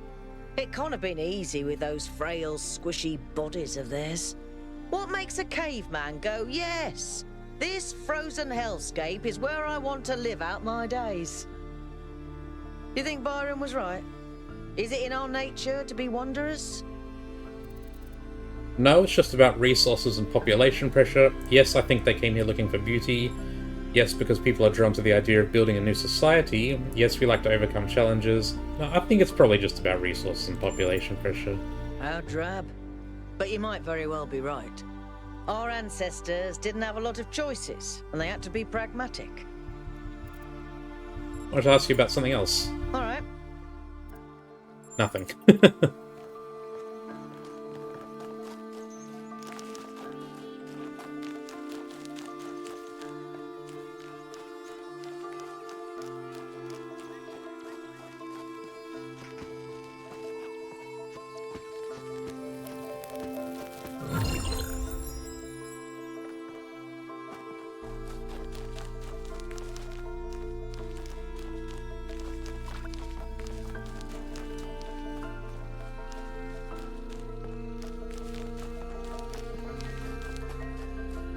According to the map, it's a little island with seemingly nothing on it. So there's bound to be something cool there.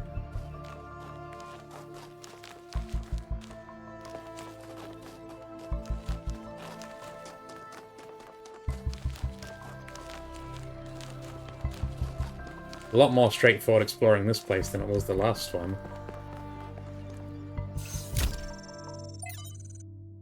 And yet it moves. A fascinating story I discovered in the archive concerns a great scientist by the name of Galileo.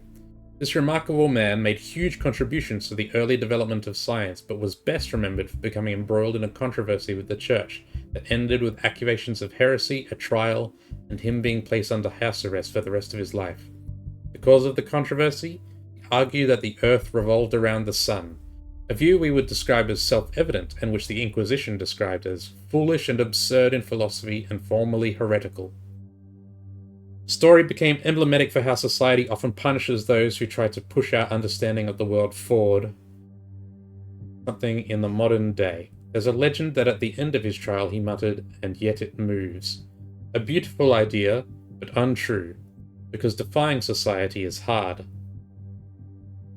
It comes at a higher cost, and not everyone is capable of bearing it. What would you have done in his place? What would I?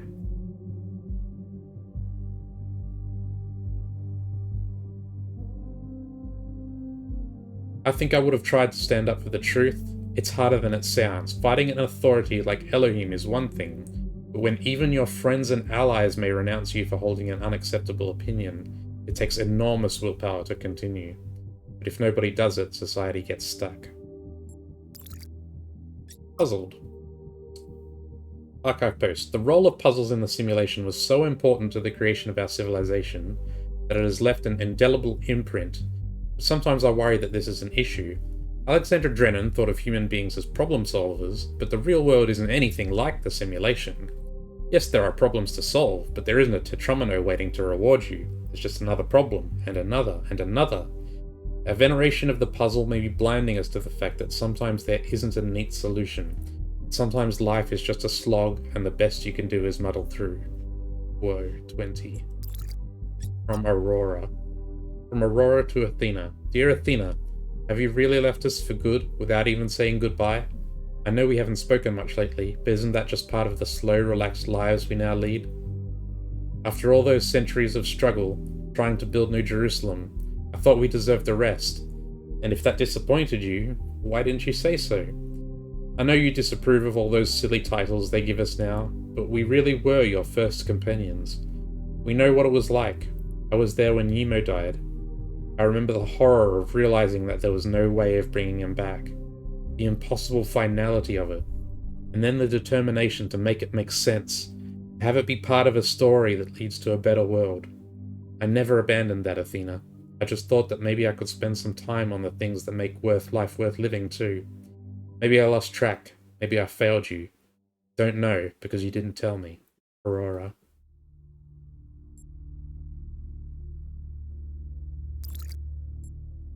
You would think that since they're robots, they could make someone come back. That they could at least duplicate their consciousness. It might not be the same them, they might not have the same memories and experience, but they could make the same person, although I guess that's another philosophical question.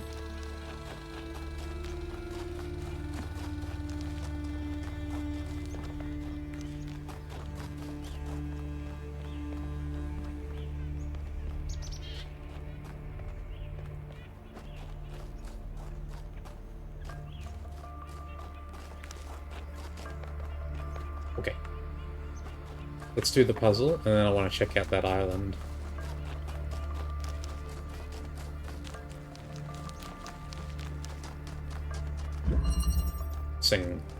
Got a jammer, we got a fan, we got a blue emitter, we got an accumulator.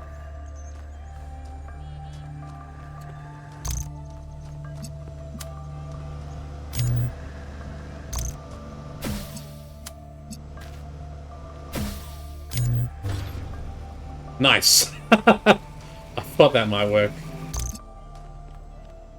We can totally get that, do it like that. Need the jammer here.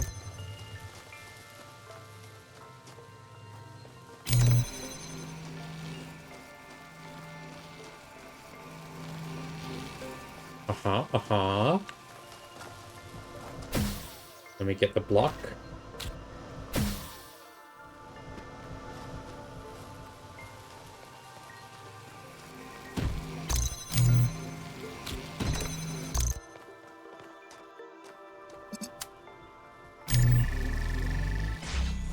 And that should allow me to get the jammer.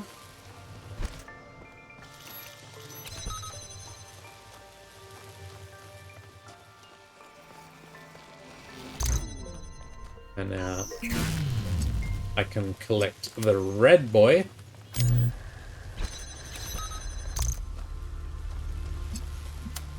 And oh wait, I didn't do it. I didn't collect it. There we go.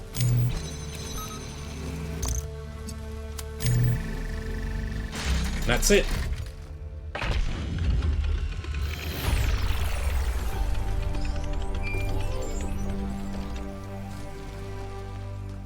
There's so much history here that we can't see. The founder must have walked these paths hundreds of times, maybe thousands. Miranda must have stood right where we're standing. This all looks alien to us, but it must have been familiar to them. If this was their home, where are they now? They must be inside the Megastructure, waiting for us to pass the test. It's the only thing that makes sense. I wonder. I can just barely make it. Okay, good.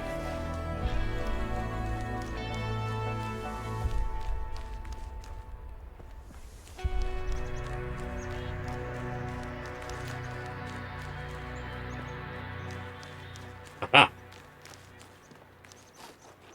It's a Prometheus statue, so I gotta find the sprite. And it's in that direction.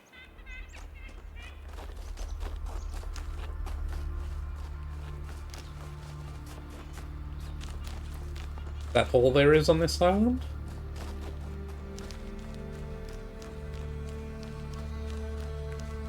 Oh, I see something, I think. Yes, it's another one of these.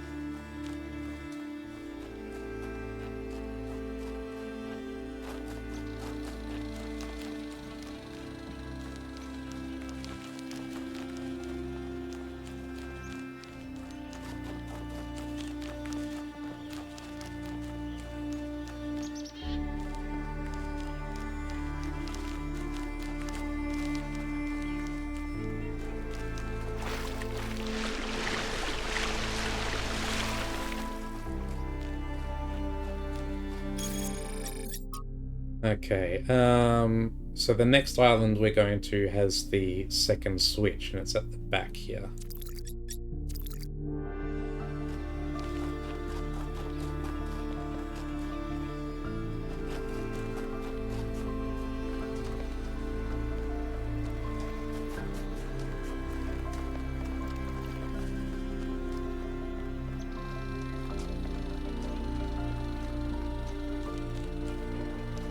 Goodness.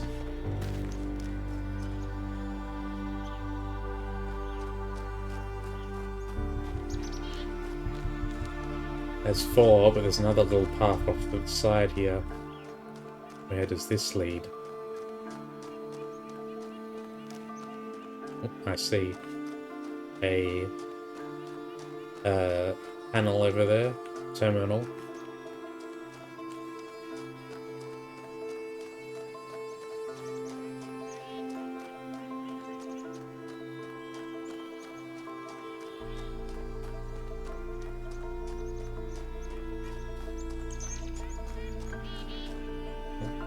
Getting further away. Let's go to it now.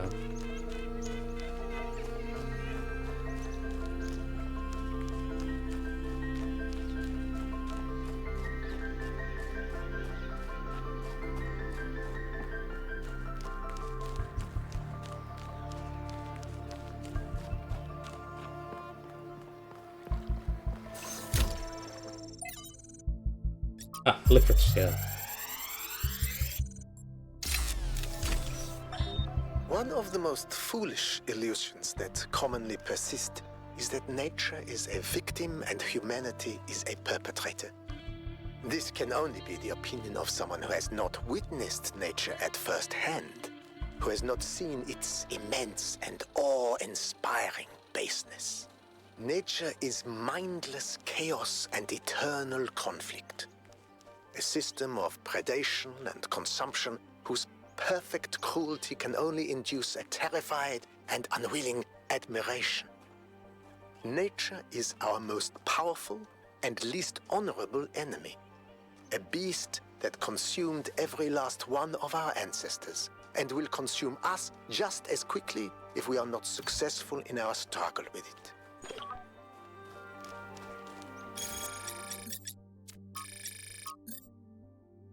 Okay.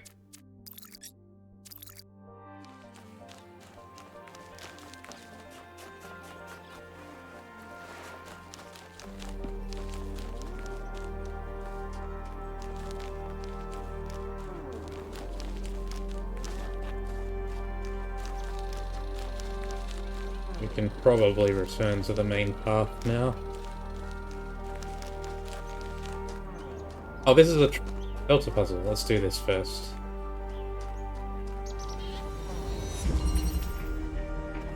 Field of view.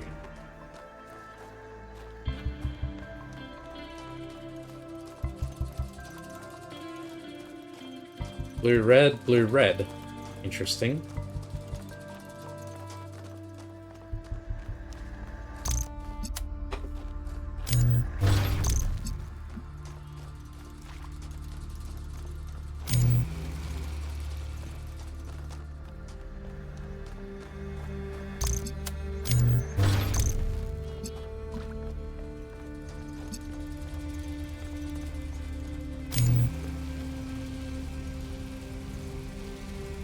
So it doesn't look like it's possible to hit two sides at the same time.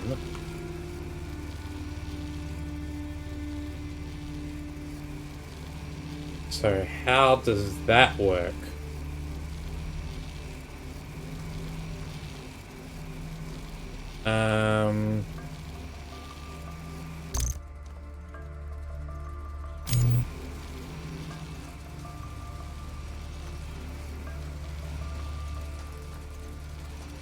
Looks like we need to turn on all four.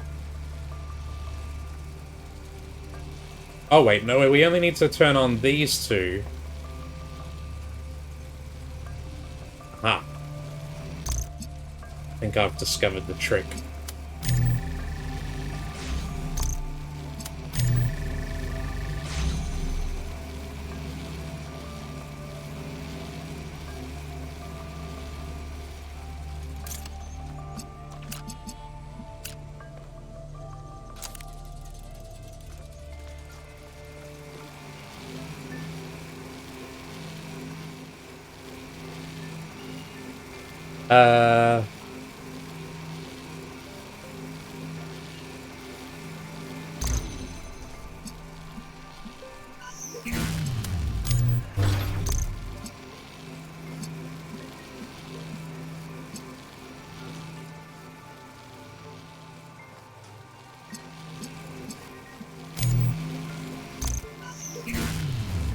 Hang on, I've missed a step here.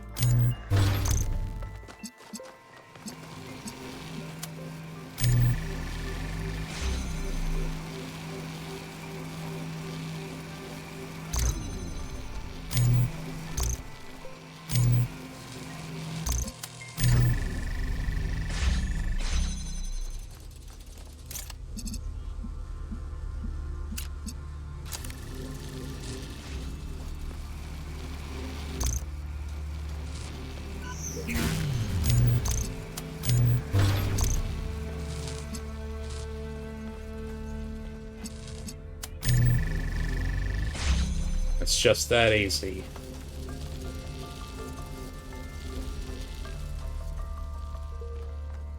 What's this little area for?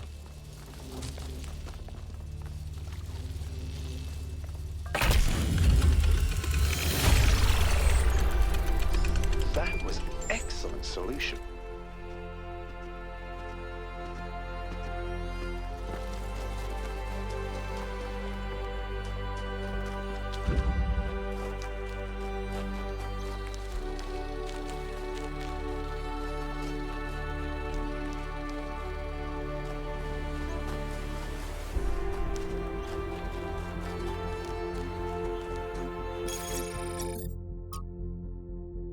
moment. Doesn't look like it's possible to get over to those islands.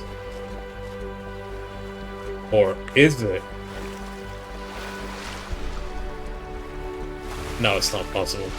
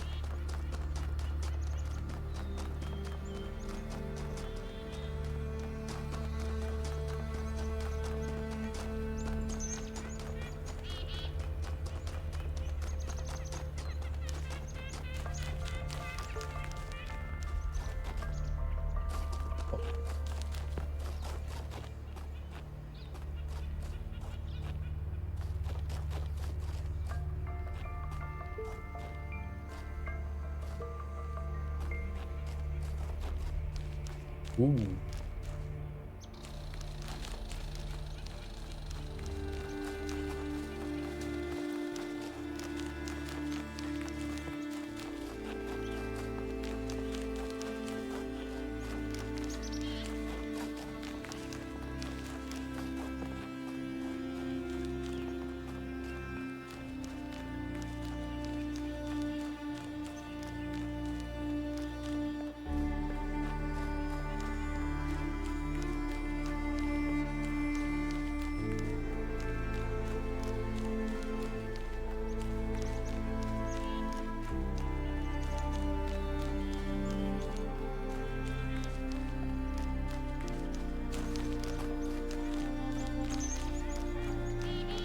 Okay. Nothing else here.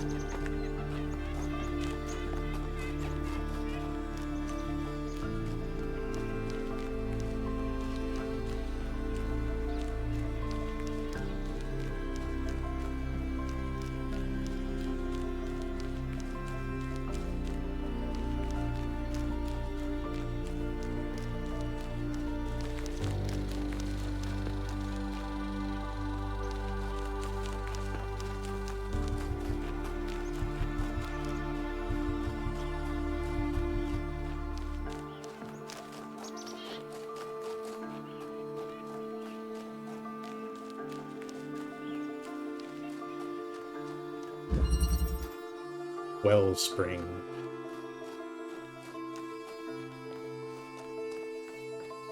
I've got a regular connector, another regular connector behind a blue purple barrier.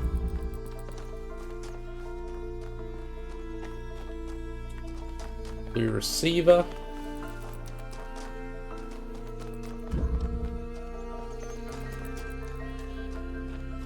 There's an accumulator, but it's trapped in there. And then we need a red one, and then another red one over there, and that's the puzzle. Okay.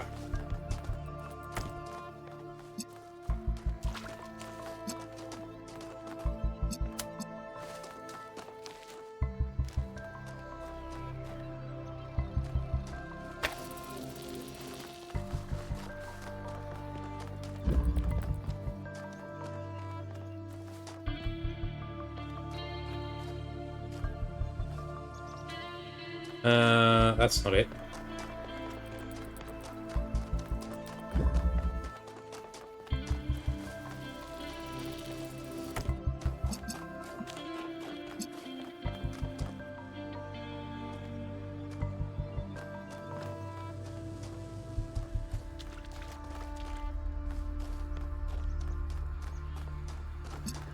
I need this. I need the accumulator. How do I get it?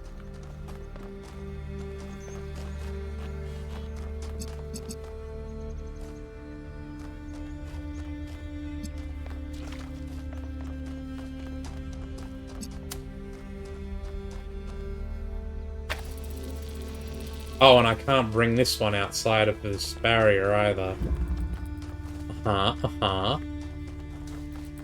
Okay.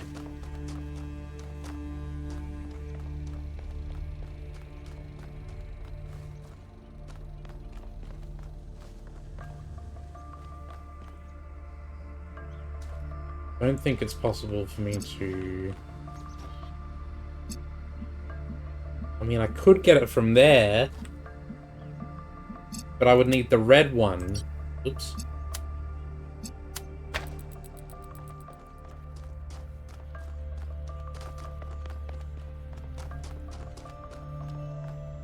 Oh, I see.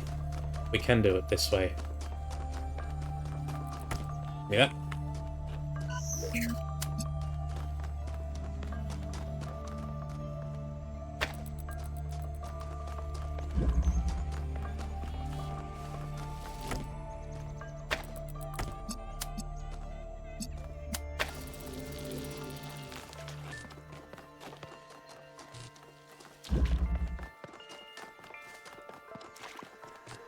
Accumulator, get! Oh, I can't bring it out.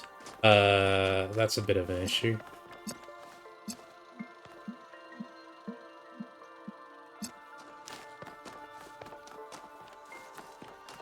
Makes things a little harder, but we can manage.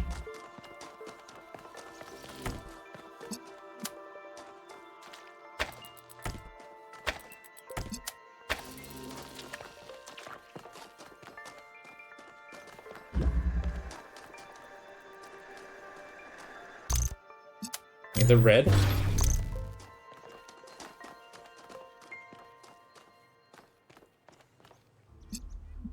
Now.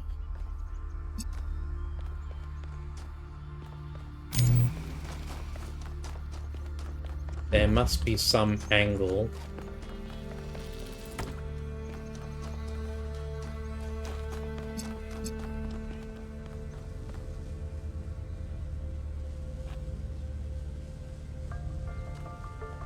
How do I bring the red here? Ooh, I can do it just barely like this.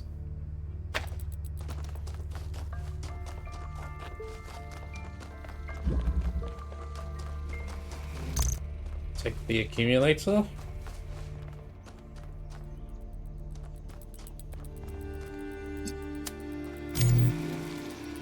That opens that. And then... Ah, rats.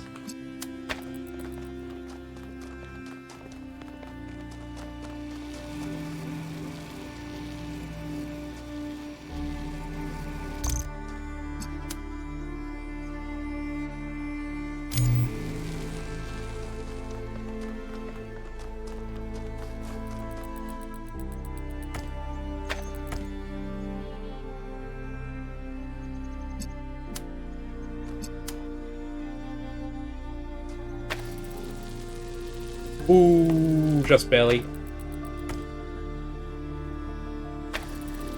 There we go. I didn't put it in the optimal position, but it does, it works.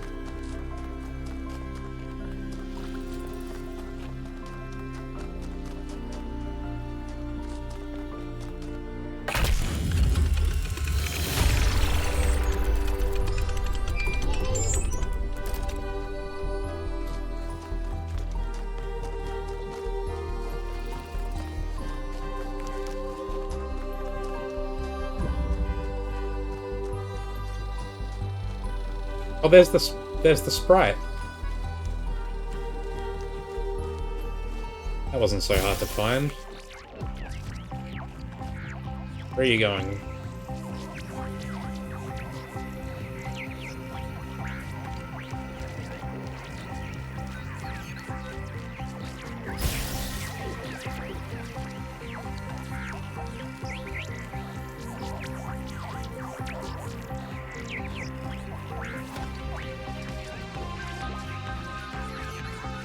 Slow moving, this one.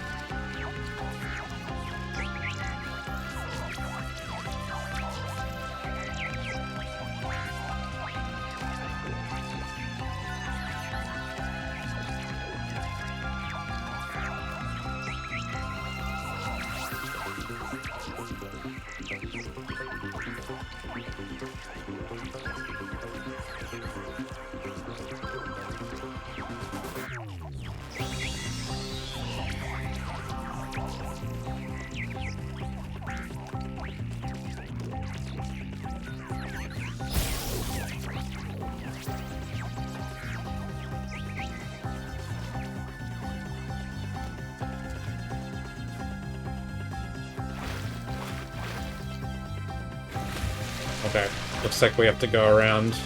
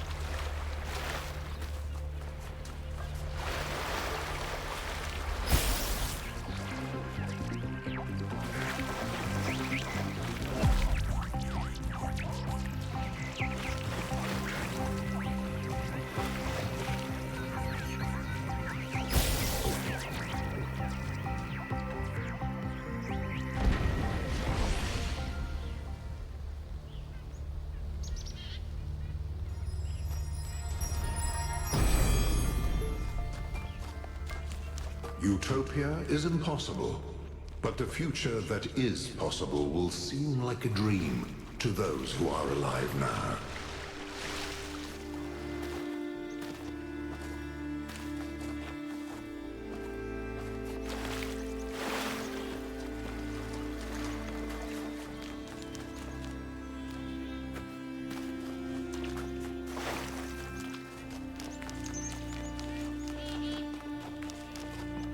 Here's where we were. That's 4. Don't have anything new to say.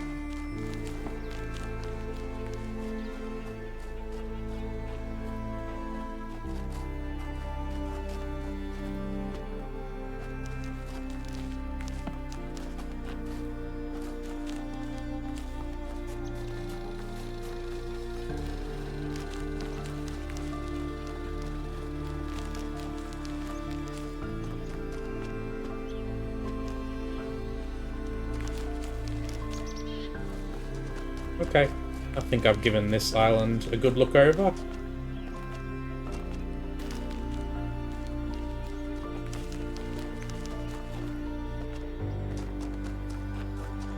Moving on.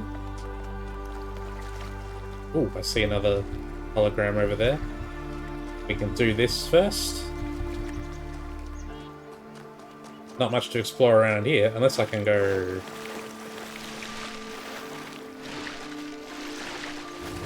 Oh, that's not gonna work.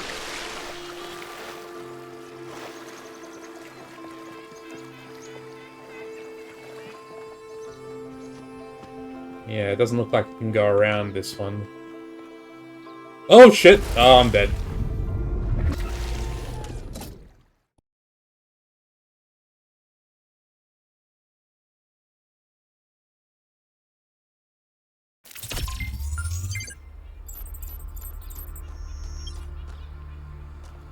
I kept the star, right?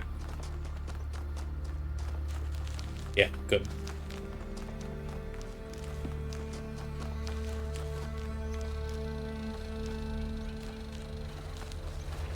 Which one is that? That's 8.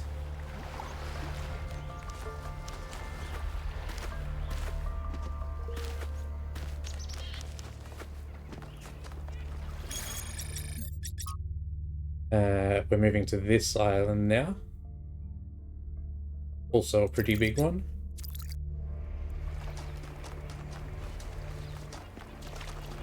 Let's do 5 first.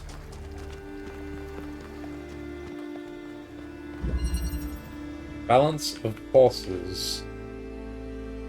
We got a box. We got a blue emitter. We got a blue receiver. That's the puzzle end. Got a fan.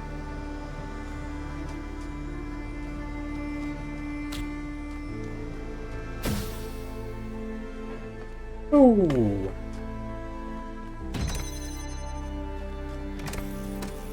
Okay, so either side turns that off.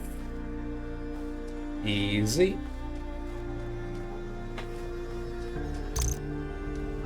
take the accumulator. We can accumulate through the barrier. Good to know.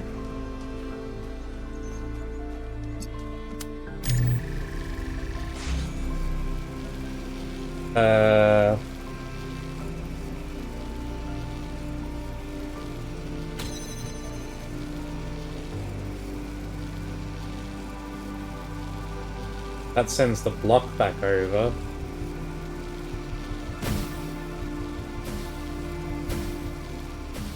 Oh, okay.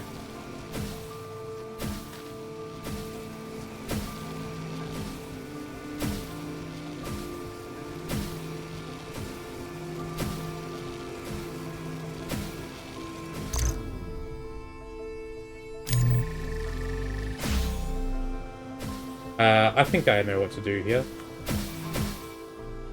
Oh shit! I got knocked out of the puzzle! Holy crap!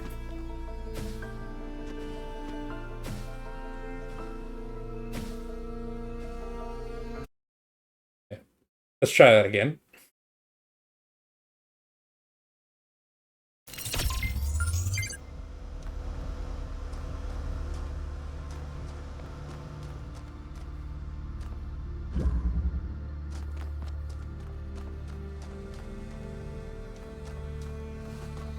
Okay. I think that's probably what you have to do. So, let's connect that. First we will gather. Put that. Put that down. Send that box over. And go over. And I will select that. And then do that there.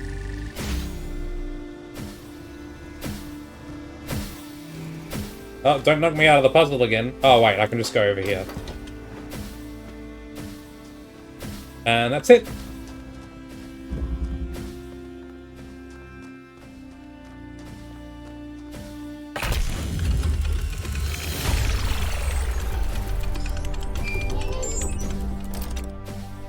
Honestly, forget the particles that can turn into anything. This is Thena's greatest physics achievement. What is it now? Why did you upload a picture of your hand? Why do you care that my hand is in the picture? Your hand isn't in the picture, it is the picture. I like it. It's very artistic. Let's stay professional, everyone. It's not right to make fun of Melville's comically absurd inability to take decent pictures. She's a hyper-advanced humanoid machine, not a photographer. You'll pay for this, Byron.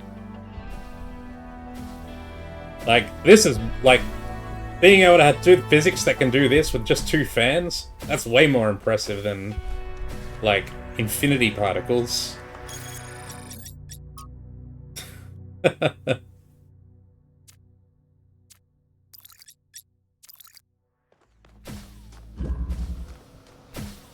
That's probably going to be fine on its own.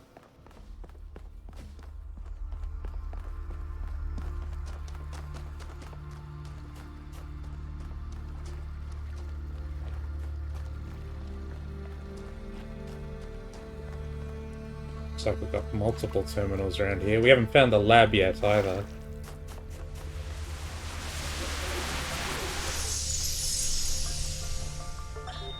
Is it possible that on some level, people want to believe that everything's going to get worse? That it's comforting to think that humanity is bad and every solution will just go wrong? Because that way you're never responsible. You never have to take on responsibility for anything outside yourself. Never have to grow up.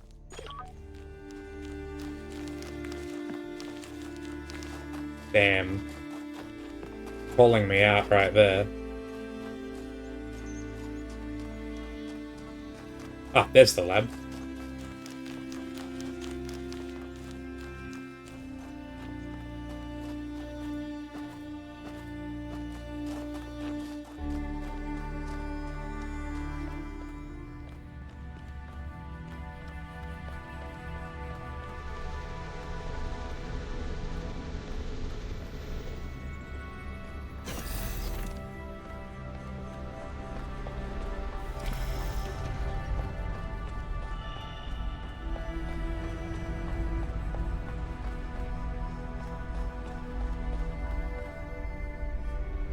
DNA.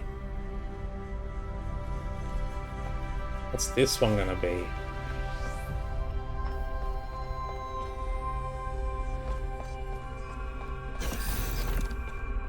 Oh shit, Byron is here. This is where they must have lived. Athena and Miranda. You know, for a moment, I almost expected to find them here. But the only thing that's still functional is the megastructure. I'm sorry. This must be awfully strange for you being thrown into all this history. But that's why I needed you. Because you're not burdened with all these memories and conflicts and regrets. Weigh on our minds like a nightmare. Nightmare? Our civilization is caught in a loop, 1K. We freed ourselves from the simulation, but now we're trapped again, and it's our own fault. We're afraid of taking responsibility, afraid of growing up. Instead, we make up some capitalized words and build up all these myths around them. Nature, balance, the founder, the goal. We're afraid to face the randomness of the cosmos, but equally afraid to imagine a better world. So we're stuck. I've been trying to find a way out for years. Something, anything, to get people to understand that we do actually have free will. That building a thriving, expanding civilization doesn't have to involve repeating the mistakes of the past. But I failed. Over and over. Do you think that what we've discovered here could change things? Why did you fail? Why did you fail? Because for some reason, people find it easier to cling to cynicism and self-hate than to actually have hope. Because believing the worst about ourselves, calling ourselves sinners and fools, somehow still seems wise. And you think what we've discovered here could change things? Yes. Because this is something unexpected, an anomaly. Everything we found on this island challenges who we have become. It shows us that different answers are possible. And maybe that can break people out of the loop. All we need is a spark. Maybe that's why she made all this, the puzzles, the towers. A way of jolting us out of our complacency.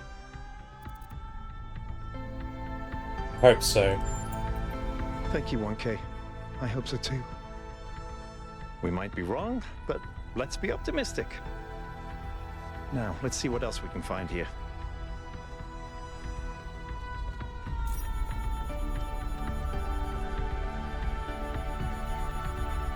Looks like a tree was planted here.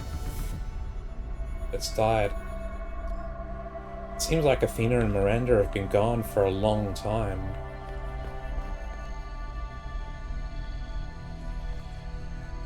Now look, they've got an enclosure here, but it's all dead.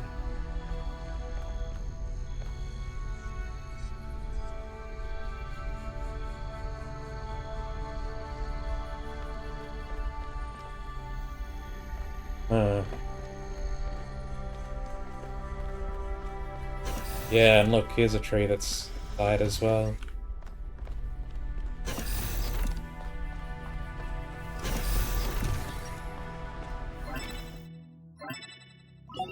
Melville, eyes on 1K's stream.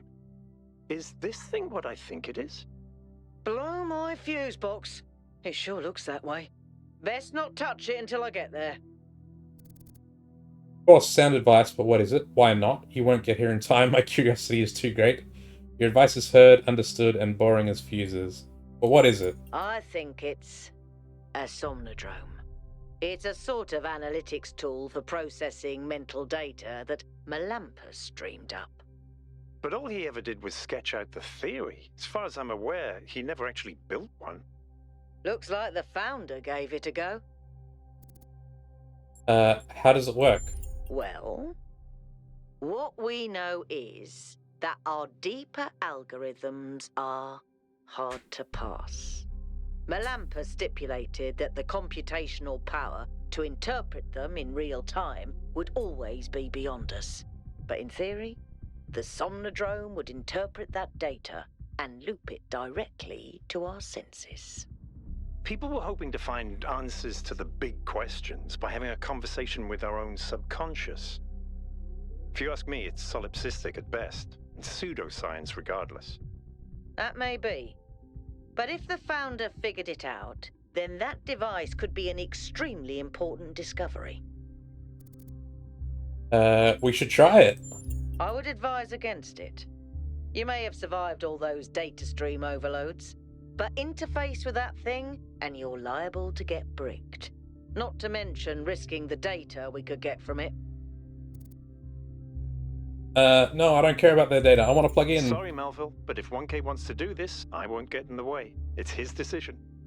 Understood. But if 1K starts to smoke, don't be slow to pull the plug. Ooh, we can actually use it.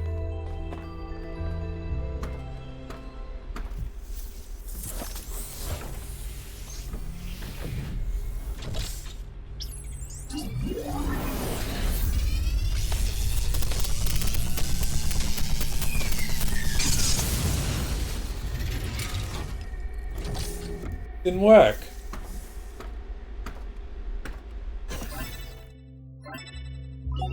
Okay, can you hear me? Yes. What did I say? You fried it. Who knows what data we've lost? I regret nothing. Melville, I still think it's worth you coming here to take a look. 1K, let's pack up and explore the rest of this lab. Aww. Oh, we can continue. Olympus, the Somnodrome, private. To all of you on this expedition, I'm sure you have questions about the Somnodrome, but I'm afraid I can't answer them. It was a dream I had a long time ago, when I was a different person, and it has long since faded. I did build a prototype of sorts, at least one part of its systems, but none of it ever functioned the way I wanted it to. Whatever Athena may have done with my invention, the truth is that I'm simply not interested in the affairs of New Jerusalem anymore. I care as little for Byron's utopianism as I do for Herman's religious pessimism. I'm not sure I care about anything at all, really. In fact, I think not caring may be the only answer at the end of the day. Everything is transient, even the self. I've learned to let go. Please do not respond. I value my privacy.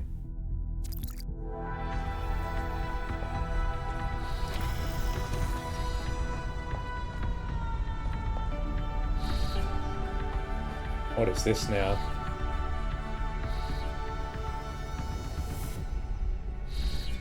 So this is being able to teleport objects with the particles.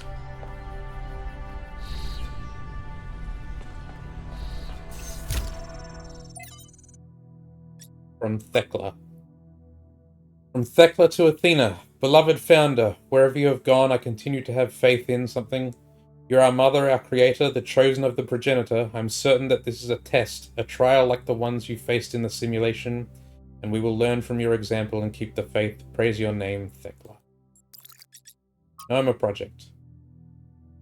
Trials 1310 to 1392. Results confirm the anomaly is consistent. Trials 1393 to 1551. There was no error in Trial 108. The error is in our understanding. Trial 1552 to 1701. We need to start over. Next, from Miranda to Athena. I went ahead and ran the next set of trials anyway. I know you said to wait. The data we got from the last batch was just too amazing. Every step leads to the next, like a progression of musical notes. We're so close. No Emma to sign. Oh, here we go again.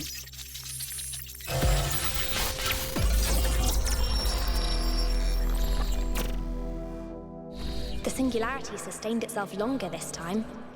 Did we get the data? We did. I think we just obsoleted quantum physics. Maybe. Let's not get ahead of ourselves. We need to be able to replicate these results. You know, I've been wondering. You told me that in the simulation, one thing that kept you motivated was looking for answers. Do you think that with the work we're doing, we'll ever run out of questions to ask? I don't think so. Trying to understand the universe means asking the same question over and over. How? How do you make fire? How do earthquakes happen? How does gravity work? How do particles behave? You keep digging deeper, finding another set of mechanisms, another set of hows. Step by step, you demystify reality. But then, if you keep doing it long enough, one day, you run out. You've answered all the hows. You know how the universe works. So, now what? Now you ask why? Isn't that the next step? It's not quite that easy. The question of why cannot be answered. Even if it could, it would only be followed by another why. At some point, you have to accept that it all just exists. But there is another set of questions. What's next? You've stripped away the layers of mystery, you've laid bare the machinery. Now you have to start building, to add your own layers of meaning.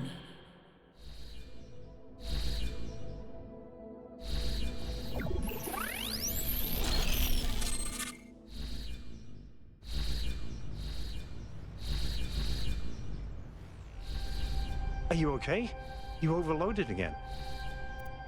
I'm fine. Yes, I saw. It came through on your stream. Strange to hear her voice again. But that was her. The way I remember her. The real Athena. Not this imaginary founder. Tell me more about her. I was one of the first she woke up. There was just a handful of us in those days. A small family in the ruins of a dead civilization. It was hard. Harder than anyone can possibly imagine. We had nothing except what Alexandra Drennan and the Institute left us. Now that everyone lives in civilization, they don't understand how necessary it was for us to build that civilization. They can fantasize about living in balance, limiting growth, retreating behind our walls. They don't understand what it really means to live in the wilderness. How close we came to not making it. How many people we lost. Yema was just the first. But Athena understood. She believed in humanity. She believed in us. In the inherent value of consciousness. Her dreams were so much bigger. She wanted us to reclaim the Earth, to reach for the stars, to build and grow and learn. But why isn't she remembered that way? The city was already changing before she left, turning inwards, forgetting the future. Once she was gone, other people shaped her memory, turned her into the symbol they needed. I understand all that, as depressing as it may be. What I don't understand is why she didn't tell me. If she came here to do all this, why didn't she bring me along? I'm sorry, it must have been hard to lose your mentor. You shouldn't have deserted her people. She did what she thought she had to do. I'm sorry, man. It was. But maybe I was wrong. And she isn't as lost as I thought she was. If this is all a test, maybe the answer is waiting for us in the Megastructure. Speaking of which, let's get back to exploring. Melville should have reconnected the next station by now.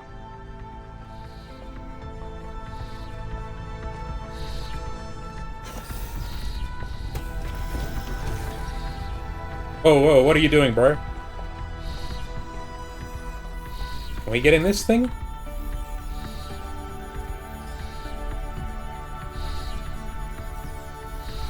No, I can't be teleported.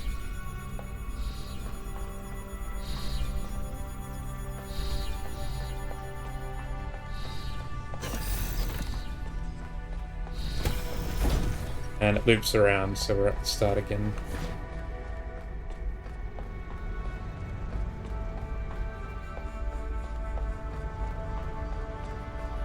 Oof. That